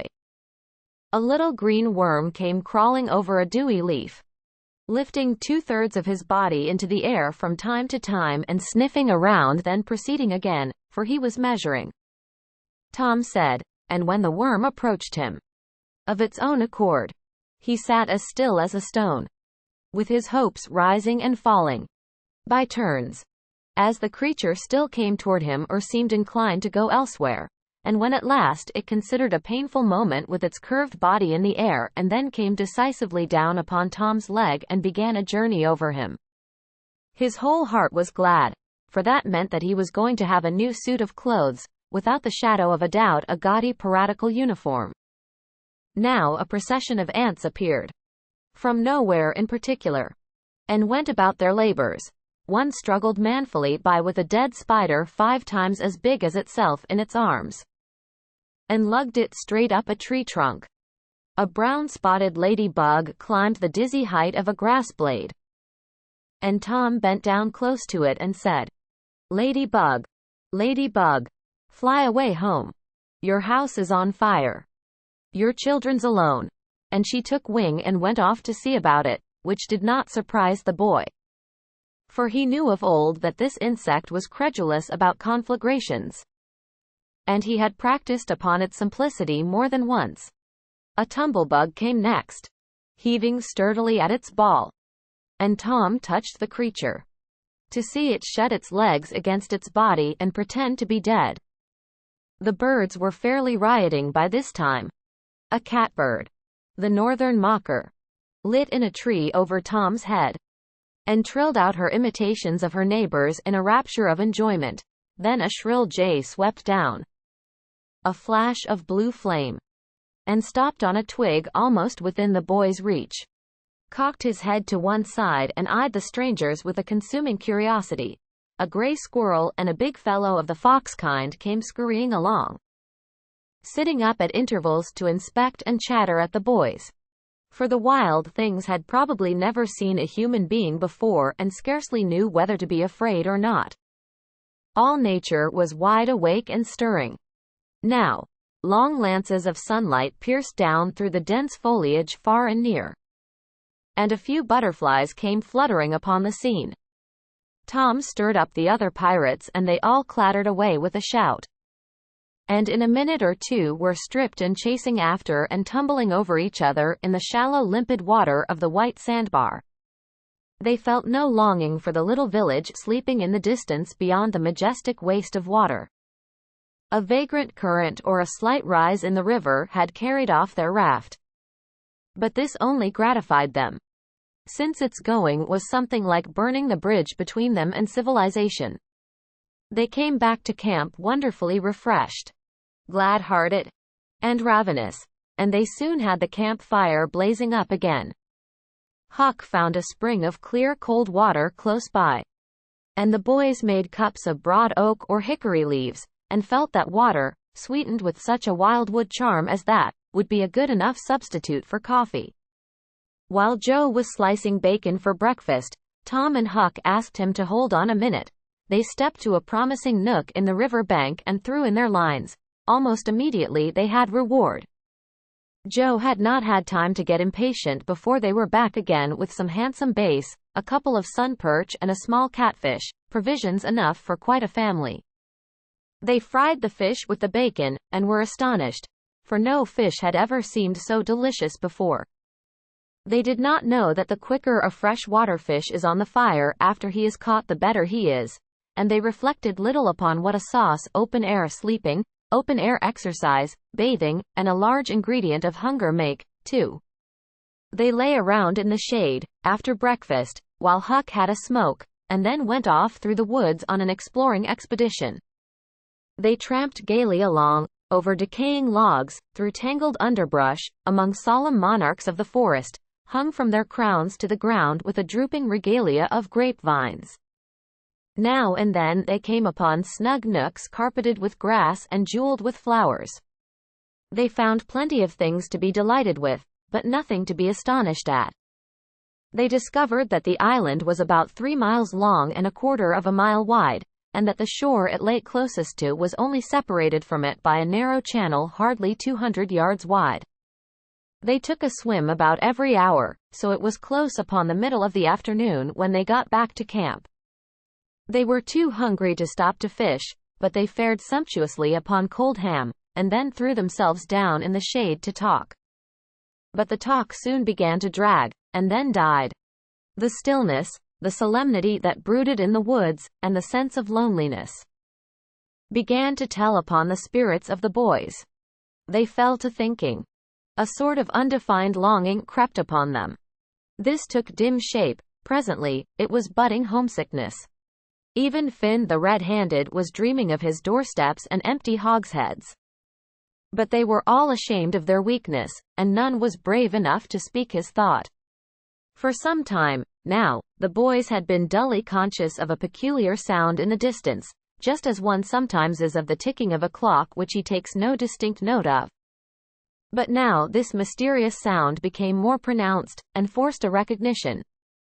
The boys started, glanced at each other, and then each assumed a listening attitude. There was a long silence, profound and unbroken. Then a deep, sullen boom came floating down out of the distance. "What is it?" exclaimed Joe, under his breath. "I wonder," said Tom in a whisper. "'Tain't thunder," said Huckleberry, in an odd tone, "because thunder." "Hark!" said Tom. "Listen. Don't talk." They waited a time that seemed an age, and then the same muffled boom troubled the solemn hush. "Let's go and see." They sprang to their feet and hurried to the shore toward the town. They parted the bushes on the bank and peered out over the water. The little steam ferry boat was about a mile below the village, drifting with the current. Her broad deck seemed crowded with people. There were a great many skiffs rowing about or floating with the stream in the neighborhood of the ferryboat, but the boys could not determine what the men in them were doing. Presently a great jet of white smoke burst from the ferryboat's side, and as it expanded and rose in a lazy cloud, that same dull throb of sound was borne to the listeners again. "I know now!" exclaimed Tom. "Somebody's drownded." "That's it," said Huck. "They done that last summer, when Bill Turner got drownded. They shoot a cannon over the water, and that makes him come up to the top." "Yes, and they take loaves of bread and put quicksilver in 'em and set 'em afloat, and wherever there's anybody that's drownded, they'll float right there and stop." "Yes, I've heard about that," said Joe. "I wonder what makes the bread do that." "Oh, it ain't the bread so much," said Tom. "I reckon it's mostly what they say over it before they start it out." "But they don't say anything over it," said Huck. "I've seen 'em and they don't." "Well, that's funny," said Tom. "But maybe they say it to themselves." "Of course they do. Anybody might know that." The other boys agreed that there was reason in what Tom said, because an ignorant lump of bread, uninstructed by an incantation, could not be expected to act very intelligently when set upon an errand of such gravity. "By jings, I wish I was over there now," said Joe. "I do too," said Huck. "I'd give heaps to know who it is." The boys still listened and watched. Presently a revealing thought flashed through Tom's mind, and he exclaimed, "Boys, I know who's drownded. It's us." They felt like heroes in an instant. Here was a gorgeous triumph. They were missed. They were mourned. Hearts were breaking on their account. Tears were being shed. Accusing memories of unkindness to these poor lost lads were rising up. And unavailing regrets and remorse were being indulged, and best of all, the departed were the talk of the whole town, and the envy of all the boys. As far as this dazzling notoriety was concerned, this was fine. It was worth while to be a pirate, after all. As twilight drew on, the ferryboat went back to her accustomed business and the skiffs disappeared. The pirates returned to camp. They were jubilant with vanity over their new grandeur and the illustrious trouble they were making. They caught fish, cooked supper and ate it, and then fell to guessing at what the village was thinking and saying about them, and the pictures they drew of the public distress on their account were gratifying to look upon, from their point of view. But when the shadows of night closed them in, they gradually ceased to talk, and sat gazing into the fire, with their minds evidently wandering elsewhere. The excitement was gone now, and Tom and Joe could not keep back thoughts of certain persons at home who were not enjoying this fine frolic as much as they were. Misgivings came. They grew troubled and unhappy. A sigh or two escaped unawares. By and by Joe timidly ventured upon a roundabout feeler as to how the others might look upon a return to civilization. "Not right now." "But," Tom withered him with derision. Huck, being uncommitted as yet, joined in with Tom, and the waverer quickly explained and was glad to get out of the scrape with as little taint of chicken-hearted homesickness clinging to his garments as he could. Mutiny was effectually laid to rest for the moment. As the night deepened, Huck began to nod, and presently to snore. Joe followed next. Tom lay upon his elbow motionless for some time, watching the two intently. At last he got up cautiously, on his knees, and went searching among the grass and the flickering reflections flung by the campfire. He picked up and inspected several large semi-cylinders of the thin white bark of a sycamore, and finally chose two which seemed to suit him. Then he knelt by the fire and painfully wrote something upon each of these with his red keel. One he rolled up and put in his jacket pocket, and the other he put in Joe's hat and removed it to a little distance from the owner. And he also put into the hat certain schoolboy treasures of almost inestimable value, among them a lump of chalk, an India rubber ball, 3 fish hooks, and one of that kind of marbles known as a no crystal. Then he tiptoed his way cautiously among the trees till he felt that he was out of hearing. and straightway broke into a keen run in the direction of the sandbar. Chapter 15. Tom reconnoiters, learns the situation, reports at camp. A few minutes later Tom was in the shoal water of the bar, wading toward the Illinois shore. Before the depth reached his middle he was halfway over. The current would permit no more wading, now, so he struck out confidently to swim the remaining 100 yards. He swam quartering upstream, but still was swept downward rather faster than he had expected. However, he reached the shore finally, and drifted along till he found a low place and drew himself out. He put his hand on his jacket pocket, found his piece of bark safe, and then struck through the woods, following the shore, with streaming garments. Shortly before 10 o'clock he came out into an open place opposite the village, and saw the ferry boat lying in the shadow of the trees and the high bank. Everything was quiet under the blinking stars. He crept down the bank, watching with all his eyes, slipped into the water, swam 3 or 4 strokes and climbed into the skiff that did yawl duty at the boat's stern. He laid himself down under the thwarts and waited, panting. Presently the cracked bell tapped and a voice gave the order to cast off. A minute or two later the skiff's head was standing high up, against the boat's swell, and the voyage was begun. Tom felt happy in his success, for he knew it was the boat's last trip for the night. At the end of a long 12 or 15 minutes the wheels stopped, and Tom slipped overboard and swam ashore in the dusk, landing 50 yards downstream, out of danger of possible stragglers. He flew along unfrequented alleys, and shortly found himself at his aunt's back fence. He climbed over, approached the L and looked in at the sitting-room window, for a light was burning there. There sat Aunt Polly, Sid, Mary, and Joe Harper's mother, grouped together, talking. They were by the bed, and the bed was between them and the door. Tom went to the door and began to softly lift the latch. Then he pressed gently and the door yielded a crack. He continued pushing cautiously, and quaking every time it creaked, till he judged he might squeeze through on his knees, so he put his head through and began warily. "What makes the candle blow so?" said Aunt Polly. Tom hurried up. "Why, that door's open, I believe." "Why, of course it is. No end of strange things now. Go long and shut it, Sid." Tom disappeared under the bed just in time. He lay and breathed himself for a time, and then crept to where he could almost touch his aunt's foot. "But as I was saying," said Aunt Polly, "he warn't bad. So to say, only mish-ee-voo. Only just giddy. And harum-scarum. You know. He warn't any more responsible than a colt. He never meant any harm. And he was the best-hearted boy that ever was," and she began to cry. "It was just so with my Joe, always full of his devilment, and up to every kind of mischief. But he was just as unselfish and kind as he could be, and laws bless me. To think I went and whipped him for taking that cream, never once recollecting that I throwed it out myself because it was sour. And I never to see him again in this world. Never. Never. Never. Poor abused boy." And Mrs. Harper sobbed as if her heart would break. "I hope Tom's better off where he is," said Sid. "But if he'd been better in some ways, Sid."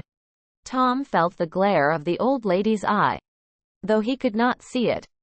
"Not a word against my Tom.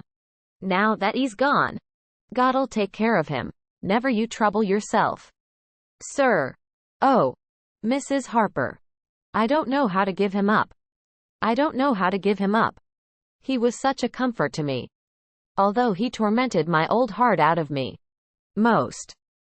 The Lord giveth and the Lord hath taken away. Blessed be the name of the Lord. But it's so hard. Oh, it's so hard. Only last Saturday my Joe busted a firecracker right under my nose and I knocked him sprawling. Little did I know then how soon. Oh, if it was to do over again I'd hug him and bless him for it. Yes. Yes. Yes. I know just how you feel, Mrs. Harper. I know just exactly how you feel. No longer ago than yesterday noon, my Tom took and filled the cat full of painkiller. And I did think the Kretzur would tear the house down. And God forgive me, I cracked Tom's head with my thimble. Poor boy. Poor dead boy. But he's out of all his troubles now. And the last words I ever heard him say was to reproach. But this memory was too much for the old lady. And she broke entirely down. Tom was snuffling. Now. Himself, and more in pity of himself than anybody else. He could hear Mary crying, and putting in a kindly word for him from time to time. He began to have a nobler opinion of himself than ever before. Still, he was sufficiently touched by his aunt's grief to long to rush out from under the bed and overwhelm her with joy, and the theatrical gorgeousness of the thing appealed strongly to his nature, too. But he resisted and lay still. He went on listening, and gathered by odds and ends that it was conjectured at first that the boys had got drowned while taking a swim, then the small raft had been missed. Next, certain boys said the missing lads had promised that the village should hear something soon. The wise heads had put this and that together and decided that the lads had gone off on that raft and would turn up at the next town below presently. But toward noon the raft had been found, lodged against the Missouri shore some 5 or 6 miles below the village, and then hope perished. They must be drowned, else hunger would have driven them home by nightfall if not sooner. It was believed that the search for the bodies had been a fruitless effort merely because the drowning must have occurred in mid-channel, since the boys, being good swimmers, would otherwise have escaped to shore. This was Wednesday night. If the bodies continued missing until Sunday, all hope would be given over, and the funerals would be preached on that morning. Tom shuddered. Mrs. Harper gave a sobbing good night and turned to go. Then, with a mutual impulse, the two bereaved women flung themselves into each other's arms and had a good, consoling cry, and then parted. Aunt Polly was tender far beyond her wont, in her good night to Sid and Mary. Sid snuffled a bit and Mary went off crying with all her heart. Aunt Polly knelt down and prayed for Tom so touchingly, so appealingly, and with such measureless love in her words and her old trembling voice, that he was weltering in tears again, long before she was through. He had to keep still long after she went to bed, for she kept making broken-hearted ejaculations from time to time, tossing unrestfully, and turning over. But at last she was still, only moaning a little in her sleep. Now the boy stole out, rose gradually by the bedside, shaded the candlelight with his hand, and stood regarding her. His heart was full of pity for her. He took out his sycamore scroll and placed it by the candle. But something occurred to him, and he lingered considering. His face lighted with a happy solution of his thought. He put the bark hastily in his pocket. Then he bent over and kissed the faded lips, and straightway made his stealthy exit, latching the door behind him. He threaded his way back to the ferry landing, found nobody at large there, and walked boldly on board the boat, for he knew she was tenantless except that there was a watchman, who always turned in and slept like a graven image. He untied the skiff at the stern, slipped into it, and was soon rowing cautiously upstream. When he had pulled a mile above the village, he started quartering across and bent himself stoutly to his work. He hit the landing on the other side neatly, for this was a familiar bit of work to him. He was moved to capture the skiff, arguing that it might be considered a ship and therefore legitimate prey for a pirate, but he knew a thorough search would be made for it and that might end in revelations. So he stepped ashore and entered the woods. He sat down and took a long rest, torturing himself meanwhile to keep awake, and then started warily down the home stretch. The night was far spent. It was broad daylight before he found himself fairly abreast the island bar. He rested again until the sun was well up and gilding the great river with its splendor, and then he plunged into the stream. A little later he paused, dripping, upon the threshold of the camp, and heard Joe say, "No, Tom's true blue, Huck, and he'll come back. He won't desert. He knows that would be a disgrace to a pirate, and Tom's too proud for that sort of thing. He's up to something or other. Now I wonder what? Well, the things is ours anyway, ain't they? Pretty near, but not yet, Huck. The writing says they are if he ain't back here to breakfast. Which he is, exclaimed Tom, with fine dramatic effect, stepping grandly into camp. A sumptuous breakfast of bacon and fish was shortly provided, and as the boys set to work upon it, Tom recounted, and adorned, his adventures. They were a vain and boastful company of heroes when the tale was done. Then Tom hid himself away in a shady nook to sleep till noon. And the other pirates got ready to fish and explore. Chapter 16. A day's amusements. Tom reveals a secret. The pirates take a lesson, a night surprise, an Indian war. After dinner, all the gang turned out to hunt for turtle eggs on the bar. They went about poking sticks into the sand. And when they found a soft place, they went down on their knees and dug with their hands. Sometimes they would take 50 or 60 eggs out of one hole. They were perfectly round white things, a trifle smaller than an English walnut. They had a famous fried egg feast that night, and another on Friday morning.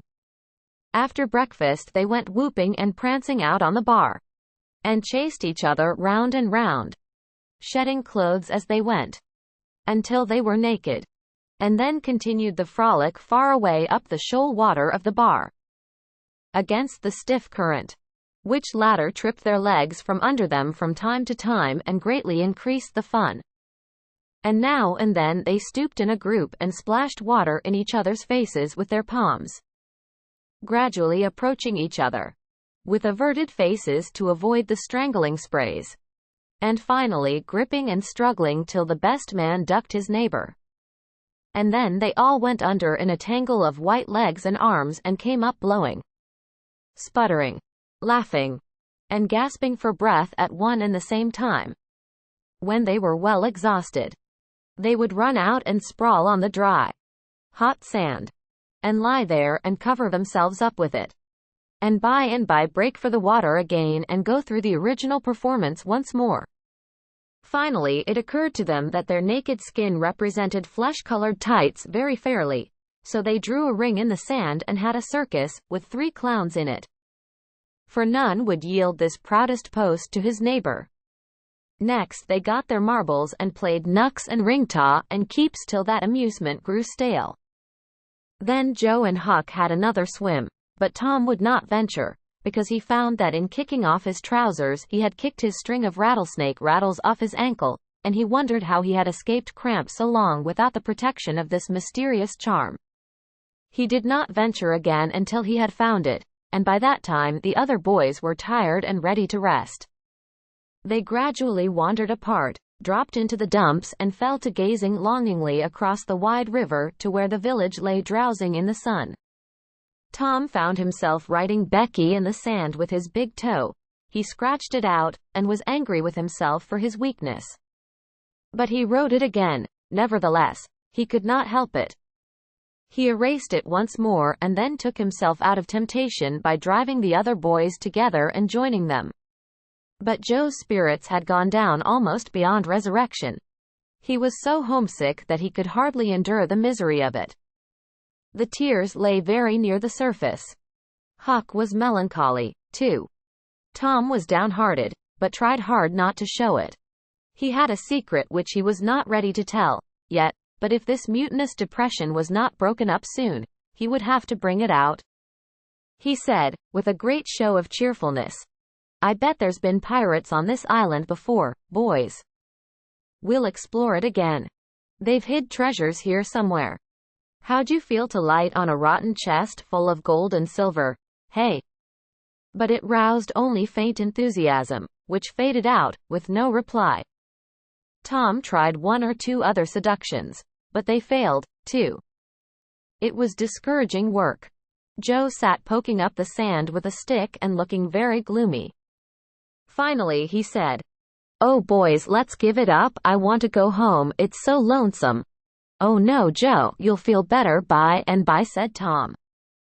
"Just think of the fishing that's here." "I don't care for fishing, I want to go home." But Joe, there ain't such another swimming place anywhere. Swimming's no good. I don't seem to care for it, somehow, when there ain't anybody to say I shan't go in. I mean to go home. Oh shucks. Baby. You want to see your mother, I reckon. Yes, I do want to see my mother, and you would, too, if you had one. I ain't any more baby than you are. And Joe snuffled a little. Well, we'll let the crybaby go home to his mother, won't we, Huck? Poor thing. Does it want to see its mother? And so it shall. You like it here, don't you, Huck? We'll stay, won't we? Huck said, "Why yes," without any heart in it. I'll never speak to you again as long as I live, said Joe, rising. There now. And he moved moodily away and began to dress himself. Who cares? Said Tom. Nobody wants you to. Go long home and get laughed at. Oh, you're a nice pirate. Huck and me ain't crybabies. We'll stay, won't we, Huck? Let him go if he wants to. I reckon we can get along without him, perhaps. But Tom was uneasy, nevertheless, and was alarmed to see Joe go sullenly on with his dressing. And then it was discomforting to see Huck eyeing Joe's preparations so wistfully, and keeping up such an ominous silence. Presently, without a parting word, Joe began to wade off toward the Illinois shore. Tom's heart began to sink. He glanced at Huck. Huck could not bear the look, and dropped his eyes. Then he said, I want to go. Too, Tom. It was getting so lonesome anyway, and now it'll be worse. Let's us go, too, Tom. I won't. You can all go if you want to. I mean to stay. Tom, I'd better go. Well, go. Long. Who's hindering you? Huck began to pick up his scattered clothes. He said, Tom, I wished you'd come, too. Now you think it over. We'll wait for you when we get to shore. Well, you'll wait a blame long time, that's all. Huck started sorrowfully away, and Tom stood looking after him, with a strong desire tugging at his heart to yield his pride and go along too. He hoped the boys would stop, but they still waded slowly on. It suddenly dawned on Tom that it was become very lonely and still. He made one final struggle with his pride, and then darted after his comrades, yelling, Wait! Wait! I want to tell you something. They presently stopped and turned around. When he got to where they were, he began unfolding his secret, and they listened moodily till at last they saw the point he was driving at, and then they set up a war whoop of applause and said it was splendid. And said if he had told them at first, they wouldn't have started away. He made a plausible excuse, but his real reason had been the fear that not even the secret would keep them with him any very great length of time, and so he had meant to hold it in reserve as a last seduction. The lads came gaily back and went at their sports again with a will, chattering all the time about Tom's stupendous plan and admiring the genius of it. After a dainty egg and fish dinner, Tom said he wanted to learn to smoke, now. Joe caught at the idea and said he would like to try, too. So Huck made pipes and filled them. These novices had never smoked anything before but cigars made of grapevine, and they bit the tongue, and were not considered manly anyway. Now they stretched themselves out on their elbows and began to puff, charily, and with slender confidence. The smoke had an unpleasant taste, and they gagged a little, but Tom said, Why, it's just as easy. If I'd a knowed this was all, I'd a learnt long ago. So would I, said Joe. It's just nothing. Why, many a time I've looked at people smoking, and thought, well, I wish I could do that, but I never thought I could, said Tom. That's just the way with me, hain't it, Huck? You've heard me talk just that way, haven't you, Huck? I'll leave it to Huck if I haven't. Yes, heaps of times, said Huck. Well, I have too, said Tom. Oh, hundreds of times. Once down by the slaughterhouse. Don't you remember, Huck? Bob Tanner was there, and Johnny Miller, and Jeff Thatcher, when I said it. Don't you remember, Huck, 'bout me saying that? Yes, that's so, said Huck. That was the day after I lost a white alley. No, 'twas the day before. There, I told you so, said Tom. Huck recollects it. I believe I could smoke this pipe all day, said Joe. I don't feel sick. Neither do I, said Tom. I could smoke it all day. But I bet you Jeff Thatcher couldn't. Jeff Thatcher. Why, he'd keel over just with 2 draws. Just let him try it once. He'd see. I bet he would. And Johnny Miller. I wish could see Johnny Miller tackle it once. Oh, don't I? Said Joe. Why, I bet you Johnny Miller couldn't any more do this than nothing. Just one little snifter would fetch him. Deed it would, Joe say. I wish the boys could see us now. So do one. Say, boys, don't say anything about it, and sometime when they're around, I'll come up to you and say, Joe, got a pipe? I want a smoke. And you'll say, kind of careless like, as if it weren't anything, you'll say, yes, I got my old pipe, and another one, but my chewbacker ain't very good. And I'll say, oh, that's all right, if it's strong enough. And then you'll out with the pipes, and we'll light up just as calm, and then just see 'em look. By jings, that'll be gay, Tom. I wish it was now. So do I. And when we tell 'em we learned when we was off pirating, won't they wish they'd been along? Oh, I reckon not. I'll just bet they will. So the talk ran on. But presently it began to flag a trifle, and grow disjointed. The silences widened. The expectoration marvelously increased. Every pore inside the boys' cheeks became a spouting fountain. They could scarcely bail out the cellars under their tongues fast enough to prevent an inundation. Little overflowings down their throats occurred in spite of all they could do, and sudden retchings followed every time. Both boys were looking very pale and miserable, now. Joe's pipe dropped from his nerveless fingers. Tom's followed. Both fountains were going furiously and both pumps bailing with might and main. Joe said feebly, I've lost my knife, I reckon I better go and find it. Tom said, with quivering lips and halting utterance, I'll help you. You go over that way and I'll hunt around by the spring. No, you needn't come, Huck, we can find it. So Huck sat down again, and waited an hour. Then he found it lonesome, and went to find his comrades. They were wide apart in the woods, both very pale, both fast asleep. But something informed him that if they had had any trouble they had got rid of it. They were not talkative at supper that night. They had a humble look, and when Huck prepared his pipe after the meal and was going to prepare theirs, they said no, they were not feeling very well, something they ate at dinner had disagreed with them. About midnight Joe awoke, and called the boys. There was a brooding oppressiveness in the air that seemed to bode something. The boys huddled themselves together and sought the friendly companionship of the fire, though the dull dead heat of the breathless atmosphere was stifling. They sat still, intent and waiting. The solemn hush continued. Beyond the light of the fire, everything was swallowed up in the blackness of darkness. Presently there came a quivering glow that vaguely revealed the foliage for a moment and then vanished. By and by another came, a little stronger. Then another. Then a faint moan came sighing through the branches of the forest, and the boys felt a fleeting breath upon their cheeks, and shuddered with the fancy that the spirit of the night had gone by. There was a pause. Now a weird flash turned night into day and showed every little grass blade, separate and distinct, that grew about their feet. And it showed 3 white, startled faces, too. A deep peal of thunder went rolling and tumbling down the heavens and lost itself in sullen rumblings in the distance. A sweep of chilly air passed by, rustling all the leaves and snowing the flaky ashes broadcast about the fire.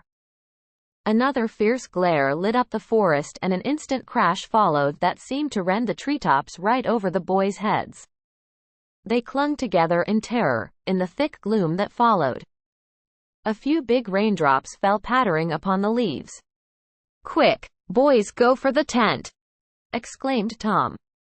They sprang away, stumbling over roots and among vines in the dark, no two plunging in the same direction. A furious blast roared through the trees, making everything sing as it went. One blinding flash after another came, and peal on peal of deafening thunder.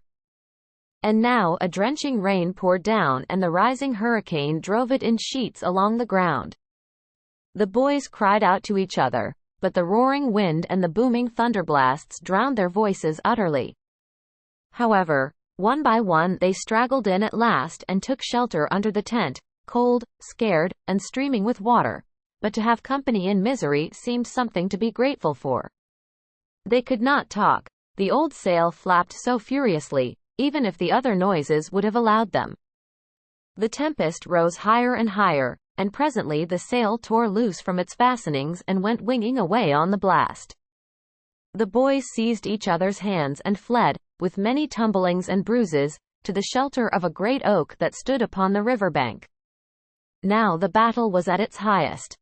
Under the ceaseless conflagration of lightning that flamed in the skies, everything below stood out in clean-cut and shadowless distinctness: the bending trees, the billowy river, white with foam, the driving spray of spume flakes, the dim outlines of the high bluffs on the other side, glimpsed through the drifting cloudrack and the slanting veil of rain.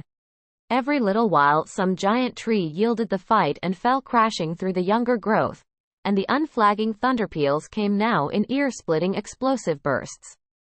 Keen and sharp, and unspeakably appalling, the storm culminated in one matchless effort that seemed likely to tear the island to pieces. Burn it up, drown it to the treetops, blow it away, and deafen every creature in it, all at one and the same moment. It was a wild night for homeless young heads to be out in. But at last the battle was done, and the forces retired with weaker and weaker threatenings and grumblings, and peace resumed her sway. The boys went back to camp, a good deal awed, but they found there was still something to be thankful for. Because the great sycamore, the shelter of their beds, was a ruin, now blasted by the lightnings, and they were not under it when the catastrophe happened. Everything in camp was drenched. The campfire as well, for they were but heedless lads, like their generation, and had made no provision against rain. Here was matter for dismay, for they were soaked through and chilled. They were eloquent in their distress, but they presently discovered that the fire had eaten so far up under the great log it had been built against, where it curved upward and separated itself from the ground, that a handbreadth or so of it had escaped wetting, so they patiently wrought until, with shreds and bark gathered from the undersides of sheltered logs, they coaxed the fire to burn again. Then they piled on great dead boughs till they had a roaring furnace, and were glad-hearted once more. They dried their boiled ham and had a feast. And after that they sat by the fire and expanded and glorified their midnight adventure until morning. For there was not a dry spot to sleep on, anywhere around. As the sun began to steal in upon the boys, drowsiness came over them, and they went out on the sandbar and lay down to sleep. They got scorched out by and by, and drearily set about getting breakfast. After the meal they felt rusty, and stiff-jointed, and a little homesick once more. Tom saw the signs, and fell to cheering up the pirates as well as he could. But they cared nothing for marbles, or circus, or swimming, or anything. He reminded them of the imposing secret, and raised a ray of cheer. While it lasted, he got them interested in a new device. This was to knock off being pirates, for a while, and be Indians for a change.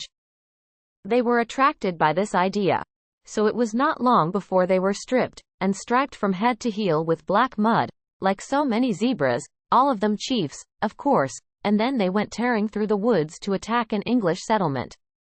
By and by they separated into 3 hostile tribes, and darted upon each other from ambush with dreadful war-whoops, and killed and scalped each other by thousands. It was a gory day. Consequently, it was an extremely satisfactory one. They assembled in camp toward supper time, hungry and happy, but now a difficulty arose. Hostile Indians could not break the bread of hospitality together without first making peace, and this was a simple impossibility without smoking a pipe of peace. There was no other process that ever they had heard of. Two of the savages almost wished they had remained pirates. However, there was no other way, so with such show of cheerfulness as they could muster, they called for the pipe and took their whiff as it passed, in due form. And behold, they were glad they had gone into savagery, for they had gained something. They found that they could now smoke a little without having to go and hunt for a lost knife. They did not get sick enough to be seriously uncomfortable. They were not likely to fool away this high promise for lack of effort. No, they practiced cautiously, after supper, with right fair success, and so they spent a jubilant evening. They were prouder and happier in their new acquirement than they would have been in the scalping and skinning of the Six Nations. We will leave them to smoke and chatter and brag, since we have no further use for them at present. Chapter 17. Memories of the Lost Heroes, the point in Tom's secret. But there was no hilarity in the little town that same tranquil Saturday afternoon. The Harpers and Aunt Polly's family were being put into mourning, with great grief and many tears. An unusual quiet possessed the village, although it was ordinarily quiet enough, in all conscience. The villagers conducted their concerns with an absent air, and talked little, but they sighed often. The Saturday holiday seemed a burden to the children. They had no heart in their sports, and gradually gave them up. In the afternoon, Becky Thatcher found herself moping about the deserted schoolhouse yard, and feeling very melancholy. But she found nothing there to comfort her. She soliloquized, "Oh, if I only had a brass andiron knob again. But I haven't got anything now to remember him by." And she choked back a little sob. Presently she stopped, and said to herself, "It was right here. Oh, if it was to do over again. I wouldn't say that. I wouldn't say it for the whole world. But he's gone now. I'll never see him any more." This thought broke her down, and she wandered away, with tears rolling down her cheeks. Then quite a group of boys and girls, playmates of Tom's and Joe's, came by, and stood looking over the paling fence and talking in reverent tones of how Tom did so and so the last time they saw him, and how Joe said this and that small trifle, pregnant with awful prophecy. As they could easily see now, and each speaker pointed out the exact spot where the lost lad stood at the time, and then added something like, "And I was a-standing just so, just as I am now. And as if you was him, I was as close as that, and he smiled. Just this way, and then something seemed to go all over me. Like, awful. You know, and I never thought what it meant. Of course. But I can see now." Then there was a dispute about who saw the dead boys last in life, and many claimed that dismal distinction, and offered evidences, more or less tampered with by the witness, and when it was ultimately decided who did see the departed last, and exchanged the last words with them, the lucky parties took upon themselves a sort of sacred importance, and were gaped at and envied by all the rest. One poor chap, who had no other grandeur to offer, said with tolerably manifest pride in the remembrance, "Well, Tom Sawyer, he licked me once, but that bid for glory was a failure." Most of the boys could say that, and so that cheapened the distinction too much. The group loitered away, still recalling memories of the lost heroes, in awed voices. When the Sunday school hour was finished, the next morning, the bell began to toll. Instead of ringing in the usual way, it was a very still Sabbath, and the mournful sound seemed in keeping with the musing hush that lay upon nature. The villagers began to gather, loitering a moment in the vestibule to converse in whispers about the sad event. But there was no whispering in the house, only the funereal rustling of dresses as the women gathered to their seats disturbed the silence there. None could remember when the little church had been so full before. There was finally a waiting pause. an expectant dumbness. And then Aunt Polly entered, followed by Sid and Mary, and they by the Harper family, all in deep black. And the whole congregation, the old minister as well, rose reverently and stood until the mourners were seated in the front pew. There was another communing silence, broken at intervals by muffled sobs. And then the minister spread his hands abroad and prayed. A moving hymn was sung, and the text followed, "I am the resurrection and the life." As the service proceeded, the clergyman drew such pictures of the graces, the winning ways, and the rare promise of the lost lads that every soul there, thinking he recognized these pictures, felt a pang in remembering that he had persistently blinded himself to them always before, and had as persistently seen only faults and flaws in the poor boys. The minister related many a touching incident in the lives of the departed, too, which illustrated their sweet, generous natures, and the people could easily see, now, how noble and beautiful those episodes were, and remembered with grief that at the time they occurred they had seemed rank rascalities, well deserving of the cowhide. The congregation became more and more moved as the pathetic tale went on, till at last the whole company broke down and joined the weeping mourners in a chorus of anguished sobs, the preacher himself giving way to his feelings, and crying in the pulpit. There was a rustle in the gallery, which nobody noticed. A moment later the church door creaked. The minister raised his streaming eyes above his handkerchief, and stood transfixed. First one and then another pair of eyes followed the minister's. And then almost with one impulse the congregation rose and stared while the three dead boys came marching up the aisle. Tom in the lead, Joe next, and Huck, a ruin of drooping rags, sneaking sheepishly in the rear. They had been hid in the unused gallery listening to their own funeral sermon. Aunt Polly, Mary, and the Harpers threw themselves upon their restored ones, smothered them with kisses and poured out thanksgivings, while poor Huck stood abashed and uncomfortable, not knowing exactly what to do or where to hide from so many unwelcoming eyes. He wavered and started to slink away, but Tom seized him and said, "Aunt Polly, it ain't fair, somebody's got to be glad to see Huck, and so they shall. I'm glad to see him, poor motherless thing." And the loving attentions Aunt Polly lavished upon him were the one thing capable of making him more uncomfortable than he was before. Suddenly the minister shouted at the top of his voice, "Praise God from whom all blessings flow. Sing, and put your hearts in it." And they did. Old Hundred swelled up with a triumphant burst, and while it shook the rafters, Tom Sawyer, the pirate, looked around upon the envying juveniles about him and confessed in his heart that this was the proudest moment of his life. As the souled congregation trooped out, they said they would almost be willing to be made ridiculous again to hear Old Hundred sung like that once more. Tom got more cuffs and kisses that day, according to Aunt Polly's varying moods, than he had earned before in a year, and he hardly knew which expressed the most gratefulness to God and affection for himself. Chapter 18. Tom's feelings investigated. Wonderful dream. Becky Thatcher overshadowed. Tom becomes jealous. Black revenge. That was Tom's great secret, the scheme to return home with his brother pirates and attend their own funerals. They had paddled over to the Missouri shore on a log, at dusk on Saturday.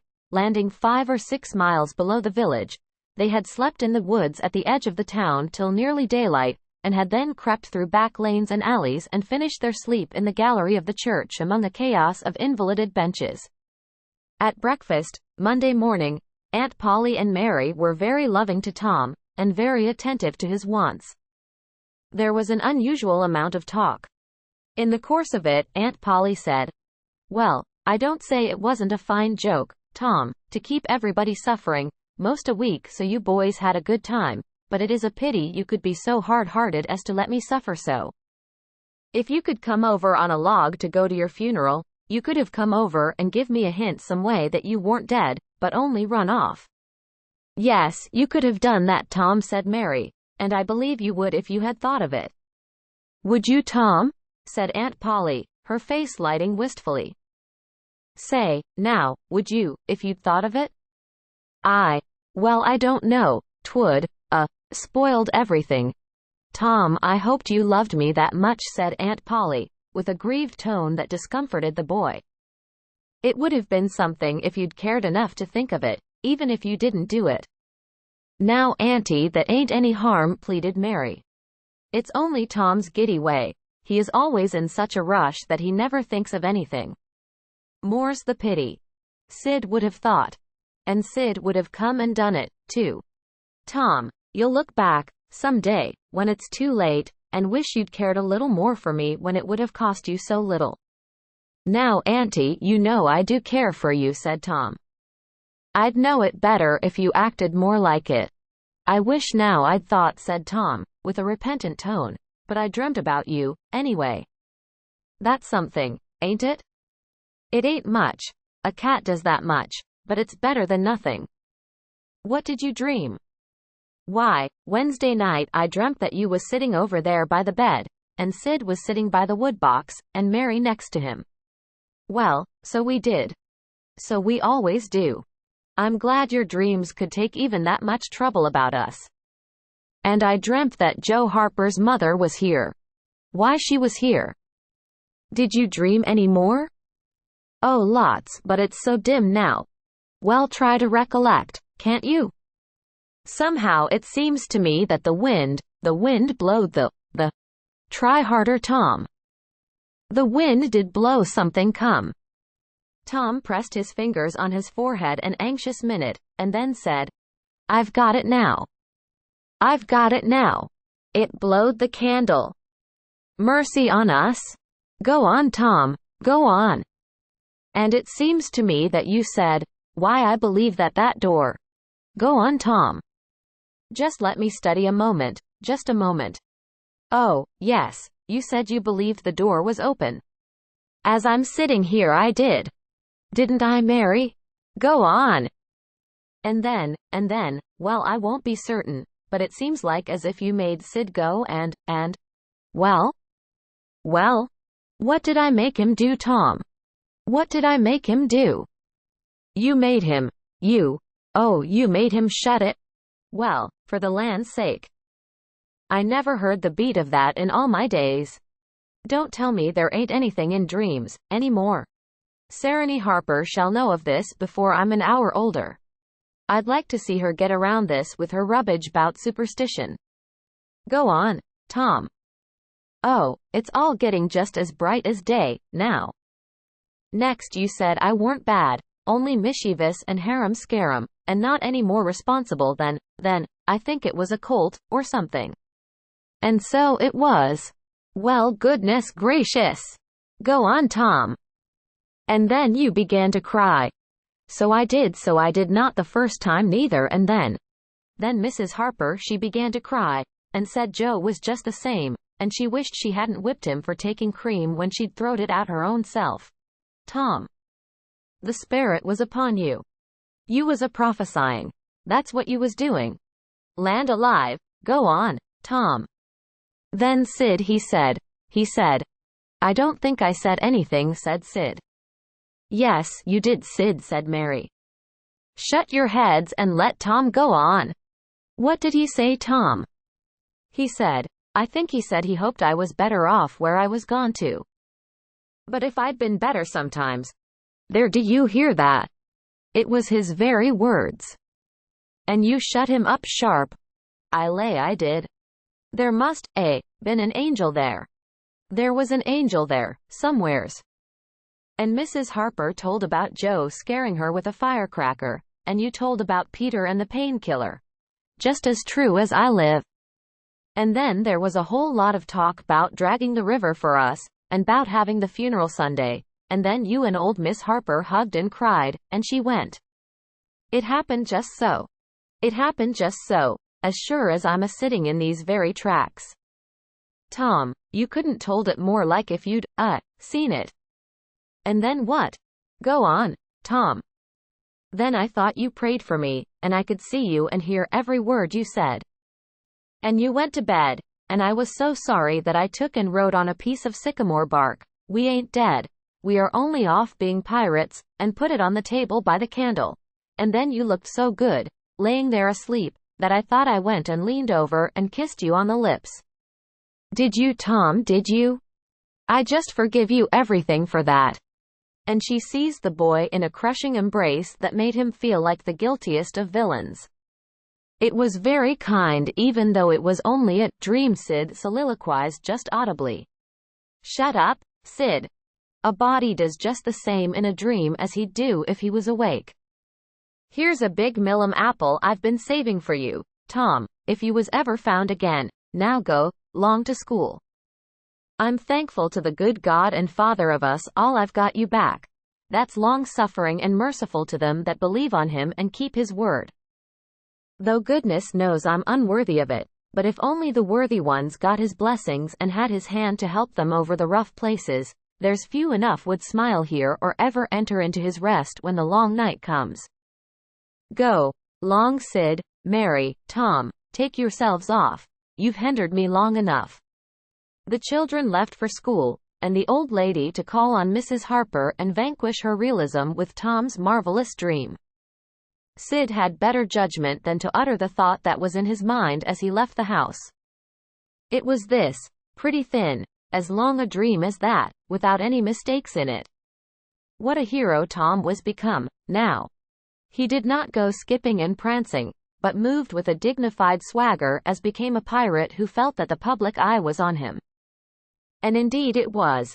He tried not to seem to see the looks or hear the remarks as he passed along, but they were food and drink to him. Smaller boys than himself flocked at his heels, as proud to be seen with him, and tolerated by him, as if he had been the drummer at the head of a procession or the elephant leading a menagerie into town. Boys of his own size pretended not to know he had been away at all, but they were consuming with envy, nevertheless. They would have given anything to have that swarthy sun-tanned skin of his, and his glittering notoriety, and Tom would not have parted with either for a circus. At school the children made so much of him and of Joe, and delivered such eloquent admiration from their eyes, that the two heroes were not long in becoming insufferably stuck up. They began to tell their adventures to hungry listeners, but they only began. It was not a thing likely to have an end, with imaginations like theirs to furnish material. And finally, when they got out their pipes and went serenely puffing around, the very summit of glory was reached. Tom decided that he could be independent of Becky Thatcher now. Glory was sufficient. He would live for glory.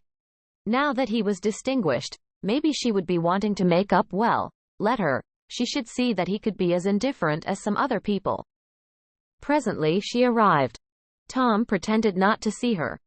He moved away and joined a group of boys and girls and began to talk. Soon he observed that she was tripping gaily back and forth with flushed face and dancing eyes, pretending to be busy chasing schoolmates, and screaming with laughter when she made a capture. But he noticed that she always made her captures in his vicinity, and that she seemed to cast a conscious eye in his direction at such times, too.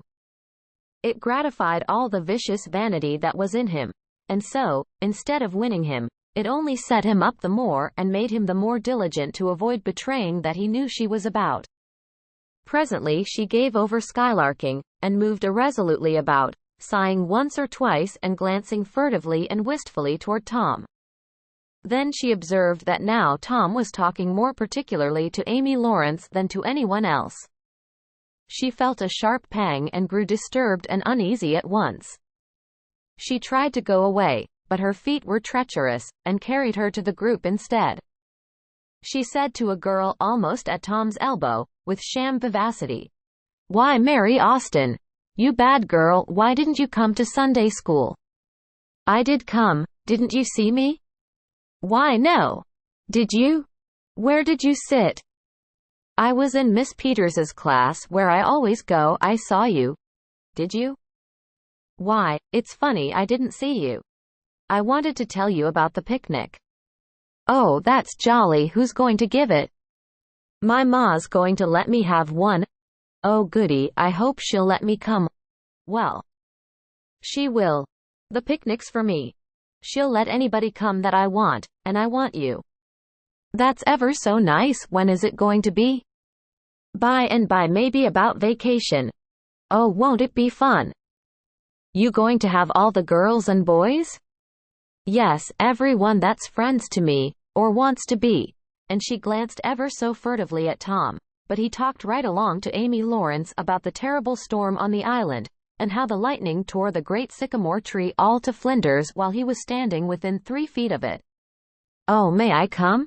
Said Grace Miller. Yes. And me? Said Sally Rogers. Yes. And me too? Said Susie Harper. And Joe? Yes.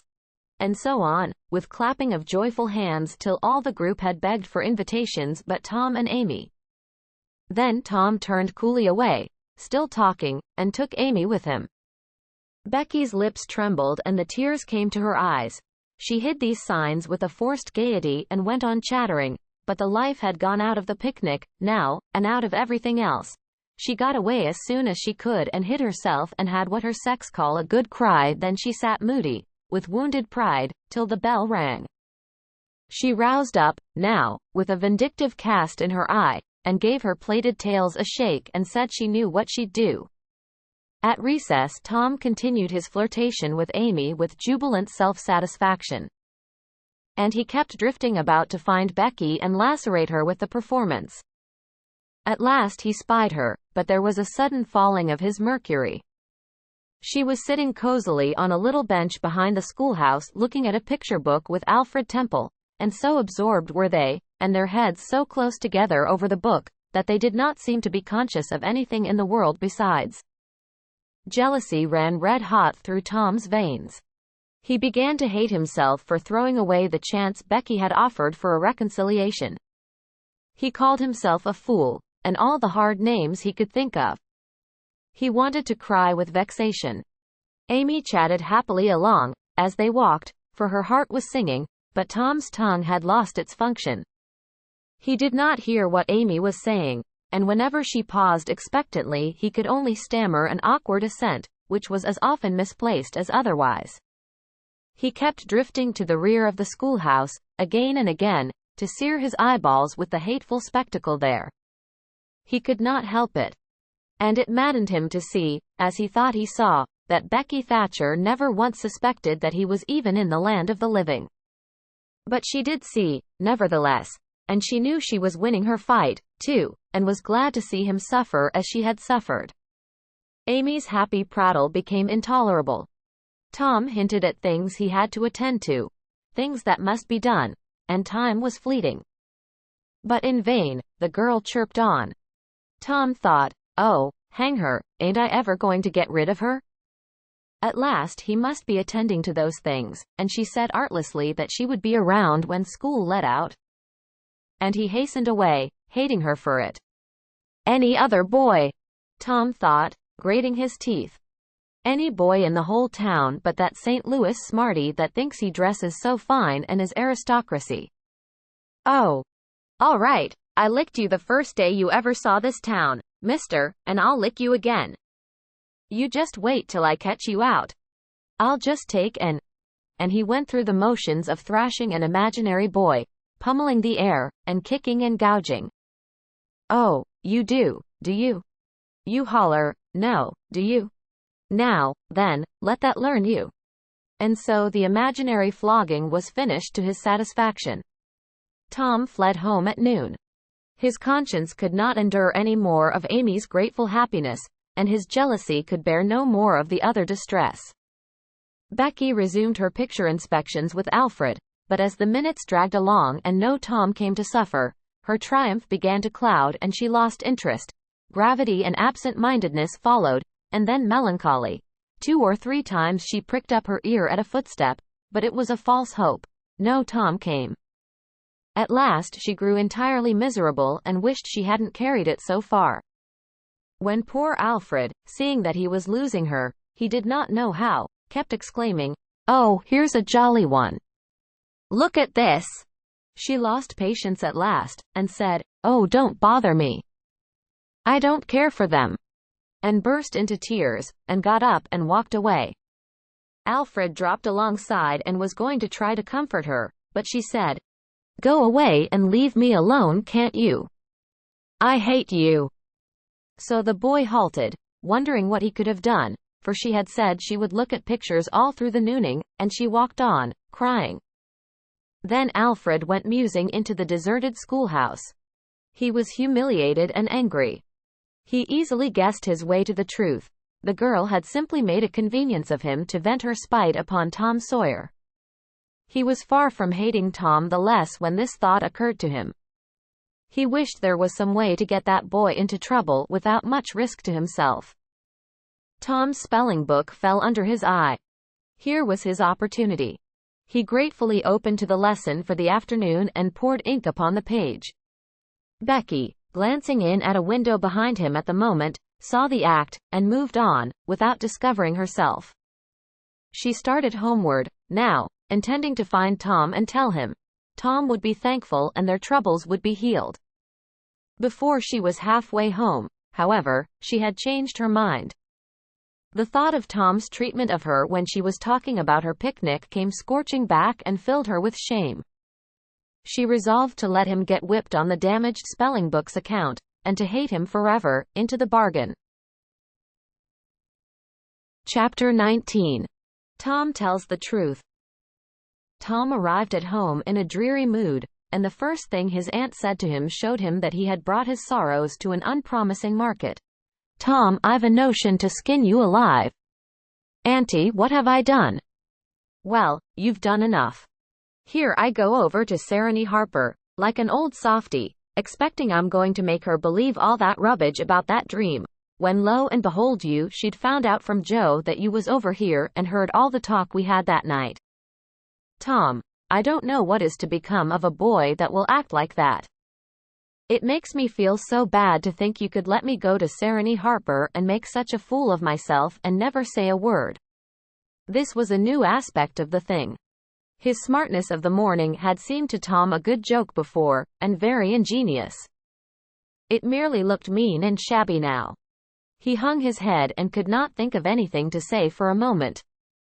Then he said, "Auntie, I wish I hadn't done it, but I didn't think." "Oh, child, you never think.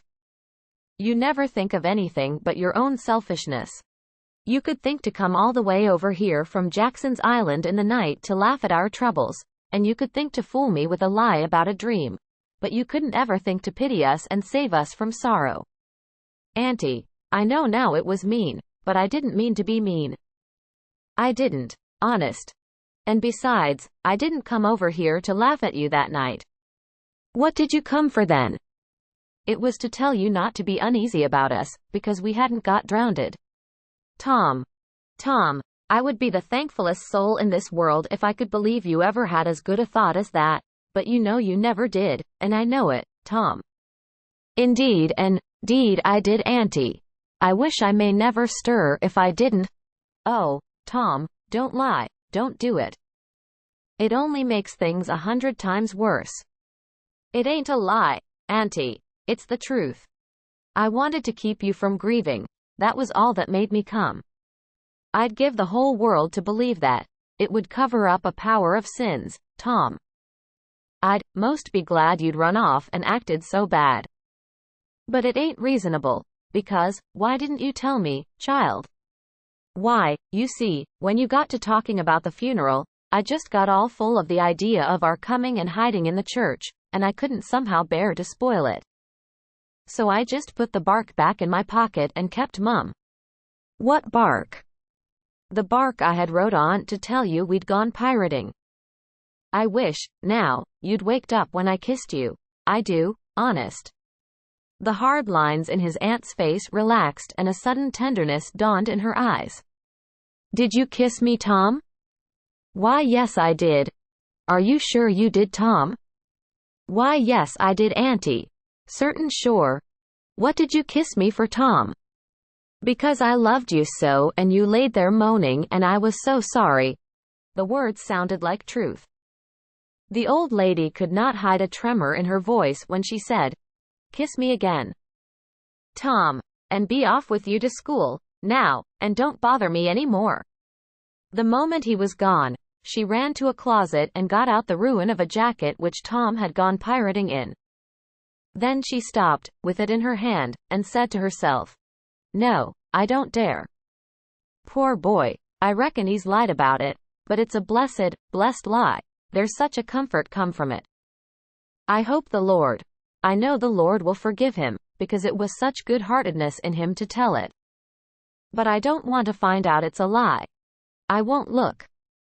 She put the jacket away, and stood by musing a minute. Twice she put out her hand to take the garment again, and twice she refrained. Once more she ventured, and this time she fortified herself with the thought, "It's a good lie. It's a good lie. I won't let it grieve me," so she sought the jacket pocket. A moment later she was reading Tom's piece of bark through flowing tears and saying, "I could forgive the boy, now, if he'd committed a million sins." Chapter 20. Becky in a dilemma. Tom's nobility asserts itself. There was something about Aunt Polly's manner, when she kissed Tom, that swept away his low spirits and made him light-hearted and happy again. He started to school and had the luck of coming upon Becky Thatcher at the head of Meadow Lane. His mood always determined his manner. Without a moment's hesitation he ran to her and said, "I acted mighty mean today, Becky, and I'm so sorry. I won't ever do that way again, as long as ever I live. Please make up, won't you?" The girl stopped and looked him scornfully in the face. "I'll thank you to keep yourself to yourself, Mr. Thomas Sawyer. I'll never speak to you again." She tossed her head and passed on. Tom was so stunned that he had not even presence of mind enough to say, "Who cares, Miss Smarty?" until the right time to say it had gone by. So he said nothing. But he was in a fine rage, nevertheless. He moped into the schoolyard wishing she were a boy, and imagining how he would trounce her if she were. He presently encountered her and delivered a stinging remark as he passed. She hurled one in return, and the angry breach was complete. It seemed to Becky, in her hot resentment, that she could hardly wait for school to take in. She was so impatient to see Tom flogged for the injured spelling book. If she had had any lingering notion of exposing Alfred Temple, Tom's offensive fling had driven it entirely away. Poor girl, she did not know how fast she was nearing trouble herself. The master, Mr. Dobbins, had reached middle age with an unsatisfied ambition. The darling of his desires was to be a doctor, but poverty had decreed that he should be nothing higher than a village schoolmaster. Every day he took a mysterious book out of his desk and absorbed himself in it at times when no classes were reciting. He kept that book under lock and key. There was not an urchin in school but was perishing to have a glimpse of it, but the chance never came. Every boy and girl had a theory about the nature of that book, but no two theories were alike, and there was no way of getting at the facts in the case. Now, as Becky was passing by the desk, which stood near the door, she noticed that the key was in the lock. It was a precious moment. She glanced around, found herself alone, and the next instant she had the book in her hands. The title page, Professor Somebody's Anatomy, carried no information to her mind, so she began to turn the leaves. She came at once upon a handsomely engraved and colored frontispiece, a human figure, stark naked. At that moment a shadow fell on the page and Tom Sawyer stepped in at the door and caught a glimpse of the picture. Becky snatched at the book to close it, and had the hard luck to tear the pictured page half down the middle. She thrust the volume into the desk, turned the key, and burst out crying with shame and vexation. "Tom Sawyer, you are just as mean as you can be, to sneak up on a person and look at what they're looking at. How could I know you was looking at anything? You ought to be ashamed of yourself, Tom Sawyer. You know you're going to tell on me, and oh, what shall I do? What shall I do? I'll be whipped, and I never was whipped in school." Then she stamped her little foot and said, "Be so mean if you want to. I know something that's going to happen. You just wait and you'll see. Hateful, hateful, hateful." And she flung out of the house with a new explosion of crying. Tom stood still, rather flustered by this onslaught. Presently he said to himself, "What a curious kind of a fool a girl is. Never been licked in school. Shucks. What's a licking? That's just like a girl. They're so thin-skinned and chicken-hearted. Well, of course I ain't going to tell old Dobbins on this little fool, because there's other ways of getting even on her, that ain't so mean, but what of it? Old Dobbins will ask who it was tore his book. Nobody'll answer. Then he'll do just the way he always does, ask first one and then t'other, and when he comes to the right girl he'll know it, without any telling. Girls' faces always tell on them. They ain't got any backbone. She'll get licked. Well, it's a kind of a tight place for Becky Thatcher, because there ain't any way out of it." Tom conned the thing a moment longer, and then added, "All right, though, she'd like to see me in just such a fix.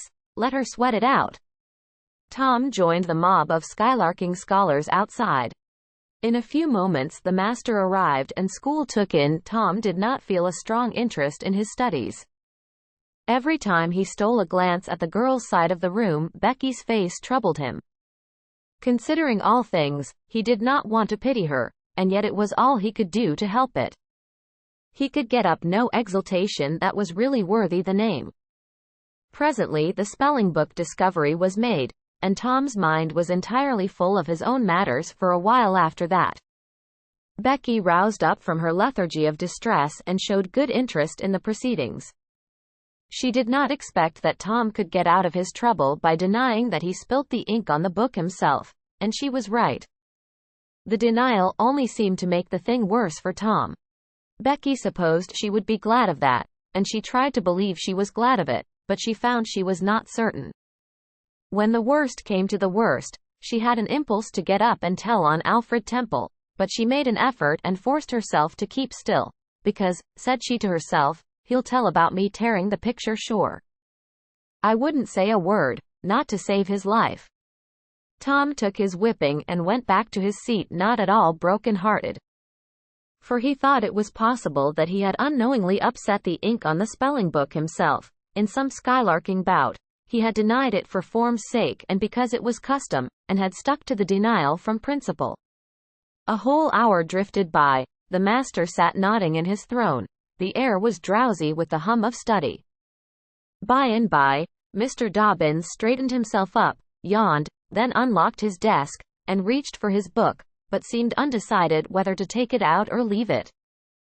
Most of the pupils glanced up languidly, but there were two among them that watched his movements with intent eyes. Mr. Dobbins fingered his book absently for a while, then took it out and settled himself in his chair to read. Tom shot a glance at Becky. He had seen a hunted and helpless rabbit look as she did, with a gun leveled at its head. Instantly he forgot his quarrel with her. Quick, something must be done. Done in a flash, too. But the very imminence of the emergency paralyzed his invention. Good. He had an inspiration. He would run and snatch the book, spring through the door and fly. But his resolution shook for one little instant, and the chance was lost. The master opened the volume. If Tom only had the wasted opportunity back again. Too late. There was no help for Becky now, he said. The next moment the master faced the school. Every eye sank under his gaze. There was that in it which smote even the innocent with fear. There was silence while one might count 10. The master was gathering his wrath. Then he spoke. Who tore this book? There was not a sound. One could have heard a pin drop. The stillness continued. The master searched face after face for signs of guilt. Benjamin Rogers, did you tear this book? A denial. Another pause. Joseph Harper, did you? Another denial. Tom's uneasiness grew more and more intense under the slow torture of these proceedings. The master scanned the ranks of boys, considered a while. Then turned to the girls. Amy Lawrence? A shake of the head. Gracie Miller? The same sign. Susan Harper, did you do this? Another negative. The next girl was Becky Thatcher. Tom was trembling from head to foot with excitement and a sense of the hopelessness of the situation. Rebecca Thatcher. Tom glanced at her face. It was white with terror. Did you tear? No, look me in the face. Her hands rose in appeal. Did you tear this book? A thought shot like lightning through Tom's brain. He sprang to his feet and shouted, I done it. The school stared in perplexity at this incredible folly. Tom stood a moment to gather his dismembered faculties, and when he stepped forward to go to his punishment, the surprise, the gratitude, the adoration that shone upon him out of poor Becky's eyes seemed pay enough for 100 floggings. Inspired by the splendor of his own act, he took without an outcry the most merciless flaying that even Mr. Dobbins had ever administered, and also received with indifference the added cruelty of a command to remain 2 hours after school should be dismissed, for he knew who would wait for him outside till his captivity was done, and not count the tedious time as loss, either. Tom went to bed that night planning vengeance against Alfred Temple, for with shame and repentance Becky had told him all, not forgetting her own treachery. But even the longing for vengeance had to give way, soon, to pleasanter musings, and he fell asleep at last with Becky's latest words lingering dreamily in his ear. Tom, how could you be so noble? Chapter 21. Youthful eloquence. Compositions by the young ladies. A lengthy vision. The boys' vengeance satisfied. Vacation was approaching. The schoolmaster, always severe, grew severer and more exacting than ever, for he wanted the school to make a good showing on examination day. His rod and his ferule were seldom idle now, at least among the smaller pupils. Only the biggest boys, and young ladies of 18 and 20, escaped lashing. Mr. Dobbins' lashings were very vigorous ones, too, for although he carried, under his wig, a perfectly bald and shiny head, he had only reached middle age, and there was no sign of feebleness in his muscle. As the great day approached, all the tyranny that was in him came to the surface. He seemed to take a vindictive pleasure in punishing the least shortcomings. The consequence was, that the smaller boys spent their days in terror and suffering and their nights in plotting revenge. They threw away no opportunity to do the master a mischief. But he kept ahead all the time. The retribution that followed every vengeful success was so sweeping and majestic that the boys always retired from the field badly worsted. At last they conspired together and hit upon a plan that promised a dazzling victory. They swore in the sign-painter's boy, told him the scheme, and asked his help. He had his own reasons for being delighted, for the master boarded in his father's family and had given the boy ample cause to hate him. The master's wife would go on a visit to the country in a few days, and there would be nothing to interfere with the plan. The master always prepared himself for great occasions by getting pretty well fuddled, and the sign-painter's boy said that when the dominie had reached the proper condition on examination evening he would manage the thing while he napped in his chair.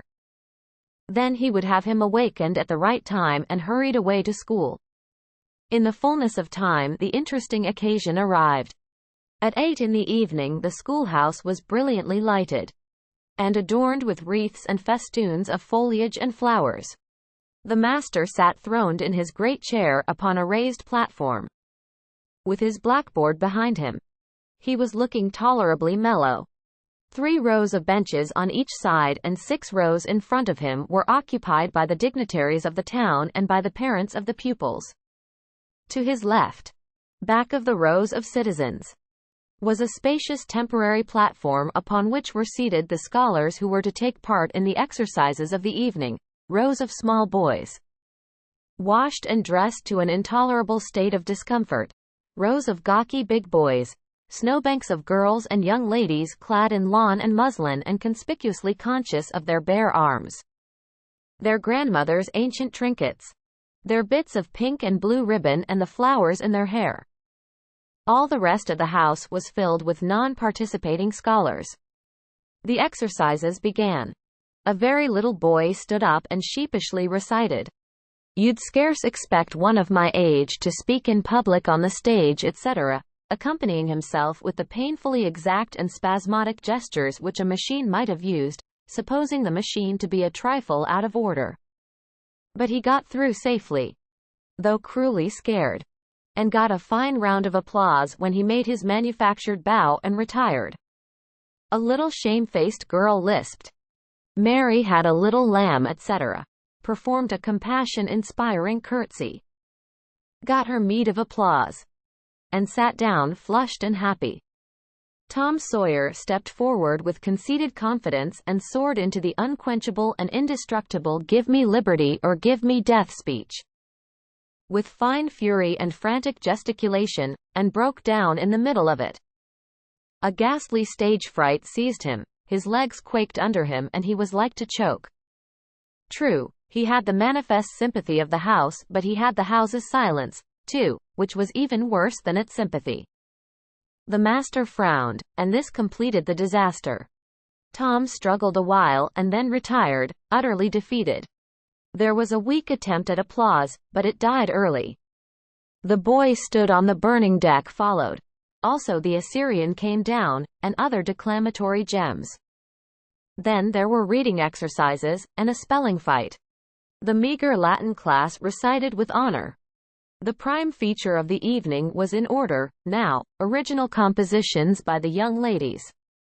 Each in her turn stepped forward to the edge of the platform, cleared her throat, held up her manuscript, tied with dainty ribbon, and proceeded to read, with labored attention to expression and punctuation.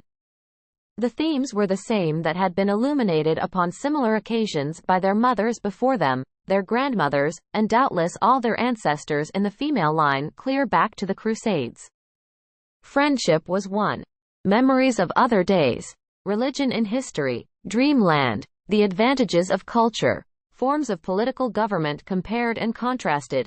Melancholy. Filial love. Heart longings, etc., etc. A prevalent feature in these compositions was a nursed and petted melancholy. Another was a wasteful and opulent gush of fine language. Another was a tendency to lug in by the ears particularly prized words and phrases until they were worn entirely out. And a peculiarity that conspicuously marked and marred them was the inveterate and intolerable sermon that wagged its crippled tail at the end of each and every one of them. No matter what the subject might be, a brain-racking effort was made to squirm it into some aspect or other that the moral and religious mind could contemplate with edification. The glaring insincerity of these sermons was not sufficient to compass the banishment of the fashion from the schools, and it is not sufficient today. It never will be sufficient while the world stands, perhaps. There is no school in all our land where the young ladies do not feel obliged to close their compositions with a sermon. And you will find that the sermon of the most frivolous and the least religious girl in the school is always the longest and the most relentlessly pious. But enough of this. Homely truth is unpalatable. Let us return to the examination. The first composition that was read was one entitled, "Is This Then Life?" Perhaps the reader can endure an extract from it. In the common walks of life, with what delightful emotions does the youthful mind look forward to some anticipated scene of festivity. Imagination is busy sketching rose-tinted pictures of joy. In fancy, the voluptuous votary of fashion sees herself amid the festive throng, the observed of all observers. Her graceful form, arrayed in snowy robes, is whirling through the mazes of the joyous dance. Her eye is brightest, her step is lightest in the gay assembly. In such delicious fancies time quickly glides by, and the welcome hour arrives for her entrance into the Elysian world, of which she has had such bright dreams. How fairy-like does everything appear to her enchanted vision! Each new scene is more charming than the last. But after a while she finds that beneath this goodly exterior, all is vanity. The flattery which once charmed her soul, now grates harshly upon her ear. The ballroom has lost its charms, and with wasted health and embittered heart, she turns away with the conviction that earthly pleasures cannot satisfy the longings of the soul. And so forth and so on. There was a buzz of gratification from time to time during the reading, accompanied by whispered ejaculations of "How sweet!" "How eloquent!" "So true!" etc. And after the thing had closed with a peculiarly afflicting sermon, the applause was enthusiastic. Then arose a slim, melancholy girl, whose face had the interesting paleness that comes of pills and indigestion, and read a poem. 2 stanzas of it will do. A Missouri Maiden's Farewell to Alabama. Alabama, goodbye. I love thee well, but yet for a while do I leave thee now. Sad, yes, sad thoughts of thee my heart doth swell, and burning recollections throng my brow. For I have wandered through thy flowery woods, have roamed and read near Tallapoosa's stream, have listened to Tallahassee's warring floods, and wooed on Coosa's side Aurora's beam. Yet shame I not to bear an o'erfull heart, nor blush to turn behind my tearful eyes. 'Tis from no stranger land I now must part, 'tis to no strangers left I yield these sighs. Welcome and home were mine within this state, whose vales I leave, whose spires fade fast from me, and cold must be mine eyes, and heart, and tet, when, dear Alabama, they turn cold on thee. There were very few there who knew what tet meant, but the poem was very satisfactory, nevertheless. Next appeared a dark-complexioned, black-eyed, black-haired young lady, who paused an impressive moment, assumed a tragic expression, and began to read in a measured, solemn tone. A vision, dark and tempestuous, was night. Around the throne on high not a single star quivered, but the deep intonations of the heavy thunder constantly vibrated upon the ear, whilst the terrific lightning revelled in angry mood through the cloudy chambers of heaven, seeming to scorn the power exerted over its terror by the illustrious Franklin. Even the boisterous winds unanimously came forth from their mystic homes, and blustered about as if to enhance by their aid the wildness of the scene. At such a time, so dark, so dreary, for human sympathy my very spirit sighed, but instead thereof, my dearest friend, my counselor, my comforter and guide, my joy in grief, my second bliss in joy, came to my side. She moved like one of those bright beings pictured in the sunny walks of fancy's Eden by the romantic and young, a queen of beauty unadorned save by her own transcendent loveliness. So soft was her step, it failed to make even a sound, and but for the magical thrill imparted by her genial touch, as other unobtrusive beauties, she would have glided away unperceived, unsought. A strange sadness rested upon her features, like icy tears upon the robe of December, as she pointed to the contending elements without, and bade me contemplate the 2 beings presented. This nightmare occupied some 10 pages of manuscript and wound up with a sermon so destructive of all hope to non-Presbyterians that it took the first prize. This composition was considered to be the very finest effort of the evening. The mayor of the village, in delivering the prize to the author of it, made a warm speech in which he said that it was by far the most eloquent thing he had ever listened to, and that Daniel Webster himself might well be proud of it. It may be remarked, in passing, that the number of compositions in which the word beauteous was over-fondled, and human experience referred to as life's page, was up to the usual average.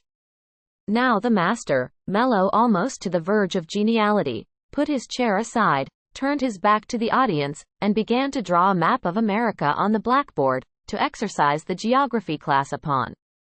But he made a sad business of it with his unsteady hand, and a smothered titter rippled over the house. He knew what the matter was, and set himself to write it. He sponged out lines and remade them, but he only distorted them more than ever, and the tittering was more pronounced. He threw his entire attention upon his work, now, as if determined not to be put down by the mirth.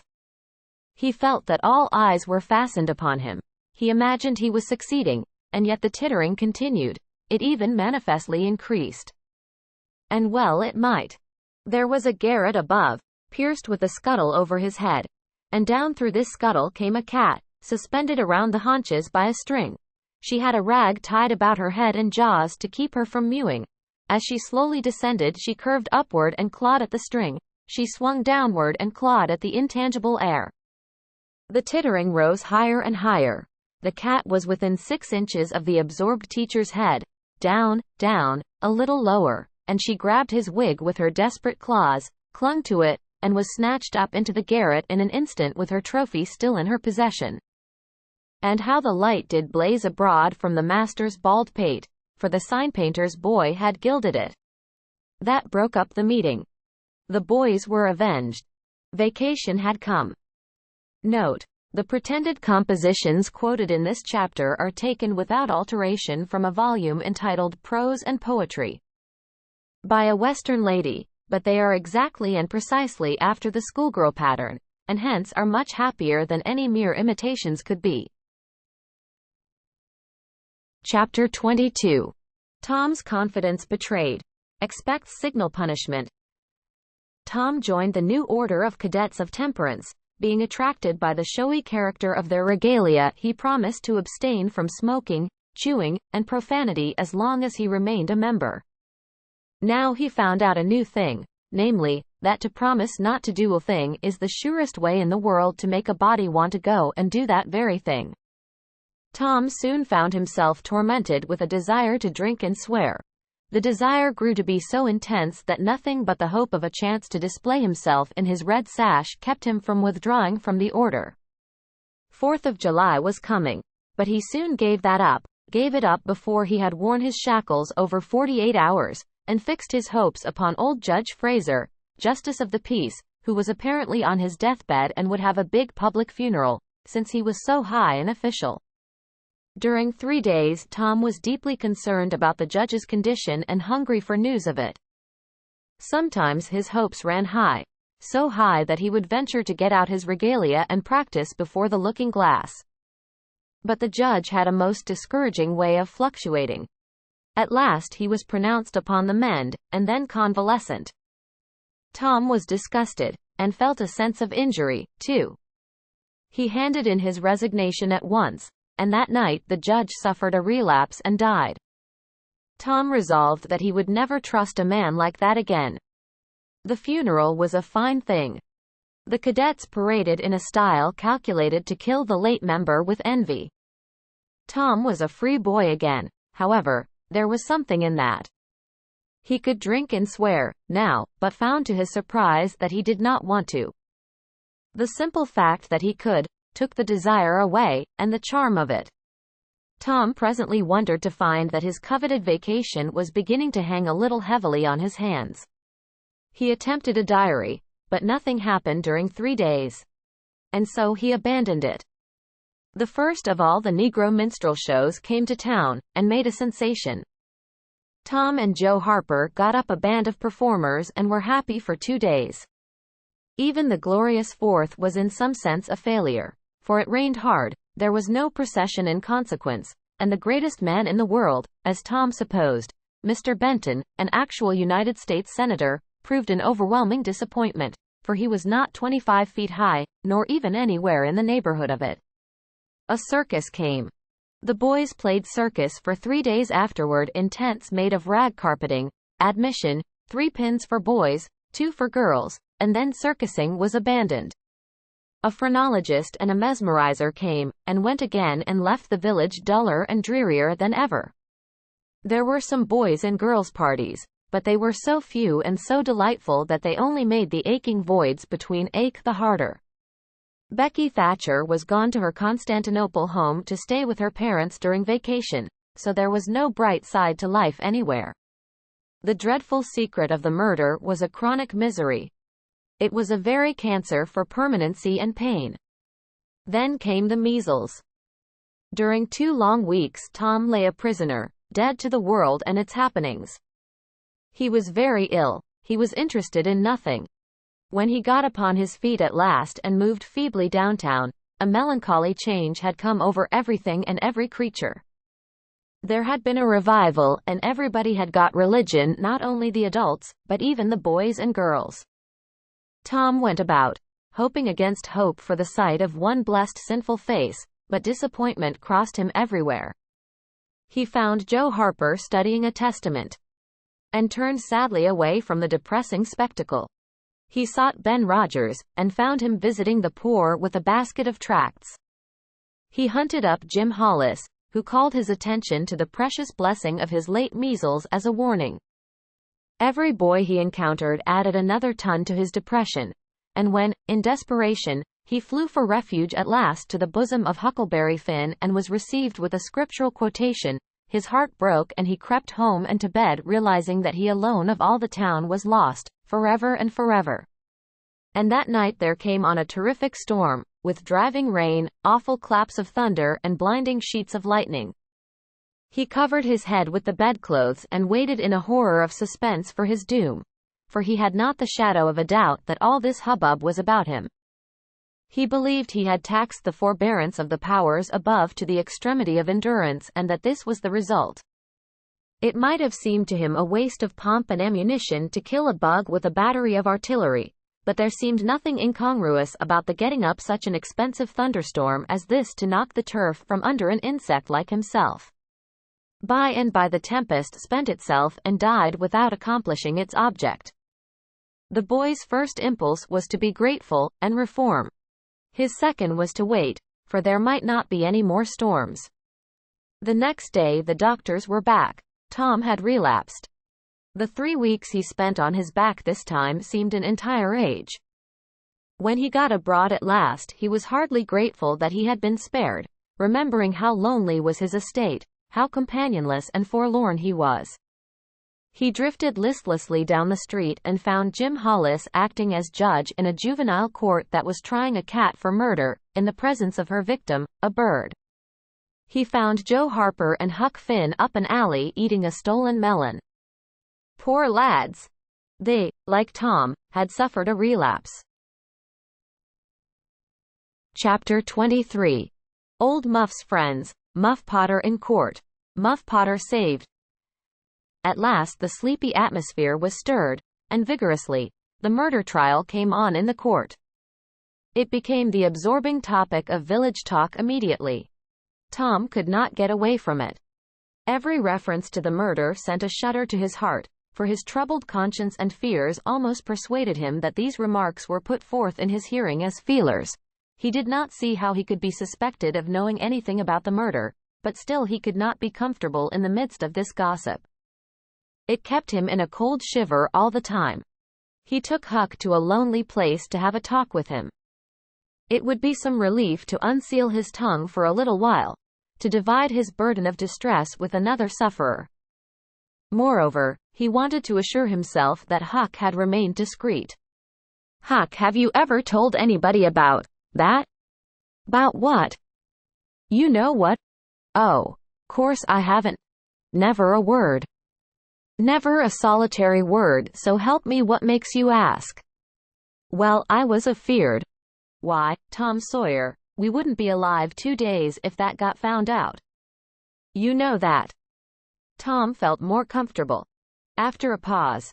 "Huck, they couldn't anybody get you to tell, could they?" "Get me to tell? Why, if I wanted that half-breed devil to drown me, they could get me to tell. They ain't no different way." "Well, that's all right, then. I reckon we're safe as long as we keep mum. But let's swear again, anyway. It's more surer." "I'm agreed." So they swore again with dread solemnities. "What is the talk around Huck?" "I've heard a power of it." "Talk?" "Well, it's just Muff Potter, Muff Potter, Muff Potter all the time. It keeps me in a sweat, constant, so's I want to hide somers. That's just the same way they go on round me. I reckon he's a goner." "Don't you feel sorry for him, sometimes?" Most always, most always. He ain't no account, but then he hain't ever done anything to hurt anybody. Just fishes a little, to get money to get drunk on, and loafs around considerable. But Lord, we all do that, leastways most of us, preachers and such like. But he's kind of good. He give me half a fish, once, when there warn't enough for 2. And lots of times he's kind of stood by me when I was out of luck. Well, he's mended kites for me, Huck, and knitted hooks onto my line. I wish we could get him out of there." "My! We couldn't get him out, Tom. And besides, 'twouldn't do any good. They'd catch him again." "Yes, so they would. But I hate to hear 'em abuse him so like the dickens when he never done that." "I do too, Tom. Lord, I hear 'em say he's the bloodiest looking villain in this country, and they wonder he wasn't ever hung before." "Yes, they talk like that, all the time. I've heard 'em say that if he was to get free they'd lynch him. And they'd do it too." The boys had a long talk, but it brought them little comfort. As the twilight drew on, they found themselves hanging about the neighborhood of the little isolated jail. Perhaps with an undefined hope that something would happen that might clear away their difficulties. But nothing happened. There seemed to be no angels or fairies interested in this luckless captive. The boys did as they had often done before, went to the cell grating and gave Potter some tobacco and matches. He was on the ground floor and there were no guards. His gratitude for their gifts had always smote their consciences before. It cut deeper than ever, this time. They felt cowardly and treacherous to the last degree when Potter said, "You've been mighty good to me, boys, better'n anybody else in this town. And I don't forget it, I don't. Often I says to myself, says I used to mend all the boys' kites and things, and show 'em where the good fishin' places was, and befriend 'em what I could, and now they've all forgot old Muff when he's in trouble. But Tom don't, and Huck don't. They don't forget him, says I, and I don't forget them. Well, boys, I done an awful thing, drunk and crazy at the time. That's the only way I account for it, and now I got to swing for it, and it's right. Right, and best, too, I reckon. Hope so, anyway. Well, we won't talk about that. I don't want to make you feel bad. You've befriended me. But what I want to say is, don't you ever get drunk, then you won't ever get here. Stand a litter furder west. So, that's it. It's a prime comfort to see faces that's friendly when a body's in such a muck of trouble, and there don't none come here but yourn. Good friendly faces. Good friendly faces. Get up on one another's backs and let me touch 'em. That's it. Shake hands. Yourn'll come through the bars, but mine's too big. Little hands, and weak, but they've helped Muff Potter a power, and they'd help him more if they could. Tom went home miserable, and his dreams that night were full of horrors. The next day and the day after, he hung about the courtroom, drawn by an almost irresistible impulse to go in, but forcing himself to stay out. Huck was having the same experience. They studiously avoided each other. Each wandered away, from time to time, but the same dismal fascination always brought them back presently. Tom kept his ears open when idlers sauntered out of the courtroom, but invariably heard distressing news. The toils were closing more and more relentlessly around poor Potter. At the end of the second day, the village talk was to the effect that Injun Joe's evidence stood firm and unshaken, and that there was not the slightest question as to what the jury's verdict would be. Tom was out late that night, and came to bed through the window. He was in a tremendous state of excitement. It was hours before he got to sleep. All the village flocked to the courthouse the next morning, for this was to be the great day. Both sexes were about equally represented in the packed audience. After a long wait, the jury filed in and took their places. Shortly afterward, Potter, pale and haggard, timid and hopeless, was brought in, with chains upon him, and seated where all the curious eyes could stare at him. No less conspicuous was Injun Joe, stolid as ever. There was another pause, and then the judge arrived and the sheriff proclaimed the opening of the court. The usual whisperings among the lawyers and gathering together of papers followed. These details and accompanying delays worked up an atmosphere of preparation that was as impressive as it was fascinating. Now a witness was called who testified that he found Muff Potter washing in the brook, at an early hour of the morning that the murder was discovered, and that he immediately sneaked away. After some further questioning, counsel for the prosecution said, "Take the witness." The prisoner raised his eyes for a moment, but dropped them again when his own counsel said, "I have no questions to ask him." The next witness proved the finding of the knife near the corpse. Counsel for the prosecution said, "Take the witness." "I have no questions to ask him," Potter's lawyer replied. A third witness swore he had often seen the knife in Potter's possession. "Take the witness." Counsel for Potter declined to question him. The faces of the audience began to betray annoyance. Did this attorney mean to throw away his client's life without an effort? Several witnesses deposed concerning Potter's guilty behavior when brought to the scene of the murder. They were allowed to leave the stand without being cross-questioned. Every detail of the damaging circumstances that occurred in the graveyard upon that morning, which all present remembered so well, was brought out by credible witnesses, but none of them were cross-examined by Potter's lawyer. The perplexity and dissatisfaction of the House expressed itself in murmurs and provoked a reproof from the bench. Counsel for the prosecution now said, "By the oaths of citizens whose simple word is above suspicion, we have fastened this awful crime, beyond all possibility of question, upon the unhappy prisoner at the bar. We rest our case here." A groan escaped from poor Potter, and he put his face in his hands and rocked his body softly to and fro, while a painful silence reigned in the courtroom. Many men were moved, and many women's compassion testified itself in tears. Counsel for the defense rose and said, "Your Honor, in our remarks at the opening of this trial, we foreshadowed our purpose to prove that our client did this fearful deed while under the influence of a blind and irresponsible delirium produced by drink. We have changed our mind. We shall not offer that plea." Then to the clerk, "Call Thomas Sawyer." A puzzled amazement awoke in every face in the house, not even excepting Potter's. Every eye fastened itself with wondering interest upon Tom as he rose and took his place upon the stand. The boy looked wild enough, for he was badly scared. The oath was administered. "Thomas Sawyer, where were you on the 17th of June, about the hour of midnight?" Tom glanced at Injun Joe's iron face and his tongue failed him. The audience listened breathless, but the words refused to come. After a few moments, however, the boy got a little of his strength back, and managed to put enough of it into his voice to make part of the house hear. "In the graveyard." "A little bit louder, please. Don't be afraid. You were in the graveyard." A contemptuous smile flitted across Injun Joe's face. "Were you anywhere near Horse Williams's grave?" "Yes, sir." "Speak up. Just a trifle louder. How near were you?" "Near as I am to you." "Were you hidden or not?" "I was hid." "Where?" "Behind the elms that's on the edge of the grave." Injun Joe gave a barely perceptible start. "Anyone with you?" "Yes, sir, I went there with—" Wait a moment. Never mind mentioning your companion's name.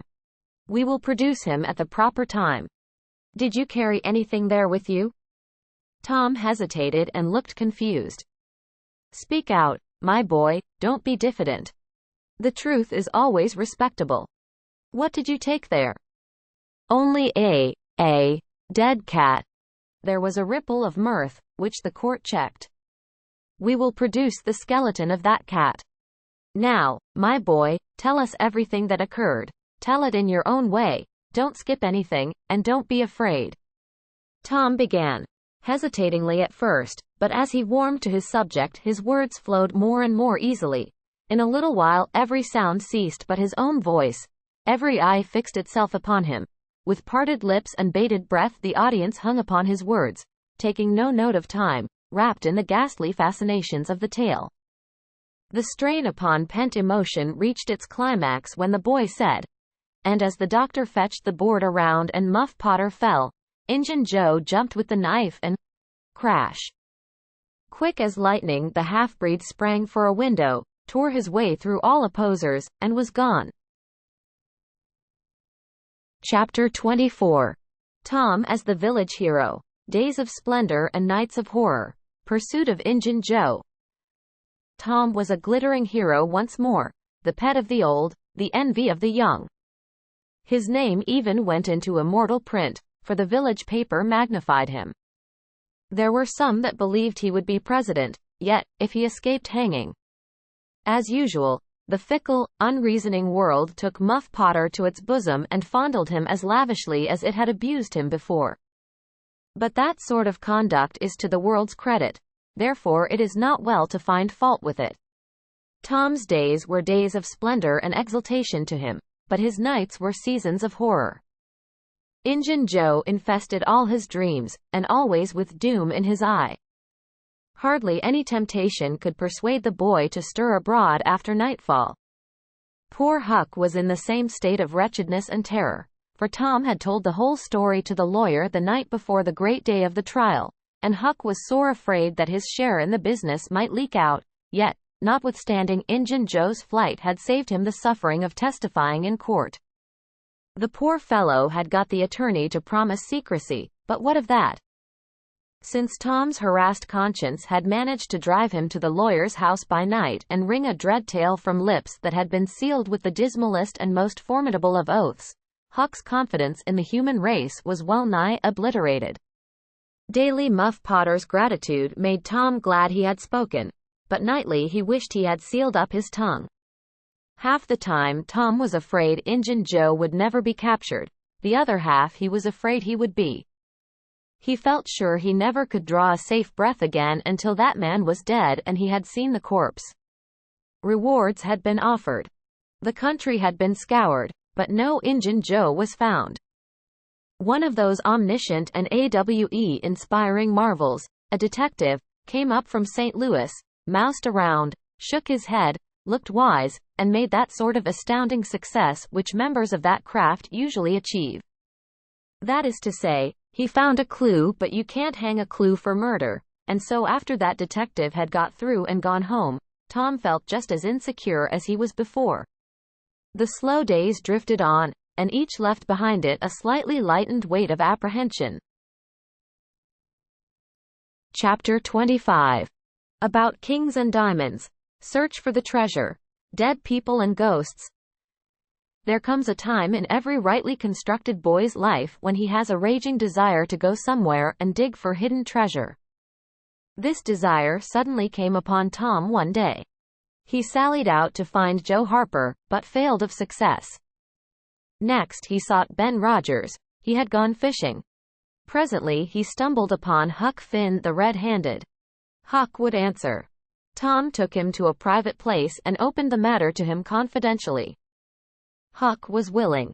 Huck was always willing to take a hand in any enterprise that offered entertainment and required no capital, for he had a troublesome superabundance of that sort of time which is not money. "Where'll we dig?" said Huck. "Oh, most anywhere. Why, is it hid all around?" "No, indeed it ain't. It's hid in mighty particular places, Huck, sometimes on islands, sometimes in rotten chests under the end of a limb of an old dead tree, just where the shadow falls at midnight, but mostly under the floor in haunted houses." "Who hides it?" "Why, robbers, of course. Who'd you reckon? Sunday school superintendents?" "I don't know. If 'twas mine I wouldn't hide it. I'd spend it and have a good time." "So would one. But robbers don't do that way. They always hide it and leave it there." "Don't they come after it any more?" "No, they think they will, but they generally forget the marks, or else they die. Anyway, it lays there a long time and gets rusty, and by somebody finds an old yellow paper that tells how to find the marks, a paper that's got to be ciphered over about a week because it's mostly signs and hieroglyphics."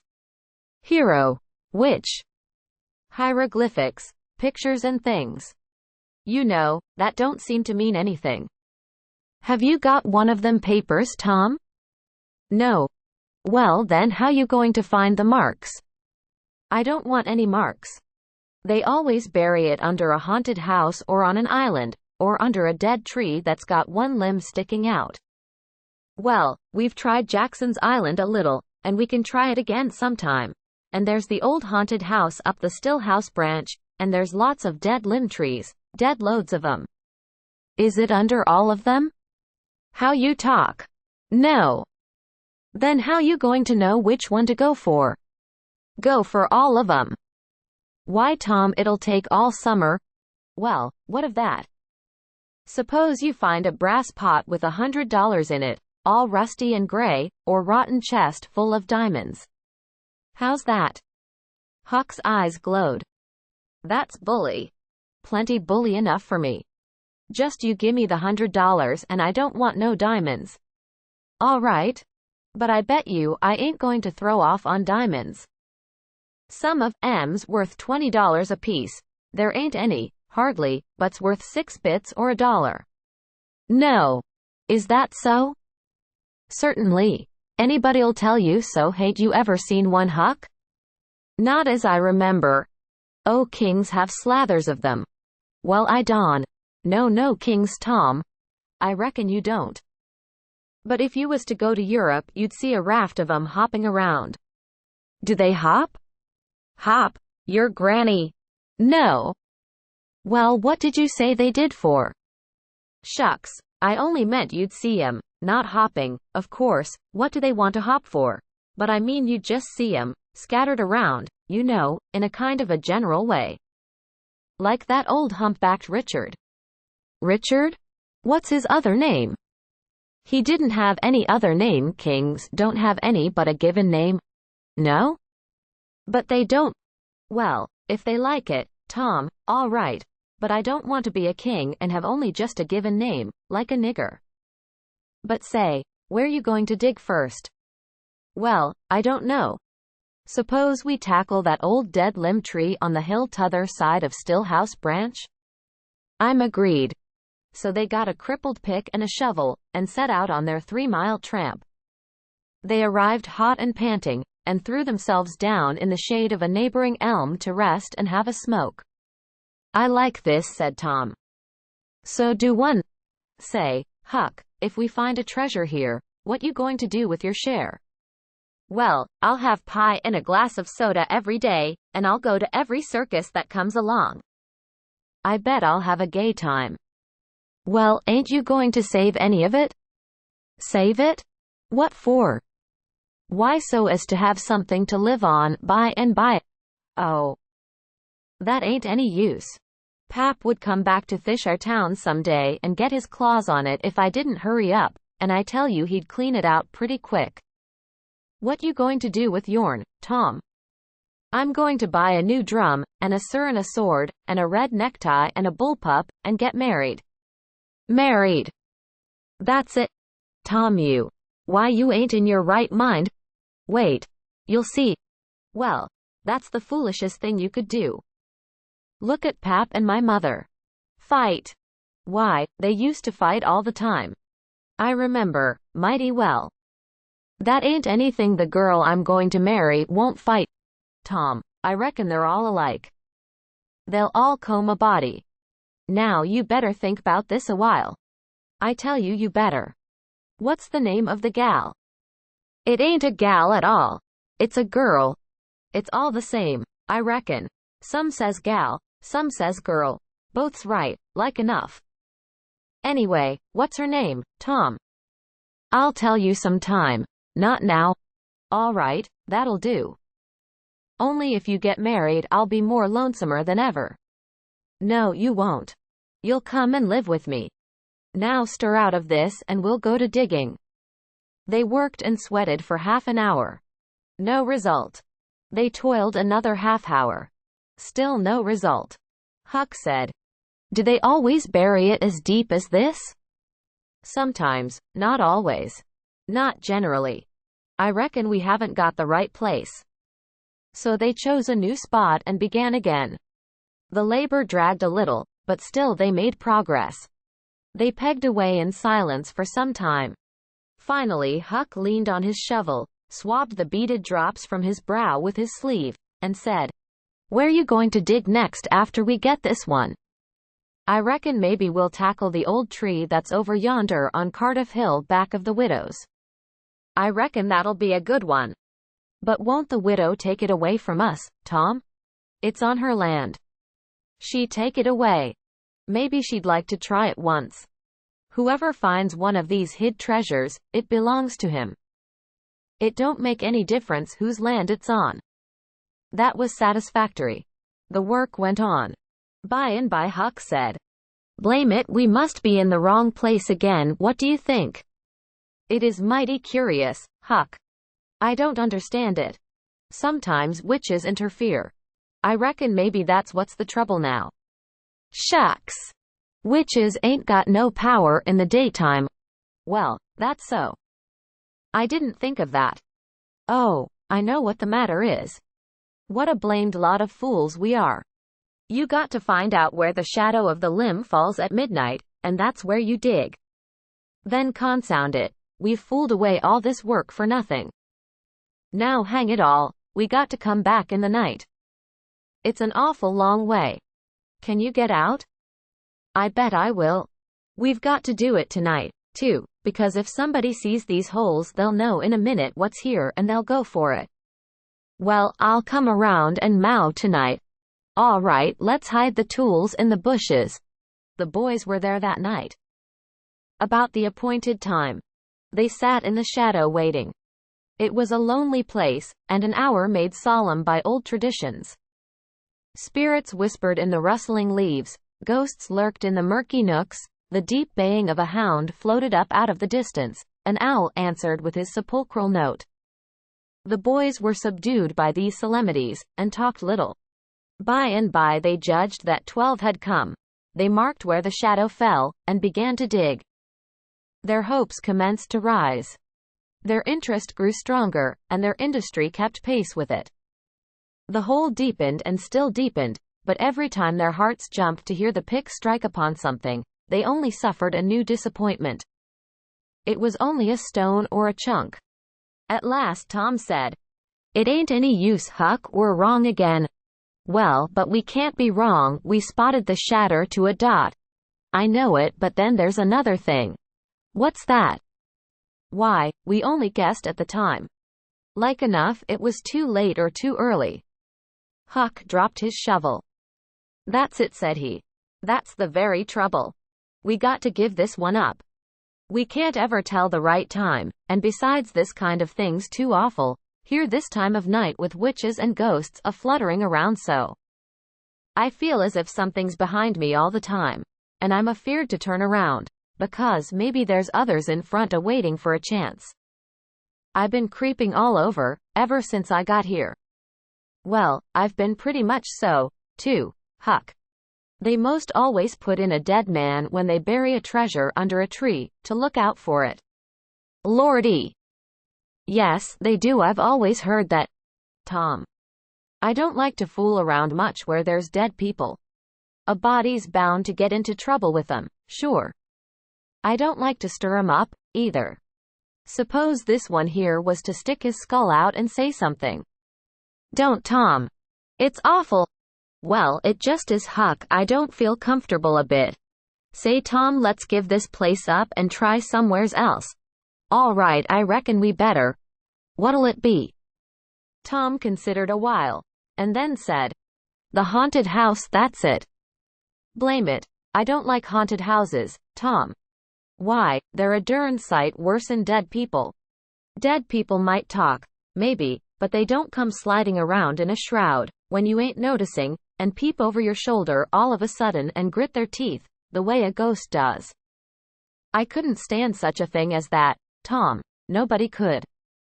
"Yes, but, Huck, ghosts don't travel around only at night. They won't hinder us from digging there in the daytime." "Well, that's so. But you know mighty well people don't go about that haunted house in the day nor the night." "Well, that's mostly because they don't like to go where a man's been murdered, anyway, but nothing's ever been seen around that house except in the night, just some blue lights slipping by the windows, no regular ghosts." "Well, where you see one of them blue lights flickering around, Tom, you can bet there's a ghost mighty close behind it. It stands to reason. Because you know that they don't anybody but ghosts use 'em." "Yes. That's so. But anyway, they don't come around in the daytime, so what's the use of our being afeard?" "Well, all right. We'll tackle the haunted house if you say so, but I reckon it's taking chances." They had started down the hill by this time. There in the middle of the moonlit valley below them stood the haunted house, utterly isolated, its fences gone long ago, rank weeds smothering the very doorsteps, the chimney crumbled to ruin, the window sashes vacant, a corner of the roof caved in. The boys gazed a while, half expecting to see a blue light flit past a window. Then, talking in a low tone, as befitted the time and the circumstances, they struck far off to the right, to give the haunted house a wide berth, and took their way homeward through the woods that adorned the rearward side of Cardiff Hill. Chapter 26. The haunted house, sleepy ghosts, a box of gold, Bitter luck. About noon the next day the boys arrived at the dead tree. They had come for their tools. Tom was impatient to go to the haunted house. Huck was measurably so, also, but suddenly said, "Look here, Tom, do you know what day it is?" Tom mentally ran over the days of the week, and then quickly lifted his eyes with a startled look in them. "My! I never once thought of it, Huck." "Well, I didn't neither, but all at once it popped onto me that it was Friday." "Blame it, a body can't be too careful, Huck. We might, got into an awful scrape, tackling such a thing on a Friday." "Might. Better say we would. There's some lucky days, maybe, but Friday ain't." "Any fool knows that. I don't reckon you was the first that found it out, Huck."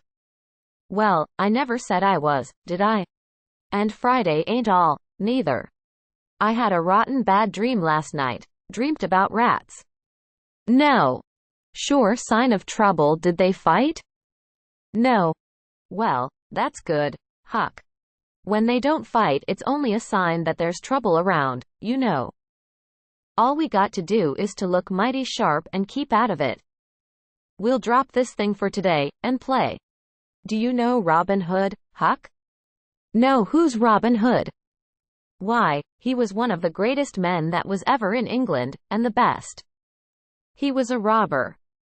"Cracky, I wished I was. Who did he rob?" "Only sheriffs and bishops and rich people and kings. And such like. But he never bothered the poor. He loved 'em. He always divided up with 'em perfectly square." "Well, he must, been a brick." "I bet you he was, Huck.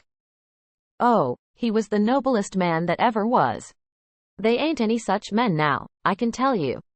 He could lick any man in England, with one hand tied behind him, and he could take his U-bow and plug a 10-cent piece every time, a mile and a half." "What's a U-bow?" "I don't know. It's some kind of a bow, of course. And if he hit that dime only on the edge, he would set down and cry, and curse. But we'll play Robin Hood. It's nobby fun. I'll learn you." "I'm agreed." So they played Robin Hood all the afternoon, now and then casting a yearning eye down upon the haunted house and passing a remark about the morrow's prospects and possibilities there. As the sun began to sink into the west, they took their way homeward athwart the long shadows of the trees and soon were buried from sight in the forests of Cardiff Hill. On Saturday, shortly after noon, the boys were at the dead tree again. They had a smoke and a chat in the shade, and then dug a little in their last hole, not with great hope, but merely because Tom said there were so many cases where people had given up a treasure after getting down within 6 inches of it, and then somebody else had come along and turned it up with a single thrust of a shovel. The thing failed this time, however, so the boys shouldered their tools and went away feeling that they had not trifled with fortune, but had fulfilled all the requirements that belong to the business of treasure hunting. When they reached the haunted house, there was something so weird and grisly about the dead silence that reigned there under the baking sun, and something so depressing about the loneliness and desolation of the place, that they were afraid, for a moment, to venture in. Then they crept to the door and took a trembling peep. They saw a weed-grown, floorless room, unplastered, an ancient fireplace, vacant windows, a ruinous staircase, and here, there, and everywhere hung ragged and abandoned cobwebs. They presently entered, softly, with quickened pulses, talking in whispers, ears alert to catch the slightest sound, and muscles tense and ready for instant retreat. In a little while familiarity modified their fears and they gave the place a critical and interested examination, rather admiring their own boldness, and wondering at it, too. Next they wanted to look upstairs. This was something like cutting off retreat, but they got to daring each other, and of course there could be but one result. They threw their tools into a corner and made the ascent. Up there were the same signs of decay. In one corner they found a closet that promised mystery, but the promise was a fraud. There was nothing in it. Their courage was up now and well in hand. They were about to go down and begin work when— "Shush," said Tom. "What is it?" whispered Huck, blanching with fright. "Shush! There! Hear it?" Yes. Oh my. Let's run. Keep still. Don't you budge. They're coming right toward the door. The boys stretched themselves upon the floor with their eyes to knotholes in the planking, and lay waiting, in a misery of fear. They've stopped. No. Coming. Here they are. Don't whisper another word, Huck. My goodness, I wish I was out of this. 2 men entered. Each boy said to himself, there's the old deaf and dumb Spaniard that's been about town once or twice lately. Never saw t'other man before.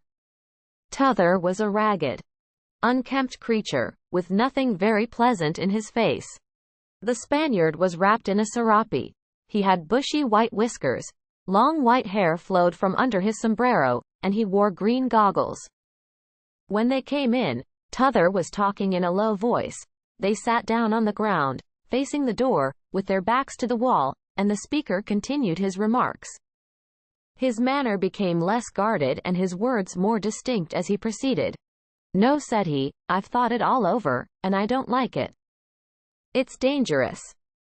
Dangerous, grunted the deaf and dumb Spaniard, to the vast surprise of the boys. Milksop. This voice made the boys gasp and quake. It was Injun Joe's. There was silence for some time. Then Joe said, What's any more dangerous than that job up yonder? But nothing's come of it. That's different. Away up the river so, and not another house about. 'Twon't ever be known that we tried, anyway, long as we didn't succeed. Well, what's more dangerous than coming here in the daytime?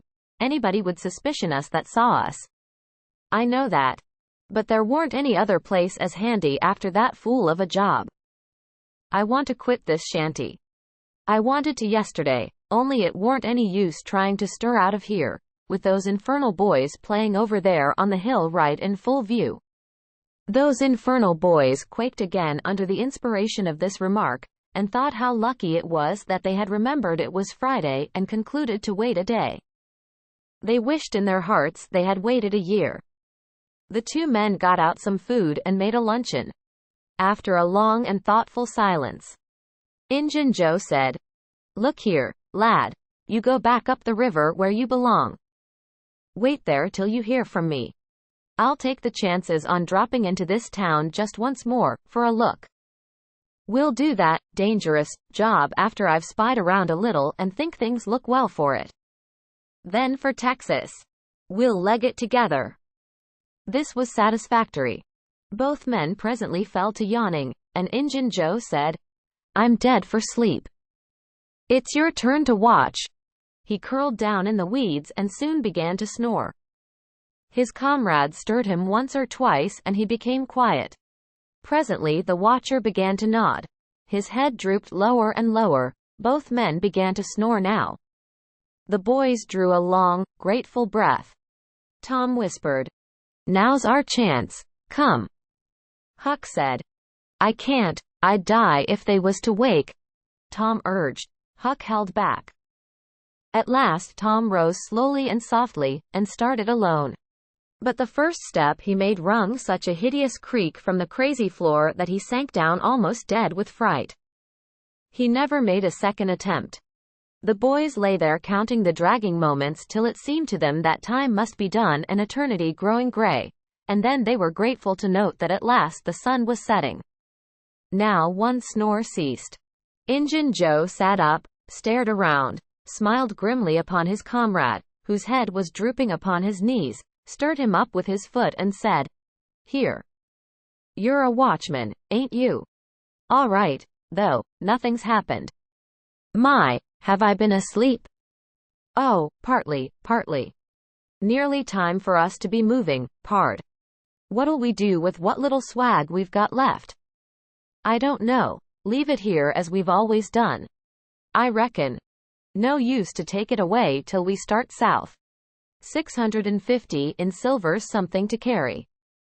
Well, all right. It won't matter to come here once more. No. But I'd say come in the night as we used to do. It's better. Yes. But look here.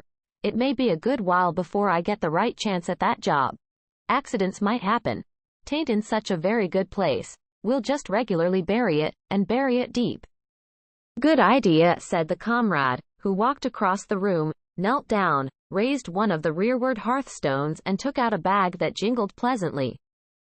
He subtracted from it $20 or $30 for himself and as much for Injun Joe, and passed the bag to the latter, who was on his knees in the corner, now, digging with his bowie knife. The boys forgot all their fears, all their miseries in an instant. With gloating eyes they watched every movement. Luck. The splendor of it was beyond all imagination. $600 was money enough to make half a dozen boys rich. Here was treasure hunting under the happiest auspices. There would not be any bothersome uncertainty as to where to dig. They nudged each other every moment, eloquent nudges and easily understood, for they simply meant, "Oh, but ain't you glad now we're here?" Joe's knife struck upon something. "Hello," said he. "What is it?" said his comrade. "Half-rotten plank. No, it's a box, I believe. Here, bear a hand and we'll see what it's here for." "Never mind, I've broke a hole." He reached his hand in and drew it out.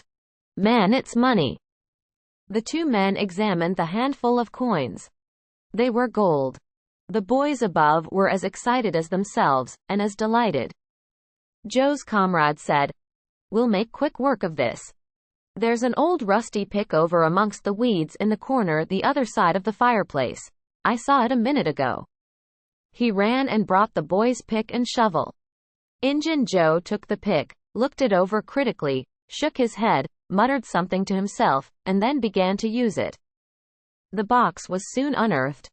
It was not very large. It was iron-bound and had been very strong before the slow years had injured it. The men contemplated the treasure a while in blissful silence. "Pard, there's thousands of dollars here," said Injun Joe. "'Twas always said that Merle's gang used to be around here one summer," the stranger observed. "I know it," said Injun Joe. "And this looks like it, I should say." "Now you won't need to do that job." The half-breed frowned. Said he, "You don't know me. Least you don't know all about that thing. 'Tain't robbery altogether, it's revenge." And a wicked light flamed in his eyes. "I'll need your help in it. When it's finished, then Texas. Go home to your Nance and your kids, and stand by till you hear from me." "Well, if you say so, what'll we do with this? Bury it again?" "Yes." Ravishing delight overhead. "No, by the great Sachem, no." Profound distress overhead. "I'd nearly forgot. That pick had fresh earth on it." The boys were sick with terror in a moment. What business has a pick and a shovel here? What business with fresh earth on them? Who brought them here, and where are they gone? Have you heard anybody, seen anybody? What? Bury it again and leave them to come and see the ground disturbed? Not exactly, not exactly. We'll take it to my den. Why, of course. Might have thought of that before. You mean number 1? No, number 2, under the cross. The other place is bad. Too common. All right, it's nearly dark enough to start. Injun Joe got up and went about from window to window, cautiously peeping out. Presently he said, "Who could have brought those tools here? Do you reckon they can be upstairs?" The boys' breath forsook them. Injun Joe put his hand on his knife, halted a moment, undecided, and then turned toward the stairway. The boys thought of the closet, but their strength was gone. The steps came creaking up the stairs. The intolerable distress of the situation woke the stricken resolution of the lads. They were about to spring for the closet, when there was a crash of rotten timbers and Injun Joe landed on the ground amid the debris of the ruined stairway. He gathered himself up cursing, and his comrade said, "Now what's the use of all that? If it's anybody, and they're up there, let them stay there. Who cares? If they want to jump down, now, and get into trouble, who objects? It will be dark in 15 minutes, and then let them follow us if they want to. I'm willing. In my opinion, whoever hove those things in here caught a sight of us and took us for ghosts or devils or something. I'll bet they're running yet." Joe grumbled a while. Then he agreed with his friend that what daylight was left ought to be economized in getting things ready for leaving. Shortly afterward they slipped out of the house in the deepening twilight, and moved toward the river with their precious box. Tom and Huck rose up, weak but vastly relieved, and stared after them through the chinks between the logs of the house. Follow? Not they. They were content to reach ground again without broken necks, and take the town ward track over the hill. They did not talk much. They were too much absorbed in hating themselves, hating the ill luck that made them take the spade and the pick there. But for that, Injun Joe never would have suspected. He would have hidden the silver with the gold to wait there till his revenge was satisfied, and then he would have had the misfortune to find that money turn up missing. Bitter, bitter luck that the tools were ever brought there. They resolved to keep a lookout for that Spaniard when he should come to town, spying out for chances to do his revengeful job, and follow him to number 2 wherever that might be. Then a ghastly thought occurred to Tom. Revenge? What if he means us, Huck? Oh, don't, said Huck, nearly fainting. They talked it all over, and as they entered town they agreed to believe that he might possibly mean somebody else, at least that he might at least mean nobody but Tom, since only Tom had testified. Very, very small comfort it was to Tom to be alone in danger. Company would be a palpable improvement, he thought. Chapter 27. Doubts to be settled. The young detectives. The adventure of the day mightily tormented Tom's dreams that night. 4 times he had his hands on that rich treasure, and 4 times it wasted to nothingness in his fingers as sleep forsook him and wakefulness brought back the hard reality of his misfortune. As he lay in the early morning recalling the incidents of his great adventure, he noticed that they seemed curiously subdued and far away, somewhat as if they had happened in another world, or in a time long gone by. Then it occurred to him that the great adventure itself must be a dream. There was one very strong argument in favor of this idea, namely, that the quantity of coin he had seen was too vast to be real. He had never seen as much as $50 in one mass before, and he was like all boys of his age and station in life, in that he imagined that all references to hundreds and thousands were mere fanciful forms of speech, and that no such sums really existed in the world. He never had supposed for a moment that so large a sum as $100 was to be found in actual money in anyone's possession. If his notions of hidden treasure had been analyzed, they would have been found to consist of a handful of real dimes and a bushel of vague, splendid, ungraspable dollars. But the incidents of his adventure grew sensibly sharper and clearer under the attrition of thinking them over, and so he presently found himself leaning to the impression that the thing might not have been a dream, after all. This uncertainty must be swept away. He would snatch a hurried breakfast and go and find Huck. Huck was sitting on the gunwale of a flatboat, listlessly dangling his feet in the water and looking very melancholy. Tom concluded to let Huck lead up to the subject. If he did not do it, then the adventure would be proved to have been only a dream. "Hello, Huck." "Hello yourself." Silence, for a minute. "Tom, if we'd, left the blame tools at the dead tree, we'd, got the money." "Oh, ain't it awful?" "'Tain't a dream." "Then, 'tain't a dream." "Somehow I most wish it was. Dogged if I don't." "Huck, what ain't a dream?" "Oh, that thing yesterday, I been half thinking it was dream." "If them stairs hadn't broke down, you'd, seen how much dream it was." "I've had dreams enough all night, with that patch-eyed Spanish devil going for me all through 'em. Rot him." "No, not rot him, find him. Track the money." "Tom, we'll never find him. A feller don't have only one chance for such a pile, and that one's lost." "I'd feel mighty shaky if I was to see him, anyway." "Well, so'd I, but I'd like to see him, anyway, and track him out, to his number 2. Number 2, yes, that's it. I been thinking 'bout that. But I can't make nothing out of it. What do you reckon it is?" "I don't know, it's too deep, say Huck. Maybe it's the number of a house." "Goody." "No, Tom, that ain't it. If it is, it ain't in this one-horse town. They ain't no numbers here. Well, that's so. Lemme think a minute. Here, it's the number of a room, in a tavern, you know. Oh, that's the trick. They ain't only 2 taverns. We can find out quick. You stay here, Huck, till I come. Tom was off at once. He did not care to have Huck's company in public places. He was gone half an hour. He found that in the best tavern. Number 2 had long been occupied by a young lawyer, and was still so occupied. In the less ostentatious house, Number 2 was a mystery.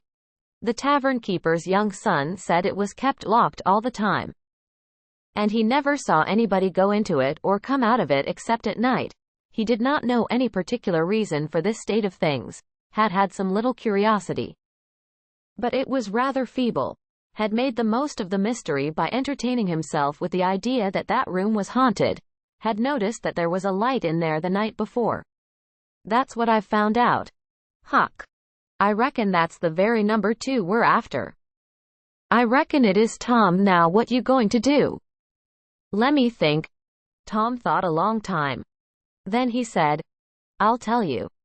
The back door of that Number 2 is the door that comes out into that little close alley between the tavern and the old rattletrap of a brick store. Now you get hold of all the door keys you can find, and I'll nip all of Auntie's. And the first dark night we'll go there and try 'em. And mind you, keep a lookout for Injun Joe, because he said he was going to drop into town and spy around once more for a chance to get his revenge. If you see him, you just follow him, and if you don't go to that Number 2, that ain't the place. Lordy, I don't want to foller him by myself. Why? It'll be night. Sure. He mightn't ever see you, and if he did, maybe he'd never think anything. Well, if it's pretty dark, I reckon I'll track him. I don't know. I'll try. You bet I'll follow him. If it's dark. Huck. Why? He might, found out he couldn't get his revenge, and be going right after that money. It's so, Tom, it's so. I'll foller him, I will, by jingoes. Now you're talking. Don't you ever weaken, Huck, and I won't. Chapter 28. An attempt at No. 2. Huck mounts guard. That night, Tom and Huck were ready for their adventure. They hung about the neighborhood of the tavern until after 9, one watching the alley at a distance and the other the tavern door. Nobody entered the alley or left it.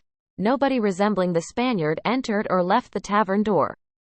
The night promised to be a fair one, so Tom went home with the understanding that if a considerable degree of darkness came on, Huck was to come and mow, whereupon he would slip out and try the keys. But the night remained clear, and Huck closed his watch and retired to bed in an empty sugar hogshead about 12. Tuesday the boys had the same ill luck. Also Wednesday. But Thursday night promised better. Tom slipped out in good season with his aunt's old tin lantern, and a large towel to blindfold it with. He hid the lantern in Huck's sugar hogshead and the watch began.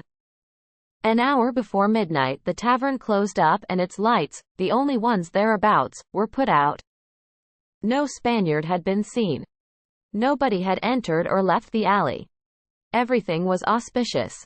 The blackness of darkness reigned. The perfect stillness was interrupted only by occasional mutterings of distant thunder. Tom got his lantern, lit it in the hogshead, wrapped it closely in the towel, and the two adventurers crept in the gloom toward the tavern. Huck stood sentry and Tom felt his way into the alley. Then there was a season of waiting anxiety that weighed upon Huck's spirits like a mountain. He began to wish he could see a flash from the lantern. It would frighten him, but it would at least tell him that Tom was alive yet. It seemed hours since Tom had disappeared. Surely he must have fainted. Maybe he was dead. Maybe his heart had burst under terror and excitement. In his uneasiness, Huck found himself drawing closer and closer to the alley, fearing all sorts of dreadful things, and momentarily expecting some catastrophe to happen that would take away his breath. There was not much to take away, for he seemed only able to inhale it by thimblefuls, and his heart would soon wear itself out, the way it was beating.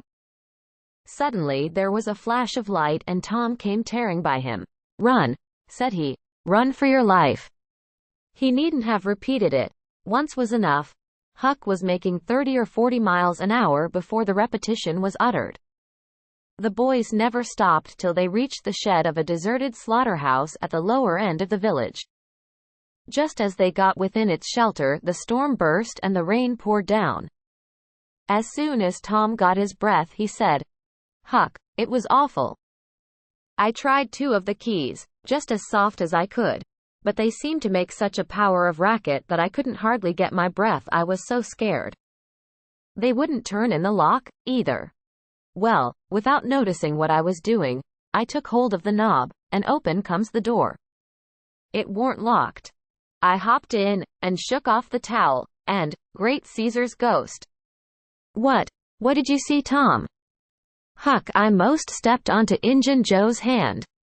"No." "Yes. He was lying there, sound asleep on the floor, with his old patch on his eye and his arms spread out." "Lordy, what did you do? Did he wake up?" "No, never budged. Drunk, I reckon. I just grabbed that towel and started." "I'd never, thought of the towel, I bet." "Well, I would. My aunt would make me mighty sick if I lost it. Say, Tom, did you see that box?" "Huck, I didn't wait to look around. I didn't see the box, I didn't see the cross. I didn't see anything but a bottle and a tin cup on the floor by Injun Joe. Yes, I saw 2 barrels and lots more bottles in the room. Don't you see, now, what's the matter with that haunted room?" "How?" "Why, it's haunted with whiskey. Maybe all the temperance taverns have got a haunted room. Hey, Huck?" "Well, I reckon maybe that's so. Who'd, thought such a thing? But say, Tom, now's a mighty good time to get that box, if Injun Joe's drunk." "It is that. You try it." Huck shuddered. "Well, no. I reckon not." "And I reckon not, Huck. Only 1 bottle alongside of Injun Joe ain't enough. If there'd been 3, he'd be drunk enough and I'd do it." There was a long pause for reflection, and then Tom said, "Look I here, Huck, let's not try that thing any more till we know Injun Joe's not in there. It's too scary. Now, if we watch every night, we'll be dead sure to see him go out, sometime or other, and then we'll snatch that box quicker'n lightning." "Well, I'm agreed. I'll watch the whole night long, and I'll do it every night, too, if you'll do the other part of the job." "All right, I will. All you got to do is to trot up Hooper Street a block and mow, and if I'm asleep, you throw some gravel at the window and that'll fetch me." "Agreed and good as wheat." "Now, Huck, the storm's over, and I'll go home. It'll begin to be daylight in a couple of hours. You go back and watch that long, will you?" "I said I would, Tom, and I will. I'll haunt that tavern every night for a year. I'll sleep all day and I'll stand watch all night." "That's all right. Now where you going to sleep?" "In Ben Rogers' hayloft. He lets me, and so does his pap's nigger man, Uncle Jake. I tote water for Uncle Jake whenever he wants me to, and any time I ask him he gives me a little something to eat if he can spare it. That's a mighty good nigger, Tom. He likes me, because I don't ever act as if I was above him. Sometime I've sat right down and eat with him. But you needn't tell that. A body's got to do things when he's awful hungry he wouldn't want to do as a steady thing. Well, if I don't want you in the daytime, I'll let you sleep. I won't come bothering around. Anytime you see something's up, in the night, just skip right around and meow." Chapter 29. The Picnic. Huck on Injun Joe's track, the revenge job. Aid for the widow. The first thing Tom heard on Friday morning was a glad piece of news. Judge Thatcher's family had come back to town the night before. Both Injun Joe and the treasure sunk into secondary importance for a moment, and Becky took the chief place in the boys' interest. He saw her and they had an exhausting good time playing Hispy and Gully Keeper with a crowd of their schoolmates. The day was completed and crowned in a peculiarly satisfactory way. Becky teased her mother to appoint the next day for the long-promised and long-delayed picnic, and she consented. The child's delight was boundless, and Tom's not more moderate. The invitations were sent out before sunset, and straightway the young folks of the village were thrown into a fever of preparation and pleasurable anticipation. Tom's excitement enabled him to keep awake until a pretty late hour, and he had good hopes of hearing Huck's mow and of having his treasure to astonish Becky and the picnickers with, next day, but he was disappointed. No signal came that night. Morning came, eventually, and by 10 or 11 o'clock a giddy and rollicking company were gathered at Judge Thatcher's, and everything was ready for a start. It was not the custom for elderly people to mar the picnics with their presence. The children were considered safe enough under the wings of a few young ladies of 18 and a few young gentlemen of 23 or thereabouts. The old steam ferry boat was chartered for the occasion. Presently the gay throng filed up the main street laden with provision baskets. Sid was sick and had to miss the fun. Mary remained at home to entertain him. The last thing Mrs. Thatcher said to Becky was, "You'll not get back till late. Perhaps you'd better stay all night with some of the girls that live near the ferry landing, child." "Then I'll stay with Susie Harper, Mama." "Very well, and mind and behave yourself, and don't be any trouble." Presently, as they tripped along, Tom said to Becky, "Say, I'll tell you what we'll do. 'Stead of going to Joe Harper's, we'll climb right up the hill and stop at the Widow Douglas's. She'll have ice cream. She has it most every day, dead loads of it. And she'll be awful glad to have us." "Oh, that will be fun." Then Becky reflected a moment and said, "But what will Mama say? How'll she ever know?" The girl turned the idea over in her mind, and said reluctantly, "I reckon it's wrong, but shucks. Your mother won't know, and so what's the harm? All she wants is that you'll be safe, and I bet you she'd, said go there if she'd, thought of it. I know she would." The Widow Douglas's splendid hospitality was a tempting bait. It and Tom's persuasions presently carried the day. So it was decided to say nothing to anybody about the night's program. Presently it occurred to Tom that maybe Huck might come this very night and give the signal. The thought took a deal of the spirit out of his anticipations. Still he could not bear to give up the fun at Widow Douglas's. And why should he give it up? He reasoned. The signal did not come the night before, so why should it be any more likely to come tonight? The sure fun of the evening outweighed the uncertain treasure. And, boy-like, he determined to yield to the stronger inclination and not allow himself to think of the box of money another time that day.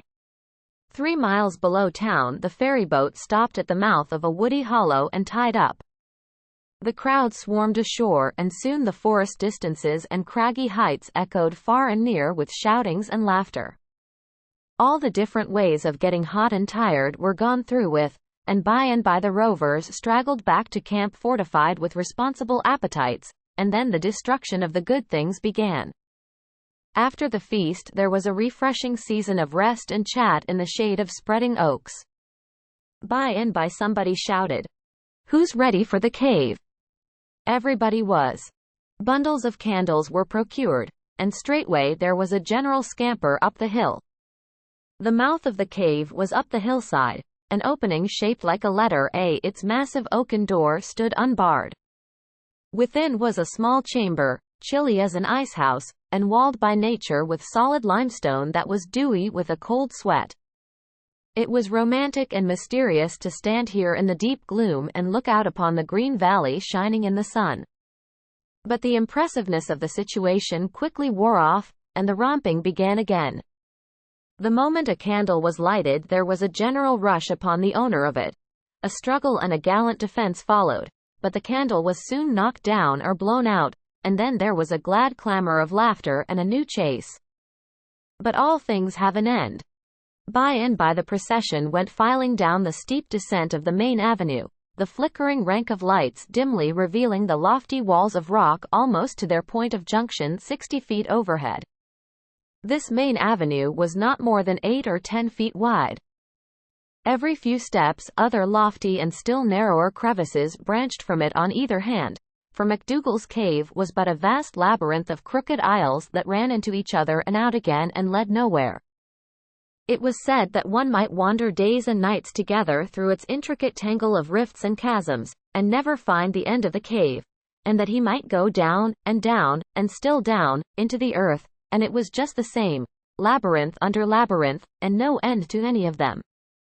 No man knew the cave. That was an impossible thing. Most of the young men knew a portion of it, and it was not customary to venture much beyond this known portion. Tom Sawyer knew as much of the cave as anyone. The procession moved along the main avenue some 3/4 of a mile, and then groups and couples began to slip aside into branch avenues, fly along the dismal corridors, and take each other by surprise at points where the corridors joined again. Parties were able to elude each other for the space of half an hour without going beyond the known ground.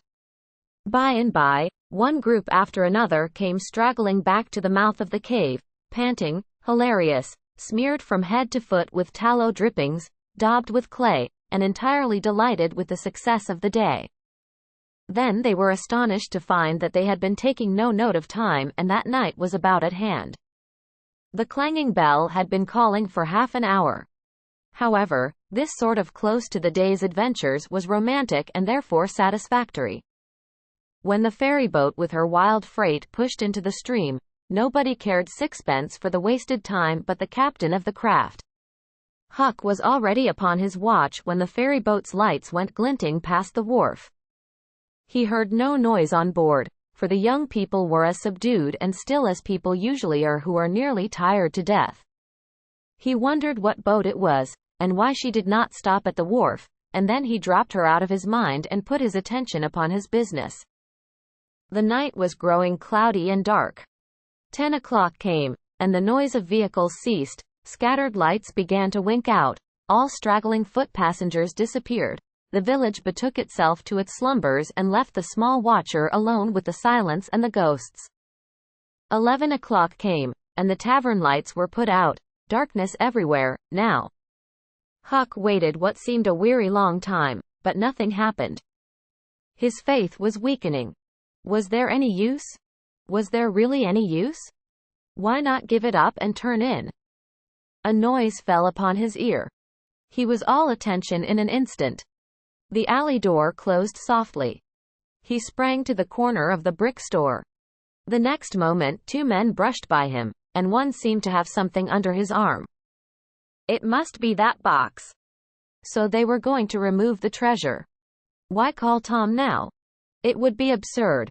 The men would get away with the box and never be found again. No, he would stick to their wake and follow them. He would trust to the darkness for security from discovery. So communing with himself, Huck stepped out and glided along behind the men, cat-like, with bare feet, allowing them to keep just far enough ahead not to be invisible. They moved up the river street 3 blocks, then turned to the left up a cross street.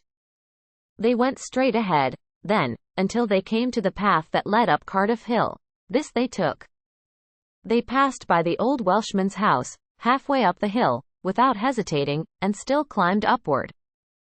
Good, thought Huck, they will bury it in the old quarry. But they never stopped at the quarry. They passed on, up the summit. They plunged into the narrow path between the tall sumac bushes, and were at once hidden in the gloom. Huck closed up and shortened his distance, now, for they would never be able to see him.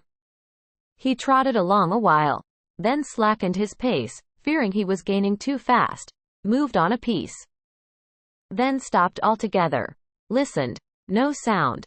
None, save that he seemed to hear the beating of his own heart.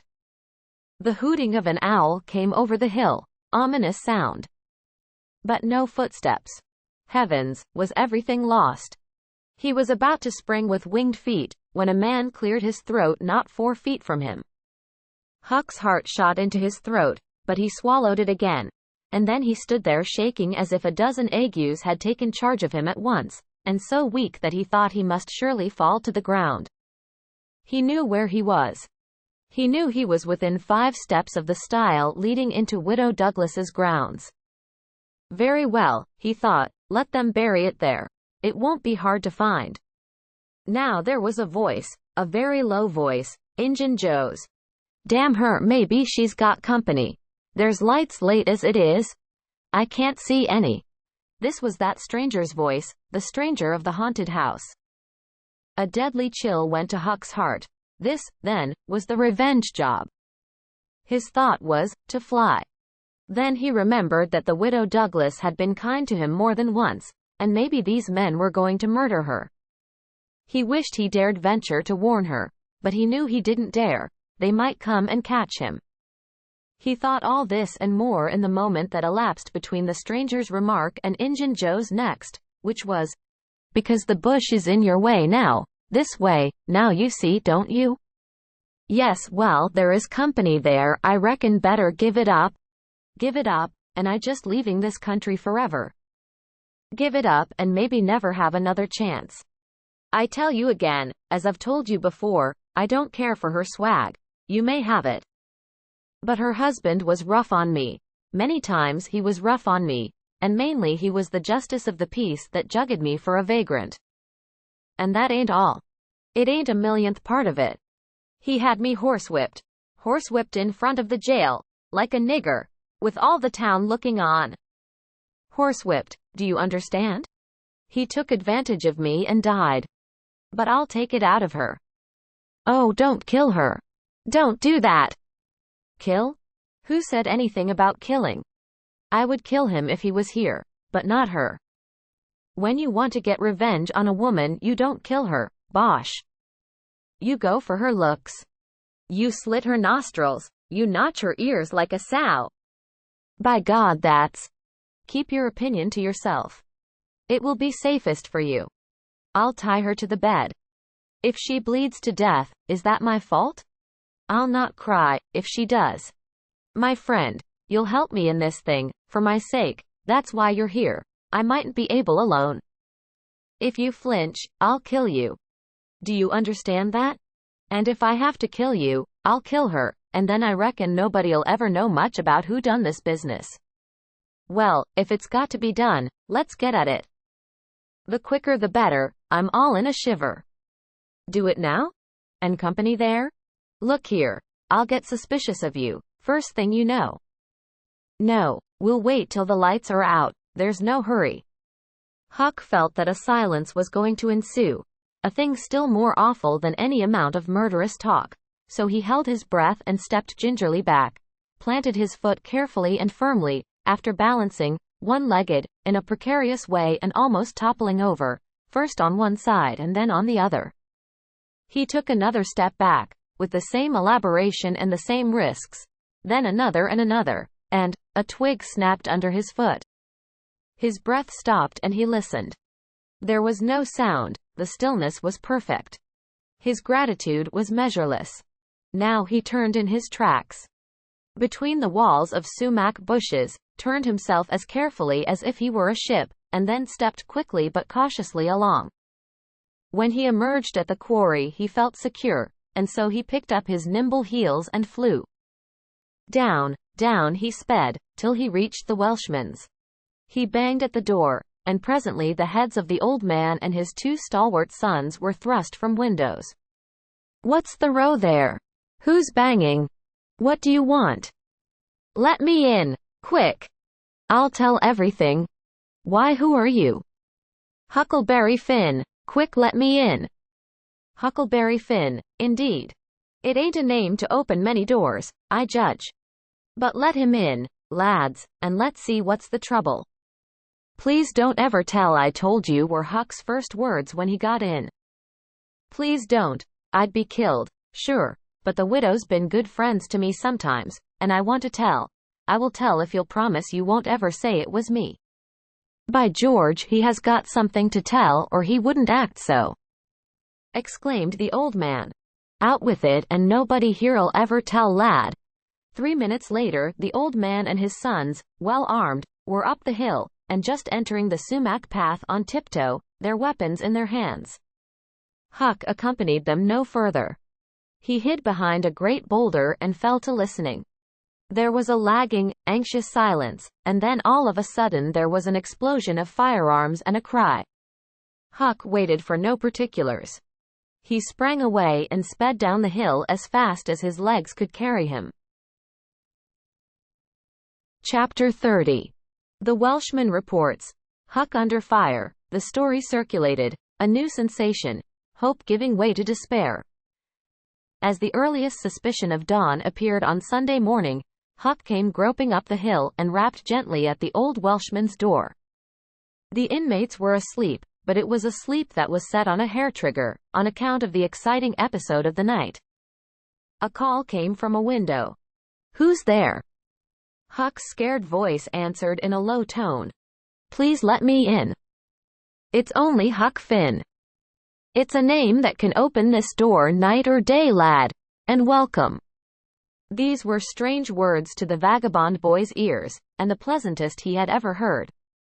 He could not recollect that the closing word had ever been applied in his case before. The door was quickly unlocked, and he entered. Huck was given a seat, and the old man and his brace of tall sons speedily dressed themselves. "Now, my boy, I hope you're good and hungry, because breakfast will be ready as soon as the sun's up, and we'll have a piping hot one, too. Make yourself easy about that. I and the boys hoped you'd turn up and stop here last night." "I was awful scared," said Huck, "and I run. I took out when the pistols went off, and I didn't stop for 3 mile. I've come now because I wanted to know about it, you know, and I come before daylight because I didn't want to run across them devils, even if they was dead." "Well, poor chap, you do look as if you'd had a hard night of it, but there's a bed here for you when you've had your breakfast." "No, they ain't dead, lad. We are sorry enough for that. You see, we knew right where to put our hands on them by your description, so we crept along on tiptoe till we got within 15 feet of them, dark as a cellar that sumac path was, and just then I found I was going to sneeze. It was the meanest kind of luck. I tried to keep it back, but no use. 'Twas bound to come, and it did come. I was in the lead with my pistol raised, and when the sneeze started those scoundrels a-rustling to get out of the path, I sung out, 'Fire, boys,' and blazed away at the place where the rustling was. So did the boys. But they were off in a jiffy, those villains, and we after them, down through the woods. I judge we never touched them. They fired a shot apiece as they started, but their bullets whizzed by and didn't do us any harm. As soon as we lost the sound of their feet, we quit chasing, and went down and stirred up the constables. They got a posse together, and went off to guard the river bank, and as soon as it is light the sheriff and a gang are going to beat up the woods. My boys will be with them presently. I wish we had some sort of description of those rascals. 'Twould help a good deal. But you couldn't see what they were like, in the dark, lad, I suppose?" "Oh yes, I saw them downtown and follered them." "Splendid. Describe them. Describe them, my boy." "One's the old deaf and dumb Spaniard that's been around here once or twice, and t'other's a mean-looking, ragged—" "That's enough, lad, we know the men. Happened on them in the woods back of the widow's one day, and they slunk away. Off with you, boys, and tell the sheriff. Get your breakfast tomorrow morning." The Welshman's sons departed at once. As they were leaving the room, Huck sprang up and exclaimed, "Oh, please don't tell anybody it was me that blowed on them." "Oh, please." "All right if you say it, Huck, but you ought to have the credit of what you did." "Oh no, no. Please don't tell." When the young men were gone, the old Welshman said, "They won't tell, and I won't, but why don't you want it known?" Huck would not explain, further than to say that he already knew too much about one of those men and would not have the man know that he knew anything against him for the whole world. He would be killed for knowing it, sure. The old man promised secrecy once more, and said, "How did you come to follow these fellows, lad? Were they looking suspicious?" Huck was silent while he framed a duly cautious reply. Then he said, Well, you see, I'm a kind of a hard lot. Least everybody says so, and I don't see nothing agin it, and sometimes I can't sleep much, on account of thinking about it and sort of trying to strike out a new way of doing. That was the way of it last night. I couldn't sleep, and so I come along up street 'bout midnight, a-turning it all over, and when I got to that old shackly brick store by the Temperance Tavern, I backed up agin the wall to have another think. Well, just then along comes these two chaps slipping along close by me, with something under their arm, and I reckoned they'd stole it. One was a-smoking, and t'other one wanted a light. So they stopped right before me and the cigars lit up their faces, and I see that the big one was the deaf and dumb Spaniard, by his white whiskers and the patch on his eye, and t'other one was a rusty, ragged-looking devil. Could you see the rags by the light of the cigars? This staggered Huck for a moment. Then he said, "Well, I don't know, but somehow it seems as if I did." Then they went on, and you followed 'em. Yes. That was it. I wanted to see what was up. They sneaked along so. I dogged 'em to the widder's stile, and stood in the dark and heard the ragged one beg for the widder, and the Spaniard swear he'd spile her looks just as I told you and your two. What?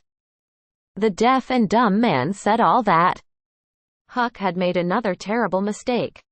He was trying his best to keep the old man from getting the faintest hint of who the Spaniard might be, and yet his tongue seemed determined to get him into trouble in spite of all he could do.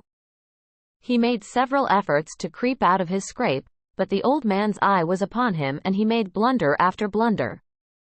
Presently the Welshman said, "My boy, don't be afraid of me. I wouldn't hurt a hair of your head for all the world. No, I'd protect you. I'd protect you. This Spaniard is not deaf and dumb. You've let that slip without intending it. You can't cover that up now. You know something about that Spaniard that you want to keep dark. Now trust me, tell me what it is, and trust me, I won't betray you." Huck looked into the old man's honest eyes a moment, then bent over and whispered in his ear, "'Tain't a Spaniard, it's Injun Joe." The Welshman almost jumped out of his chair.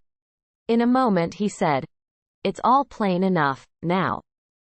When you talked about notching ears and slitting noses, I judged that that was your own embellishment, because white men don't take that sort of revenge. But an Injun, that's a different matter altogether." During breakfast the talk went on, and in the course of it the old man said that the last thing which he and his sons had done, before going to bed, was to get a lantern and examine the stile and its vicinity for marks of blood. They found none, but captured a bulky bundle of what? If the words had been lightning, they could not have leapt with a more stunning suddenness from Huck's blanched lips. His eyes were staring wide. Now, and his breath suspended, waiting for the answer. The Welshman started, stared in return, 3 seconds, 5 seconds, 10, then replied, "Of burglars' tools, why what's the matter with you?" Huck sank back, panting gently, but deeply, unutterably grateful. The Welshman eyed him gravely, curiously, and presently said, "Yes. Burglars' tools. That appears to relieve you a good deal. But what did give you that turn? What were you expecting we'd found?" Huck was in a close place. The inquiring eye was upon him. He would have given anything for material for a plausible answer. Nothing suggested itself. The inquiring eye was boring deeper and deeper. A senseless reply offered. There was no time to weigh it. So at a venture he uttered it, feebly. "Sunday school books, maybe." Poor Huck was too distressed to smile. But the old man laughed loud and joyously, shook up the details of his anatomy from head to foot, and ended by saying that such a laugh was money in a man's pocket, because it cut down the doctor's bill like everything. Then he added, "Poor old chap. You're white and jaded. You ain't well a bit. No wonder you're a little flighty and off your balance. But you'll come out of it. Rest and sleep will fetch you out all right, I hope." Huck was irritated to think he had been such a goose and betrayed such a suspicious excitement. For he had dropped the idea that the parcel brought from the tavern was the treasure. as soon as he had heard the talk at the widow's stile. He had only thought it was not the treasure. However, he had not known that it wasn't, and so the suggestion of a captured bundle was too much for his self-possession. But on the whole, he felt glad the little episode had happened. For now, he knew beyond all question that that bundle was not the bundle. And so his mind was at rest and exceedingly comfortable. In fact, everything seemed to be drifting just in the right direction. Now, the treasure must be still in number 2. The men would be captured and jailed that day, and he and Tom could seize the gold that night without any trouble or any fear of interruption. Just as breakfast was completed, there was a knock at the door. Huck jumped for a hiding place, for he had no mind to be connected even remotely with the late event. The Welshman admitted several ladies and gentlemen, among them the widow Douglas, and noticed that groups of citizens were climbing up the hill to stare at the stile. So the news had spread. The Welshman had to tell the story of the night to the visitors. The widow's gratitude for her preservation was outspoken. "Don't say a word about it, madam. There's another that you're more beholden to than you are to me and my boys, maybe, but he don't allow me to tell his name. We wouldn't have been there but for him." Of course, this excited a curiosity so vast that it almost belittled the main matter, but the Welshman allowed it to eat into the vitals of his visitors, and through them be transmitted to the whole town, for he refused to part with his secret. When all else had been learned, the widow said, "I went to sleep reading in bed and slept straight through all that noise. Why didn't you come and wake me?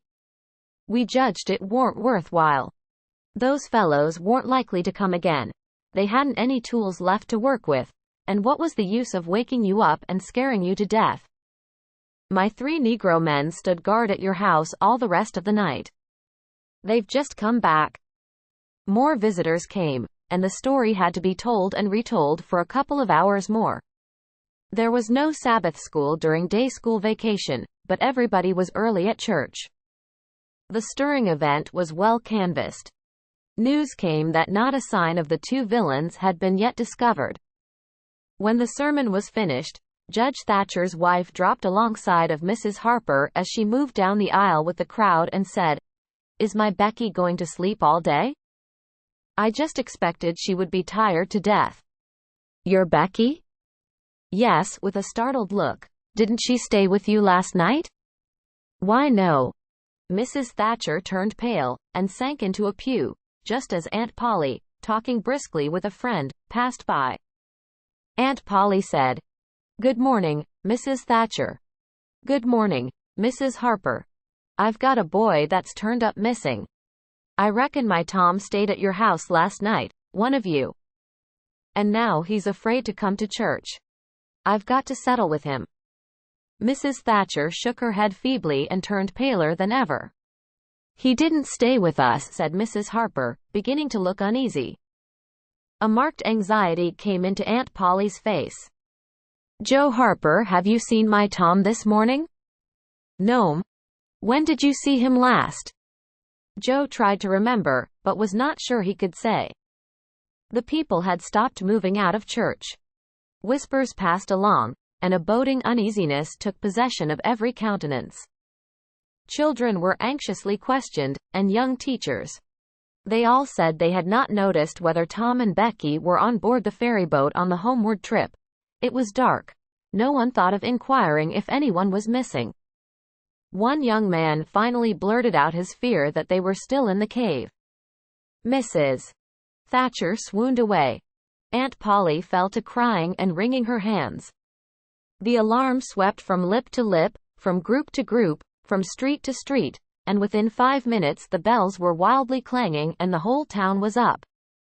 The Cardiff Hill episode sank into instant insignificance. The burglars were forgotten, horses were saddled, skiffs were manned, the ferry boat ordered out, and before the horror was half an hour old, 200 men were pouring down high road and river toward the cave.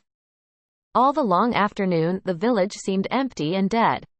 Many women visited Aunt Polly and Mrs. Thatcher and tried to comfort them. They cried with them, too, and that was still better than words. All the tedious night the town waited for news, but when the morning dawned at last, All the word that came was, "Send more candles," and "Send food." Mrs. Thatcher was almost crazed, and Aunt Polly, also. Judge Thatcher sent messages of hope and encouragement from the cave, but they conveyed no real cheer. The old Welshman came home toward daylight, spattered with candle grease, smeared with clay, and almost worn out. He found Huck still in the bed that had been provided for him, and delirious with fever. The physicians were all at the cave, so the widow Douglas came and took charge of the patient. She said she would do her best by him, because, whether he was good, bad, or indifferent, he was the Lord's, and nothing that was the Lord's was a thing to be neglected. The Welshman said Huck had good spots in him, and the widow said, "You can depend on it. That's the Lord's mark. He don't leave it off. He never does. Puts it somewhere on every creature that comes from his hands." Early in the forenoon, parties of jaded men began to straggle into the village, but the strongest of the citizens continued searching. All the news that could be gained was that remotenesses of the cavern were being ransacked that had never been visited before. That every corner and crevice was going to be thoroughly searched. That wherever one wandered through the maze of passages, lights were to be seen flitting hither and thither in the distance, and shoutings and pistol shots sent their hollow reverberations to the ear down the somber aisles. In one place, far from the section usually traversed by tourists, the names Becky and Tom had been found traced upon the rocky wall with candle smoke, and near at hand a grease-soiled bit of ribbon. Mrs. Thatcher recognized the ribbon and cried over it. She said it was the last relic she should ever have of her child, and that no other memorial of her could ever be so precious, because this one parted latest from the living body before the awful death came. Some said that now and then, in the cave, a far-away speck of light would glimmer, and then a glorious shout would burst forth and a score of men go trooping down the echoing aisle, and then a sickening disappointment always followed. The children were not there. It was only a searcher's light. 3 dreadful days and nights dragged their tedious hours along, and the village sank into a hopeless stupor.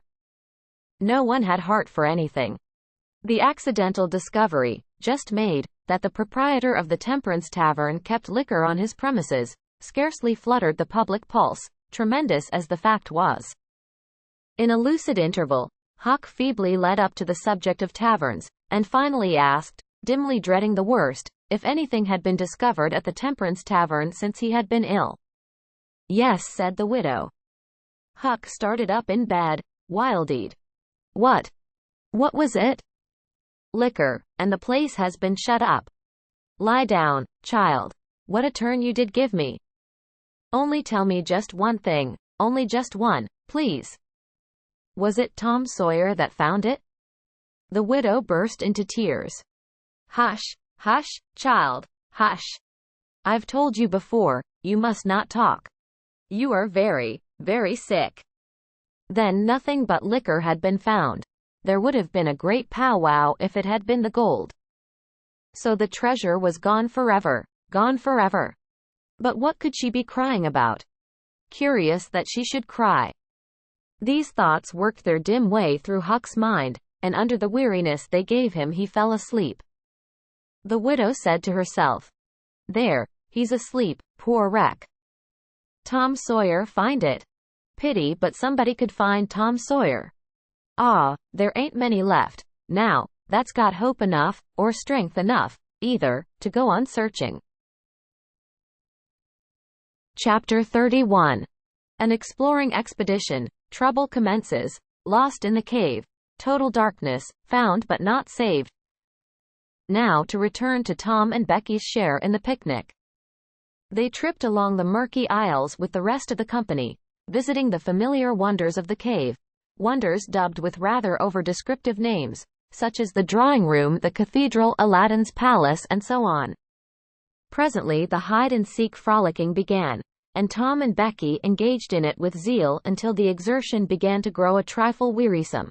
Then they wandered down a sinuous avenue holding their candles aloft and reading the tangled webwork of names, dates, post-office addresses, and mottos with which the rocky walls had been frescoed, in candle smoke. Still drifting along and talking, they scarcely noticed that they were now in a part of the cave whose walls were not frescoed. They smoked their own names under an overhanging shelf and moved on. Presently they came to a place where a little stream of water, trickling over a ledge and carrying a limestone sediment with it, had, in the slow dragging ages, formed a laced and ruffled Niagara in gleaming and imperishable stone. Tom squeezed his small body behind it in order to illuminate it for Becky's gratification. He found that it curtained a sort of steep natural stairway which was enclosed between narrow walls, and at once the ambition to be a discoverer seized him. Becky responded to his call, and they made a smoke mark for future guidance, and started upon their quest. They wound this way and that, far down into the secret depths of the cave, made another mark, and branched off in search of novelties to tell the upper world about. In one place they found a spacious cavern, from whose ceiling depended a multitude of shining stalactites of the length and circumference of a man's leg. They walked all about it, wondering and admiring, and presently left it by one of the numerous passages that opened into it. This shortly brought them to a bewitching spring, whose basin was encrusted with a frostwork of glittering crystals. It was in the midst of a cavern whose walls were supported by many fantastic pillars which had been formed by the joining of great stalactites and stalagmites together, the result of the ceaseless water drip of centuries. Under the roof vast knots of bats had packed themselves together, thousands in a bunch. The lights disturbed the creatures and they came flocking down by hundreds, squeaking and darting furiously at the candles. Tom knew their ways and the danger of this sort of conduct. He seized Becky's hand and hurried her into the first corridor that offered, and none too soon, for a bat struck Becky's light out with its wing while she was passing out of the cavern. The bats chased the children a good distance, but the fugitives plunged into every new passage that offered, and at last got rid of the perilous things. Tom found a subterranean lake, shortly, which stretched its dim length away until its shape was lost in the shadows. He wanted to explore its borders, but concluded that it would be best to sit down and rest a while, first. Now, for the first time, the deep stillness of the place laid a clammy hand upon the spirits of the children. Becky said, "Why, I didn't notice, but it seems ever so long since I heard any of the others. Come to think, Becky, we are away down below them, and I don't know how far away north, or south, or east, or whichever it is. We couldn't hear them here." Becky grew apprehensive. "I wonder how long we've been down here, Tom. We better start back." "Yes, I reckon we better. P'raps we better. Can you find the way, Tom? It's all a mixed up crookedness to me." "I reckon I could find it, but then the bats. If they put our candles out it will be an awful fix. Let's try some other way, so as not to go through there." "Well, but I hope we won't get lost, it would be so awful." And the girl shuddered at the thought of the dreadful possibilities.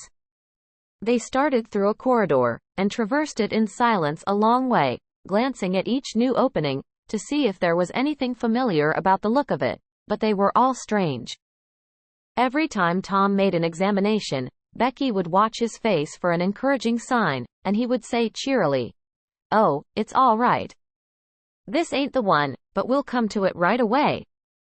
But he felt less and less hopeful with each failure, and presently began to turn off into diverging avenues at sheer random, in desperate hope of finding the one that was wanted. He still said it was all right, but there was such a leaden dread at his heart that the words had lost their ring and sounded just as if he had said, "All is lost." Becky clung to his side in an anguish of fear, and tried hard to keep back the tears, but they would come. At last she said, "Oh, Tom, never mind the bats, let's go back that way. We seem to get worse and worse off all the time." "Listen," said he. Profound silence. Silence so deep that even their breathings were conspicuous in the hush. Tom shouted. The call went echoing down the empty aisles and died out in the distance in a faint sound that resembled a ripple of mocking laughter. "Oh, don't do it again, Tom, it is too horrid," said Becky. "It is horrid, but I better, Becky, they might hear us, you know," and he shouted again. The might was even a chillier horror than the ghostly laughter. It so confessed a perishing hope. The children stood still and listened, but there was no result. Tom turned upon the back track at once, and hurried his steps.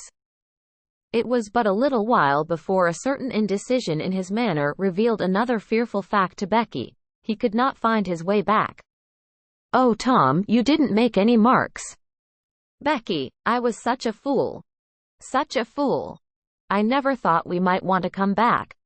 No, I can't find the way. It's all mixed up. Tom, we're lost. We're lost. We never can get out of this awful place. Oh, why did we ever leave the others?" She sank to the ground and burst into such a frenzy of crying that Tom was appalled with the idea that she might die, or lose her reason. He sat down by her and put his arms around her. She buried her face in his bosom. She clung to him. She poured out her terrors, her unavailing regrets, and the far echoes turned them all to jeering laughter. Tom begged her to pluck up hope again, and she said she could not. He fell to blaming and abusing himself for getting her into this miserable situation. This had a better effect. She said she would try to hope again. She would get up and follow wherever he might lead if only he would not talk like that anymore. For he was no more to blame than she said. So they moved on again, aimlessly, simply at random. All they could do was to move, keep moving. For a little while, hope made a show of reviving, not with any reason to back it, but only because it is its nature to revive when the spring has not been taken out of it by age and familiarity with failure. By and by Tom took Becky's candle and blew it out. This economy meant so much. Words were not needed. Becky understood, and her hope died again.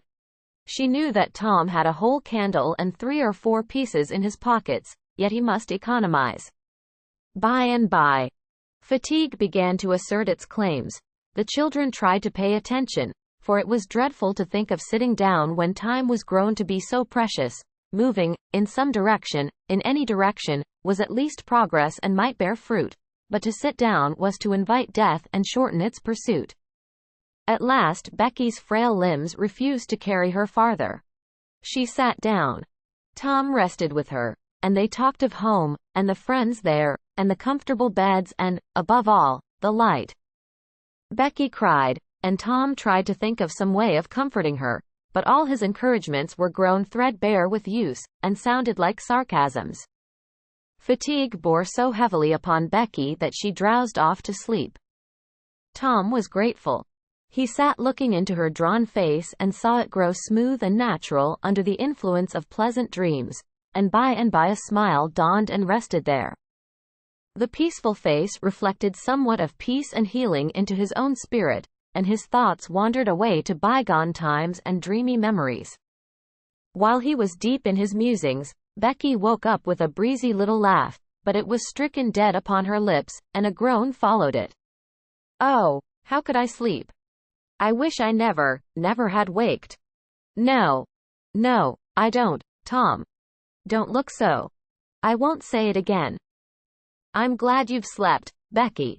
You'll feel rested, now, and we'll find the way out. We can try, Tom, but I've seen such a beautiful country in my dream. I reckon we are going there.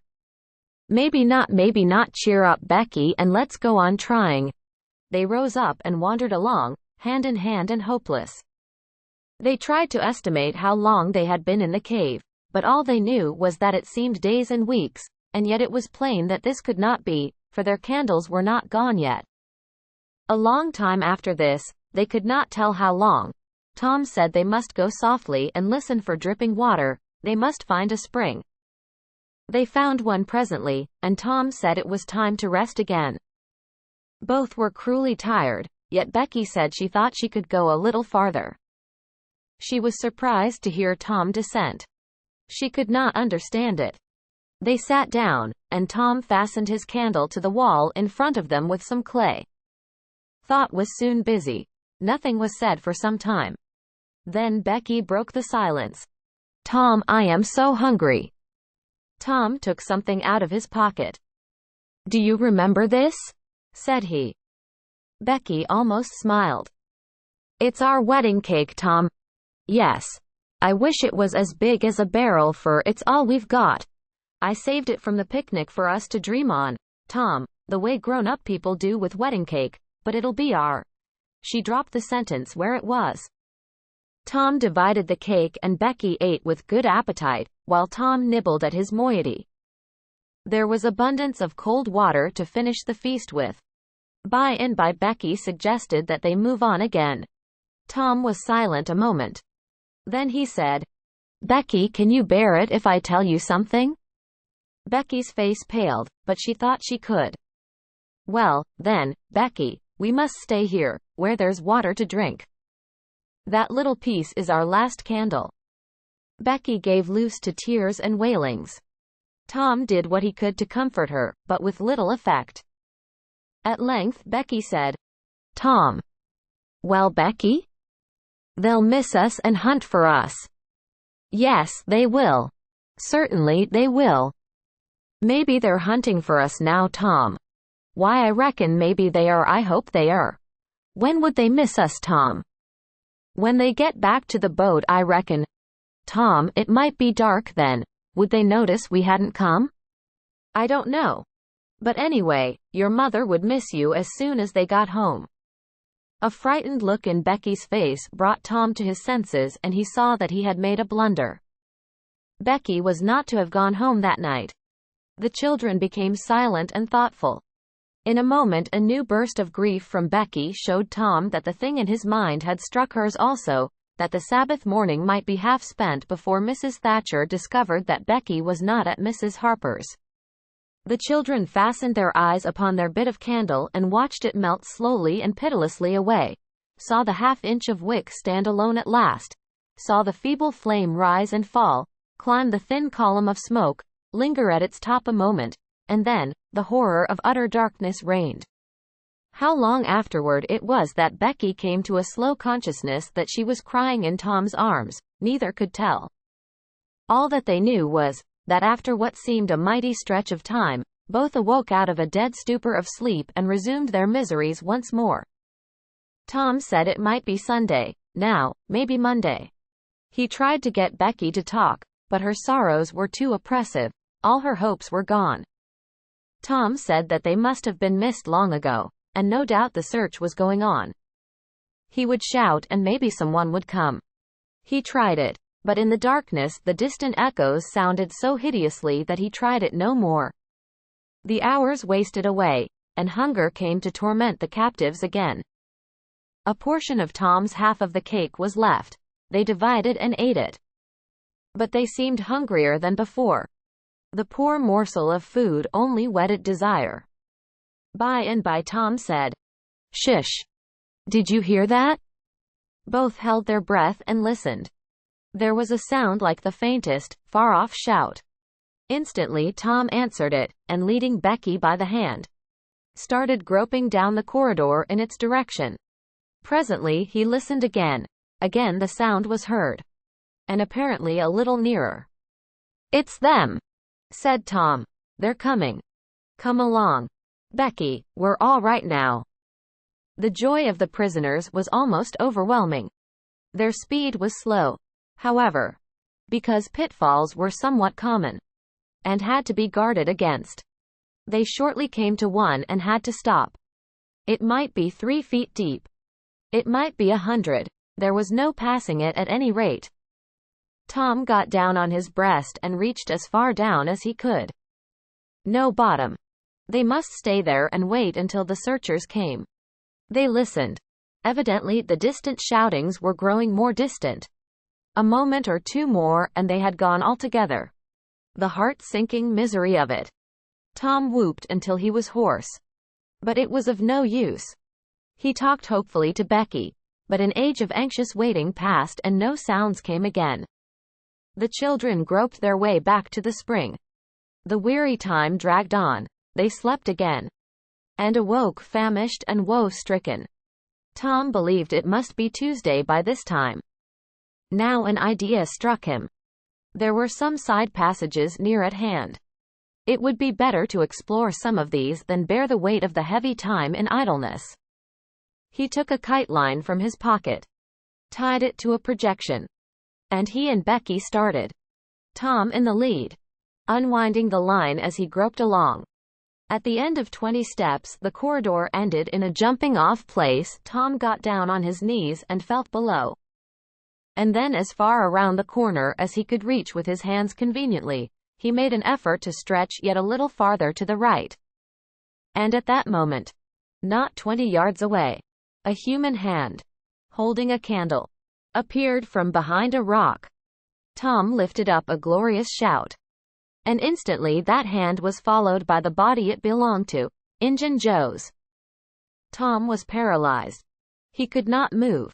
He was vastly gratified the next moment to see the Spaniard take to his heels and get himself out of sight.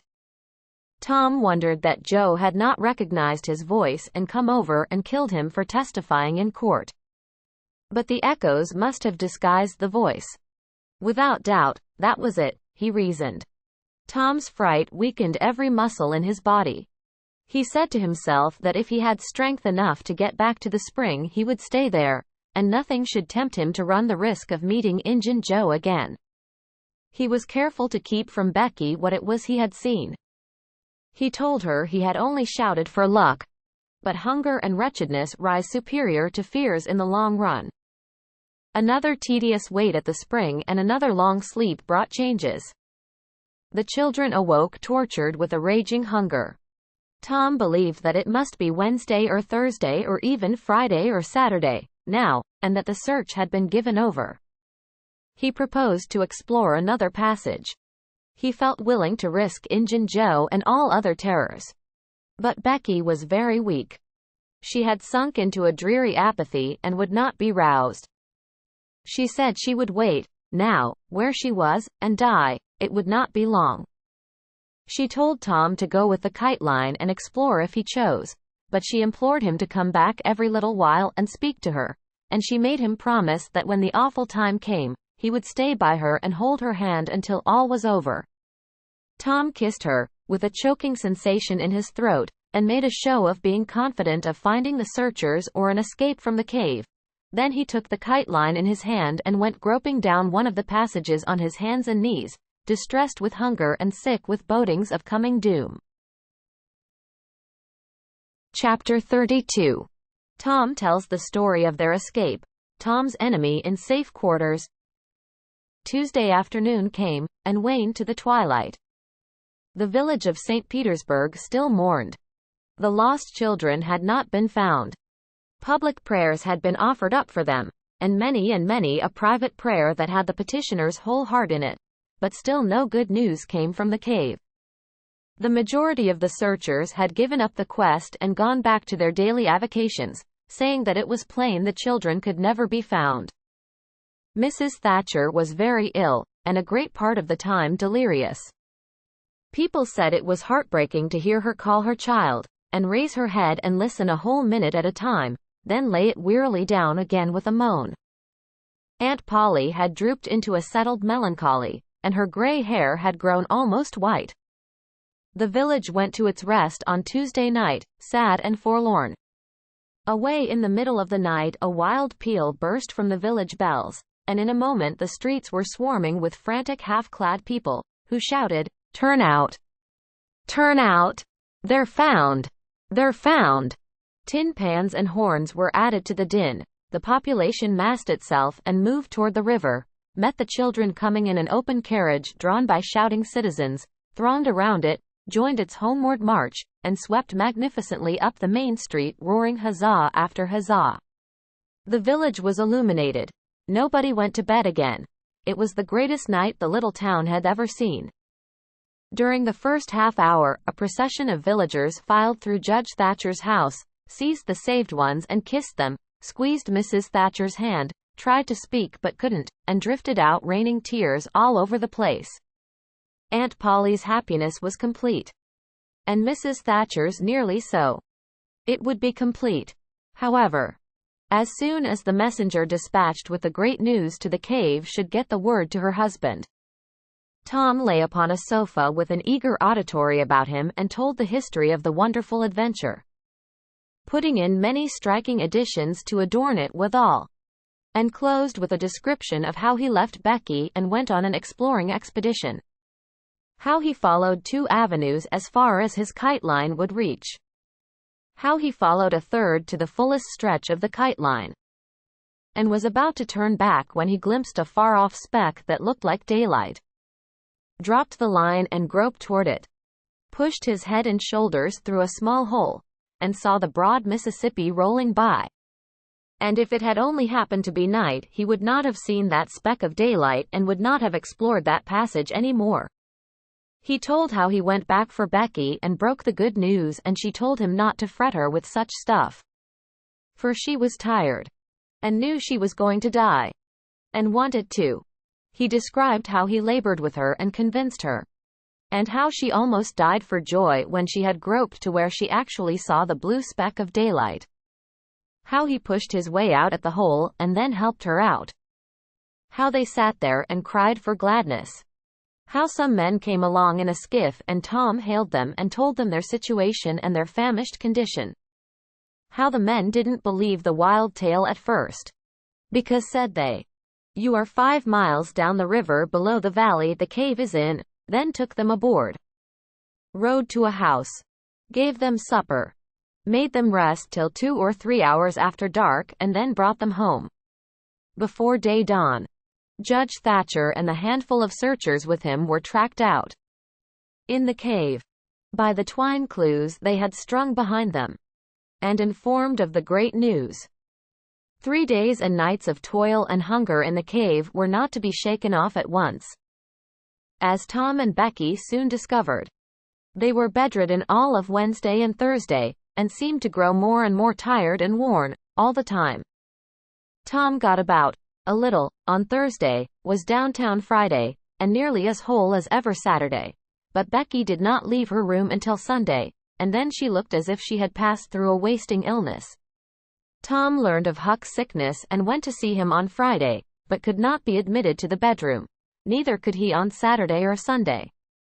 He was admitted daily after that, but was warned to keep still about his adventure and introduce no exciting topic. The widow Douglas stayed by to see that he obeyed. At home, Tom learned of the Cardiff Hill event. Also that the ragged man's body had eventually been found in the river near the ferry landing. He had been drowned while trying to escape, perhaps. About a fortnight after Tom's rescue from the cave, he started off to visit Huck, who had grown plenty strong enough, now, to hear exciting talk, and Tom had some that would interest him, he thought. Judge Thatcher's house was on Tom's way, and he stopped to see Becky. The judge and some friends set Tom to talking, and someone asked him ironically if he wouldn't like to go to the cave again. Tom said he thought he wouldn't mind it. The judge said, "Well, there are others just like you, Tom, I've not the least doubt.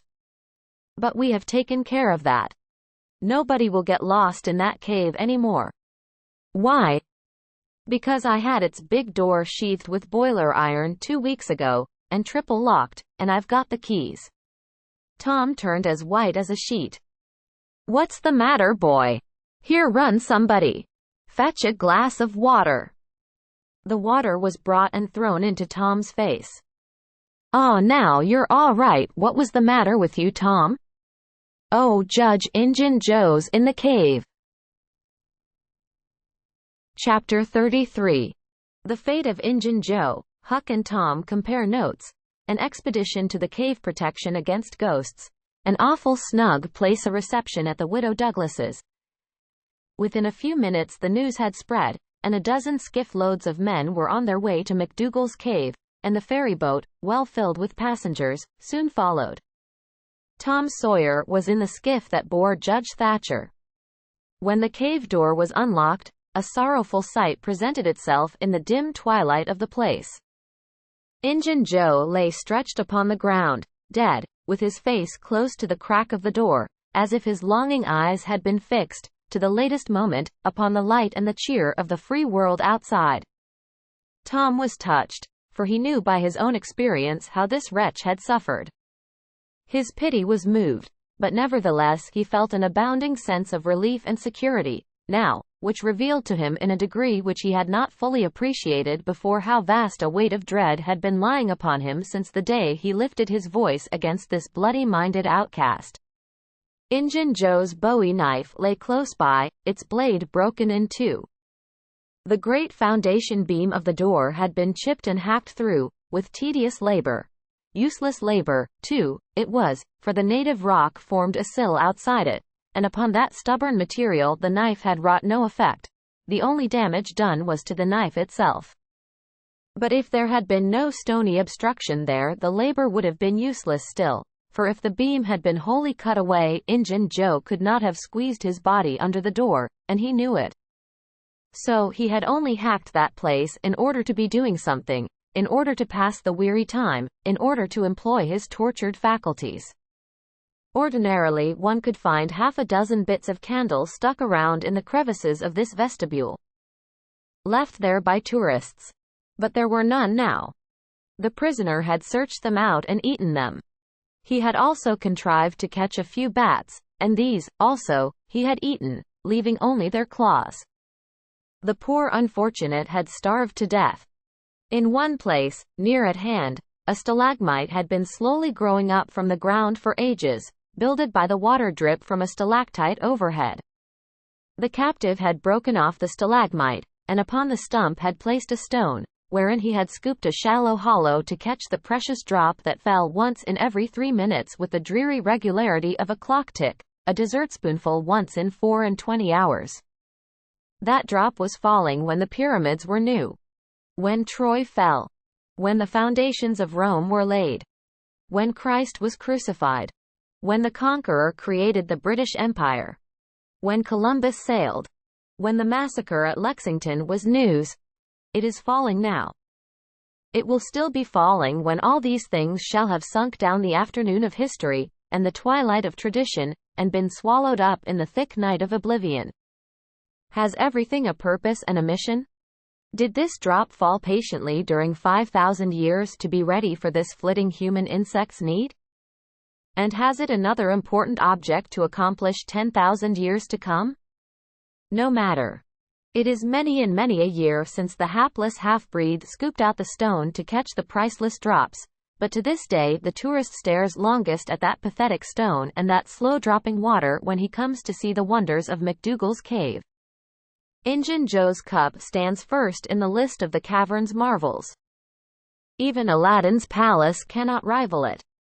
Injun Joe was buried near the mouth of the cave, and people flocked there in boats and wagons from the towns and from all the farms and hamlets for 7 miles around. They brought their children, and all sorts of provisions, and confessed that they had had almost as satisfactory a time at the funeral as they could have had at the hanging. This funeral stopped the further growth of one thing, the petition to the governor for Injun Joe's pardon. The petition had been largely signed. Many tearful and eloquent meetings had been held, and a committee of sappy women been appointed to go in deep mourning and wail around the governor, and implore him to be a merciful ass and trample his duty underfoot.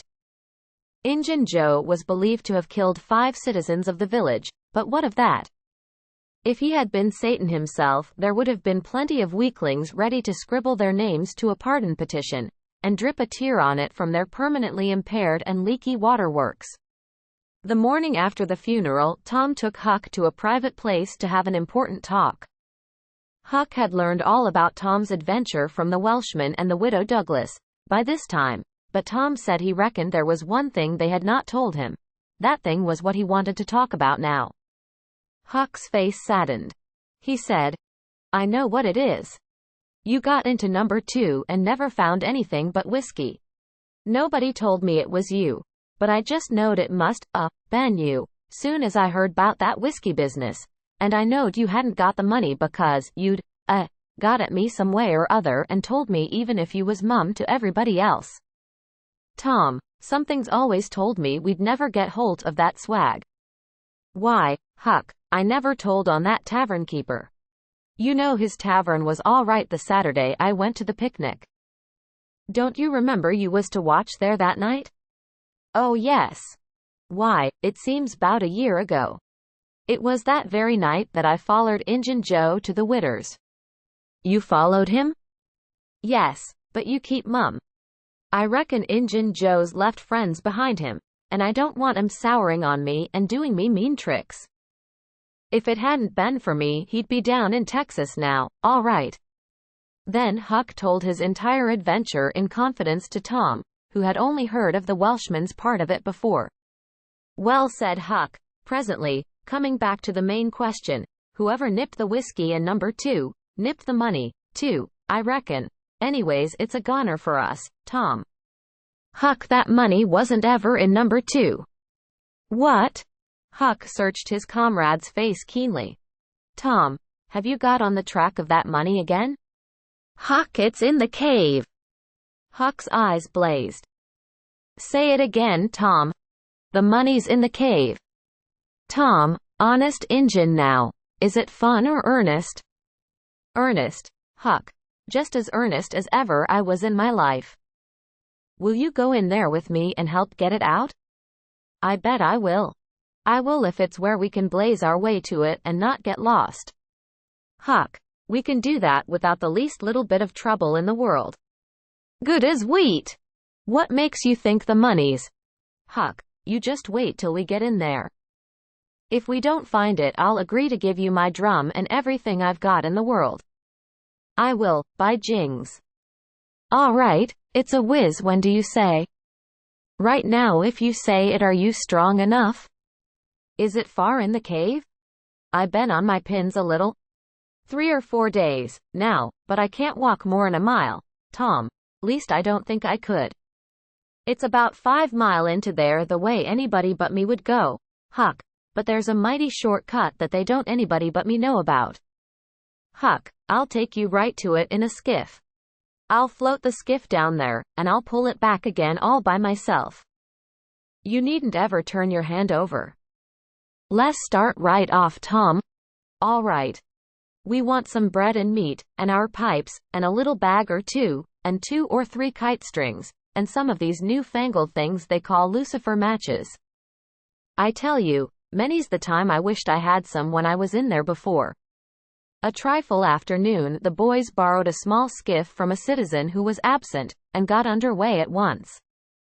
When they were several miles below Cave Hollow, Tom said, Now you see this bluff here looks all alike all the way down from the Cave Hollow. No houses, no wood yards, bushes all alike. But do you see that white place up yonder where there's been a landslide? Well, that's one of my marks. We'll get ashore, now. They landed. Now, Huck, where we're a-standing you could touch that hole I got out of with a fishing pole. See if you can find it. Huck searched all the place about, and found nothing. Tom proudly marched into a thick clump of sumac bushes and said, Here you are. Look at it, Huck. It's the snuggest hole in this country. You just keep mum about it. All along I've been wanting to be a robber, but I knew I'd got to have a thing like this, and where to run across it was the bother. We've got it now, and we'll keep it quiet, only we'll let Joe Harper and Ben Rogers in, because of course there's got to be a gang. Or else there wouldn't be any style about it. Tom Sawyer's gang. It sounds splendid, don't it, Huck? Well, it just does, Tom. And who'll we rob? Oh, most anybody. Waylay people. That's mostly the way. And kill them? No, not always. Hive them in the cave till they raise a ransom. What's a ransom? Money. You make them raise all they can, often their friends, and after you've kept them a year, if it ain't raised, then you kill them. That's the general way. Only you don't kill the women. You shut up the women, but you don't kill them. They're always beautiful and rich, and awfully scared. You take their watches and things, but you always take your hat off and talk polite. They ain't anybody as polite as robbers. You'll see that in any book. Well, the women get to loving you, and after they've been in the cave a week or 2 weeks they stop crying, and after that you couldn't get them to leave. If you drove them out they'd turn right around and come back. It's so in all the books. Why, it's real bully, Tom. I believe it's better'n to be a pirate. Yes, it's better in some ways, because it's close to home and circuses and all that. By this time, everything was ready and the boys entered the hole, Tom in the lead. They toiled their way to the farther end of the tunnel, then made their spliced kite strings fast and moved on. A few steps brought them to the spring, and Tom felt a shudder quiver all through him. He showed Huck the fragment of candlewick perched on a lump of clay against the wall, and described how he and Becky had watched the flame struggle and expire. The boys began to quiet down to whispers. Now, for the stillness and gloom of the place oppressed their spirits. They went on, and presently entered and followed Tom's other corridor until they reached the jumping-off place. The candles revealed the fact that it was not really a precipice, but only a steep clay hill 20 or 30 feet high. Tom whispered, "Now I'll show you something, Huck." He held his candle aloft and said, "Look as far around the corner as you can. Do you see that? There, on the big rock over yonder, done with candle smoke. Tom, it's a cross. Now where's your number 2? Under the cross, hey? Right yonder's where I saw Injun Joe poke up his candle, Huck." Huck stared at the mystic sign a while, and then said with a shaky voice, "Tom, let's get out of here." "What? And leave the treasure?" "Yes. Leave it. Injun Joe's ghost is round about there certain." "No it ain't, Huck, no it ain't. It would haunt the place where he died, away out at the mouth of the cave, 5 mile from here." "No, Tom, it wouldn't. It would hang round the money. I know the ways of ghosts, and so do you." Tom began to fear that Huck was right. Misgivings gathered in his mind. But presently an idea occurred to him. "Look I here, Huck, what fools we're making of ourselves. Injun Joe's ghost ain't a-going to come around where there's a cross." The point was well taken. It had its effect. "Tom, I didn't think of that. But that's so. It's luck for us, that cross is. I reckon we'll climb down there and have a hunt for that box." Tom went first, cutting rude steps in the clay hill as he descended. Huck followed. 4 avenues opened out of the small cavern which the great rock stood in. The boys examined 3 of them with no result. They found a small recess in the one nearest the base of the rock, with a pallet of blankets spread down in it, also an old suspender, some bacon rind, and the well-gnawed bones of 2 or 3 fowls. But there was no money box. The lads searched and researched this place, but in vain. Tom said, "He said under the cross." "Well, this comes nearest to being under the cross. It can't be under the rock itself, because that sets solid on the ground." They searched everywhere once more, and then sat down discouraged. Huck could suggest nothing. By and by Tom said, "Look I here, Huck, there's footprints and some candle grease on the clay about one side of this rock, but not on the other sides. Now, what's that for? I bet you the money is under the rock. I'm going to dig in the clay." "That ain't no bad notion, Tom," said Huck with animation. Tom's real Barlow was out at once, and he had not dug 4 inches before he struck wood. "Hey, Huck, you hear that?" Huck began to dig and scratch now. Some boards were soon uncovered and removed. They had concealed a natural chasm which led under the rock. Tom got into this and held his candle as far under the rock as he could, but said he could not see to the end of the rift. He proposed to explore. He stooped and passed under. The narrow way descended gradually. He followed its winding course, first to the right, then to the left, Huck at his heels. Tom turned a short curve, by and by, and exclaimed, "My goodness, Huck, looky here." It was the treasure box. Sure enough, occupying a snug little cavern, along with an empty powder keg, a couple of guns in leather cases, 2 or 3 pairs of old moccasins, a leather belt, and some other rubbish well soaked with the water drip. "Got it at last," said Huck, plowing among the tarnished coins with his hand. "My, but we're rich, Tom." "Huck, I always reckoned we'd get it. It's just too good to believe, but we have got it, sure. Say, let's not fool around here. Let's snake it out. Lemme see if I can lift the box." It weighed about 50 pounds. Tom could lift it, after an awkward fashion, but could not carry it conveniently. I thought so, he said. They carried it like it was heavy, that day at the haunted house. I noticed that. I reckon I was right to think of fetching the little bags along. The money was soon in the bags and the boys took it up to the cross rock. Now let's fetch the guns and things, said Huck. No, Huck, leave them there. They're just the tricks to have when we go to robbing. We'll keep them there all the time, and we'll hold our orgies there, too. It's an awful snug place for orgies. What orgies? I don't know. But robbers always have orgies, and of course we've got to have them, too. Come along, Huck, we've been in here a long time. It's getting late, I reckon. I'm hungry, too. We'll eat and smoke when we get to the skiff.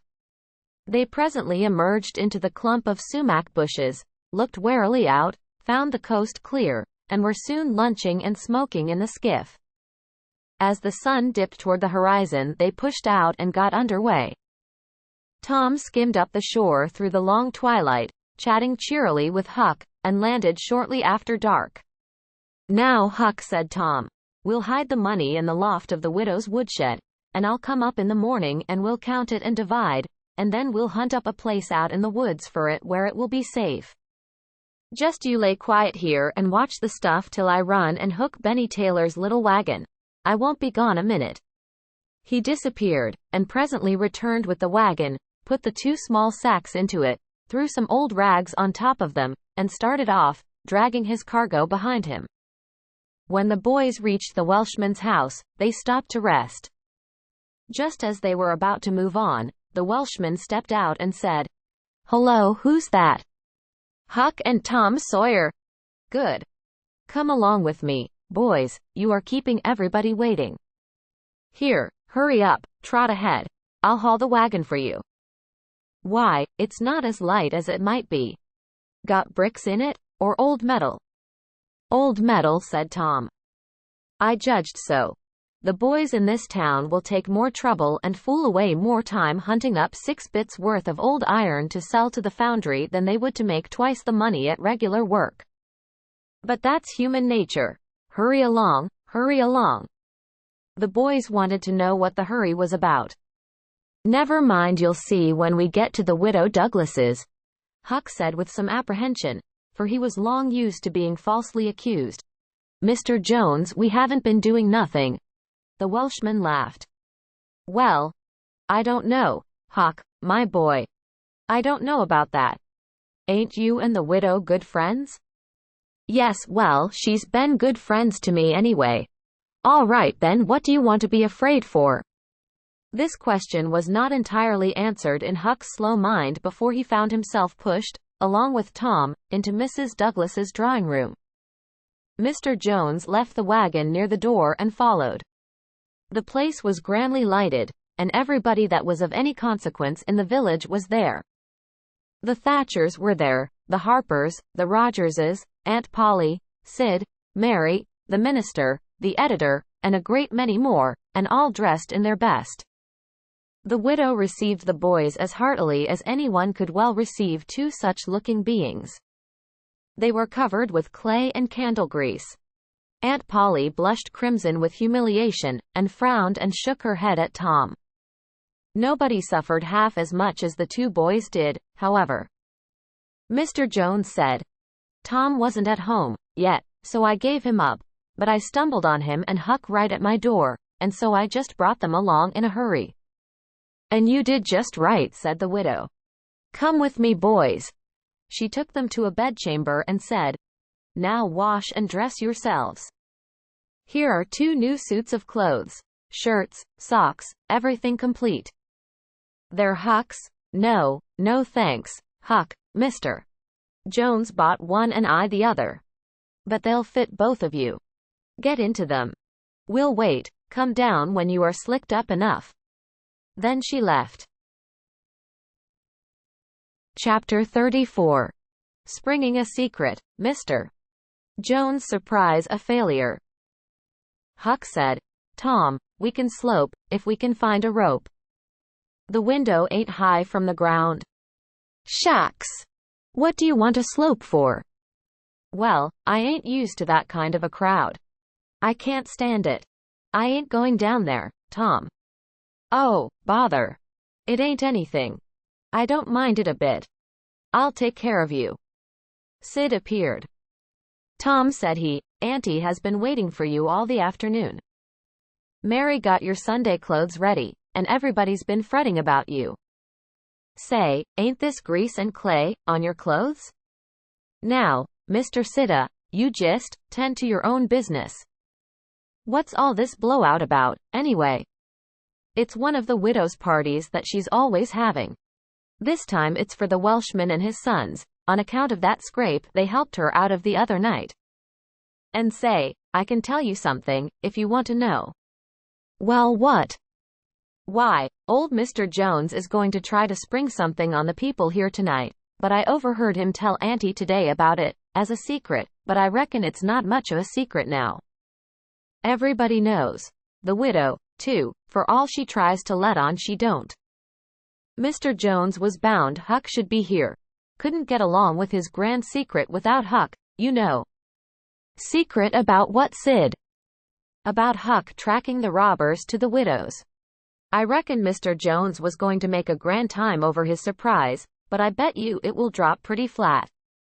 Sid chuckled in a very contented and satisfied way. Sid, was it you that told? Oh, never mind who it was, somebody told. That's enough. Sid.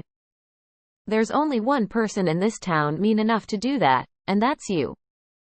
If you had been in Huck's place, you'd, sneak down the hill and never told anybody on the robbers. You can't do any but mean things, and you can't bear to see anybody praised for doing good ones. There, no thanks, as the widow says, and Tom cuffed Sid's ears and helped him to the door with several kicks. Now go and tell Auntie if you dare, and tomorrow you'll catch it. Some minutes later the widow's guests were at the supper table, and a dozen children were propped up at little side tables in the same room, after the fashion of that country and that day. At the proper time Mr. Jones made his little speech, in which he thanked the widow for the honor she was doing himself and his sons, but said that there was another person whose modesty, and so forth and so on. He sprung his secret about Huck's share in the adventure in the finest dramatic manner he was master of, but the surprise it occasioned was largely counterfeit and not as clamorous and effusive as it might have been under happier circumstances. However, the widow made a pretty fair show of astonishment, and heaped so many compliments and so much gratitude upon Huck that he almost forgot the nearly intolerable discomfort of his new clothes in the entirely intolerable discomfort of being set up as a target for everybody's gaze and everybody's laudations. The widow said she meant to give Huck a home under her roof and have him educated, and that when she could spare the money she would start him in business in a modest way. Tom's chance was come. He said, Huck don't need it, Huck's rich. Nothing but a heavy strain upon the good manners of the company kept back the due and proper complimentary laugh at this pleasant joke. But the silence was a little awkward. Tom broke it. Huck's got money. Maybe you don't believe it, but he's got lots of it. Oh, you needn't smile. I reckon I can show you. You just wait a minute. Tom ran out of doors. The company looked at each other with a perplexed interest, and inquiringly at Huck, who was tongue-tied. Sid, what ails Tom? Said Aunt Polly. Well, there ain't ever any making of that boy out. I never. Tom entered, struggling with the weight of his sacks, and Aunt Polly did not finish her sentence. Tom poured the mass of yellow coin upon the table and said, There, what did I tell you? Half of it's Huck's and half of it's mine. The spectacle took the general breath away. All gazed. Nobody spoke for a moment. Then there was a unanimous call for an explanation. Tom said he could furnish it, and he did. The tale was long, but brimful of interest. There was scarcely an interruption from anyone to break the charm of its flow. When he had finished, Mr. Jones said, I thought I had fixed up a little surprise for this occasion, but it don't amount to anything now. This one makes it sing mighty small, I'm willing to allow. The money was counted.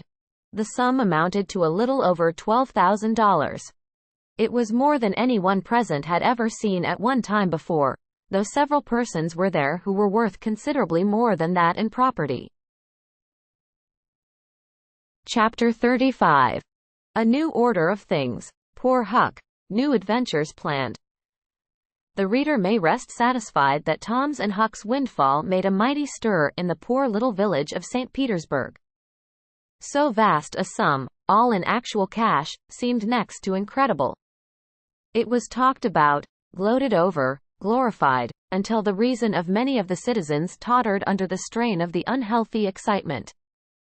Every haunted house in St. Petersburg and the neighboring villages was dissected, plank by plank, and its foundations dug up and ransacked for hidden treasure, and not by boys, but men, pretty grave, unromantic men, too, some of them. Wherever Tom and Huck appeared they were courted, admired, stared at. The boys were not able to remember that their remarks had possessed weight before. But now their sayings were treasured and repeated. Everything they did seemed somehow to be regarded as remarkable. They had evidently lost the power of doing and saying commonplace things.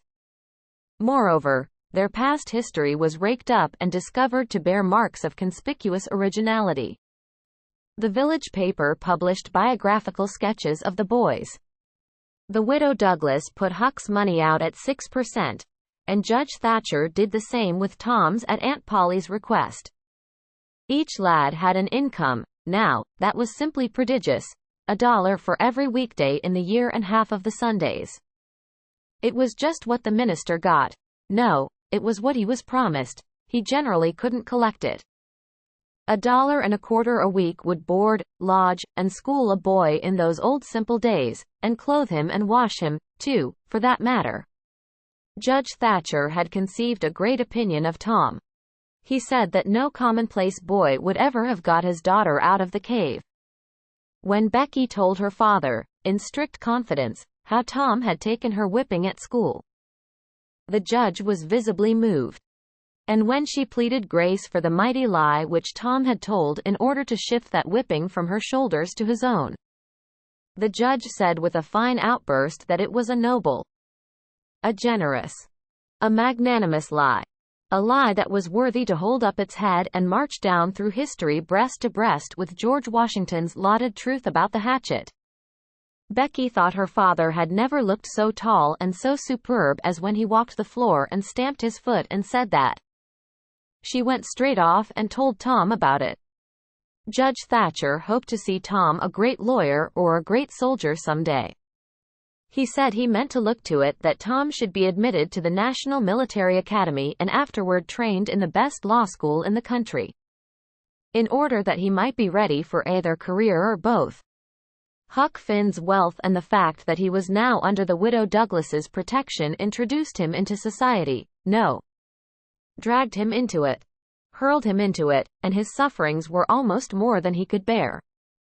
The widow's servants kept him clean and neat, combed and brushed, and they bedded him nightly in unsympathetic sheets that had not one little spot or stain which he could press to his heart and know for a friend.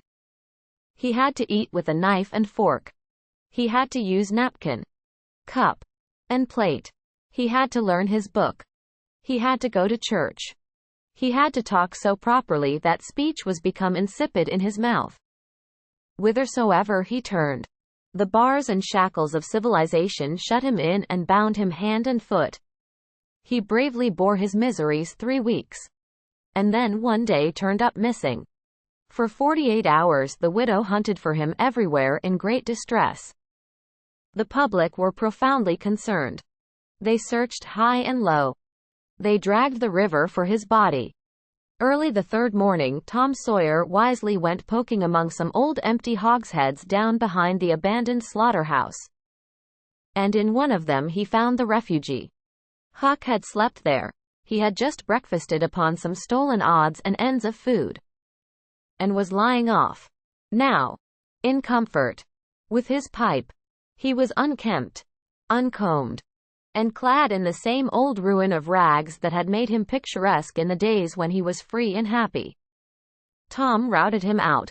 told him the trouble he had been causing, and urged him to go home. Huck's face lost its tranquil content and took a melancholy cast.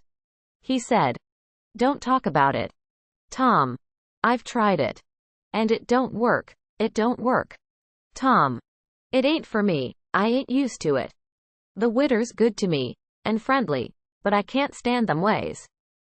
She makes me get up just at the same time every morning. She makes me wash. They comb me all to thunder. She won't let me sleep in the woodshed. I got to wear them blamed clothes that just smothers me. Tom, they don't seem to any air get through 'em. Somehow. And they're so rotten nice that I can't set down, nor lay down, nor roll around anywheres. I hain't slid on a cellar door for, well, it 'pears to be years. I got to go to church and sweat and sweat. I hate them ornery sermons. I can't catch a fly in there. I can't chaw. I got to wear shoes all Sunday. The widder eats by a bell. She goes to bed by a bell. She gets up by a bell. Everything's so awful reg'lar a body can't stand it." "Well, everybody does that way, Huck." "Tom, it don't make no difference. I ain't everybody. And I can't stand it. It's awful to be tied up so. And grub comes too easy. I don't take no interest in vittles that way. I got to ask to go a fishing. I got to ask to go in a swimming. Derned if I hain't got to ask to do everything. Well, I'd got to talk so nice it wasn't no comfort. I'd got to go up in the attic and rip out a while every day to get a taste in my mouth, or I'd a died. Tom, the widder wouldn't let me smoke. She wouldn't let me yell. She wouldn't let me gape, nor stretch, nor scratch, before folks, then with a spasm of special irritation and injury. And Dad fetch it, she prayed all the time. I never see such a woman.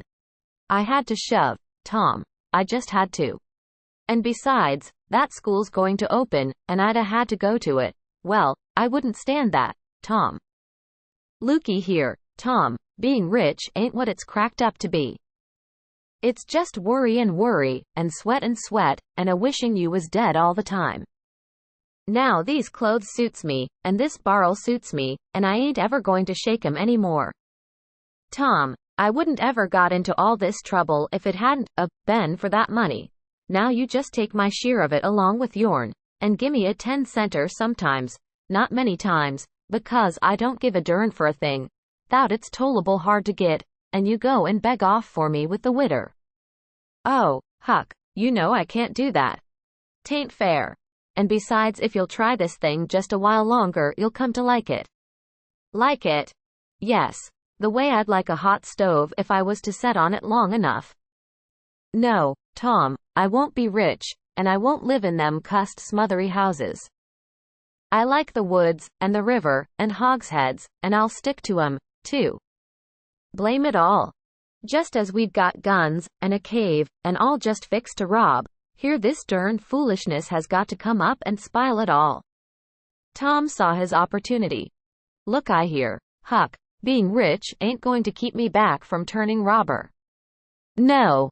Oh, good licks, are you in real dead wood earnest, Tom?" "Just as dead earnest as I'm sitting here. But Huck, we can't let you into the gang if you ain't respectable, you know." Huck's joy was quenched. "Can't let me in, Tom? Didn't you let me go for a pirate?" "Yes. But that's different. A robber is more high-toned than what a pirate is, as a general thing. In most countries they're awful high up in the nobility, dukes and such. Now, Tom, hain't you always been friendly to me? You wouldn't shut me out, would you, Tom?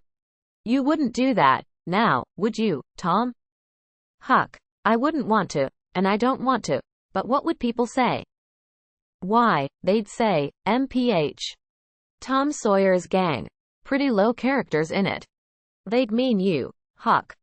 You wouldn't like that, and I wouldn't." Huck was silent for some time, engaged in a mental struggle. Finally he said, "Well, I'll go back to the widder for a month and tackle it and see if I can come to stand it, if you'll let me belong to the gang, Tom." "All right, Huck, it's a whiz. Come along, old chap, and I'll ask the widow to let up on you a little, Huck.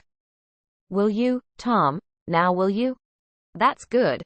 If she'll let up on some of the roughest things, I'll smoke private and cuss private, and crowd through or bust. When you going to start the gang and turn robbers? Oh, right off. We'll get the boys together and have the initiation tonight, maybe. Have the which? Have the initiation. What's that? It's to swear to stand by one another, and never tell the gang's secrets, even if you're chopped all to flinders, and kill anybody and all his family that hurts one of the gang. That's gay. That's mighty gay, Tom, I tell you. Well, I bet it is.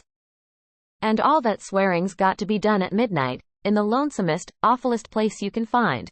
A haunted house is the best, but they're all ripped up now. Well, midnight's good anyway, Tom. Yes. So it is. And you've got to swear on a coffin, and sign it with blood. Now, that's something like. Why, it's a million times bullier than pirating. I'll stick to the widder till I rot, Tom. And if I get to be a reg'lar ripper of a robber, and everybody talking about it, I reckon she'll be proud she snaked me in out of the wet. Conclusion. So endeth this chronicle. It being strictly a history of a boy, it must stop here. The story could not go much further without becoming the history of a man.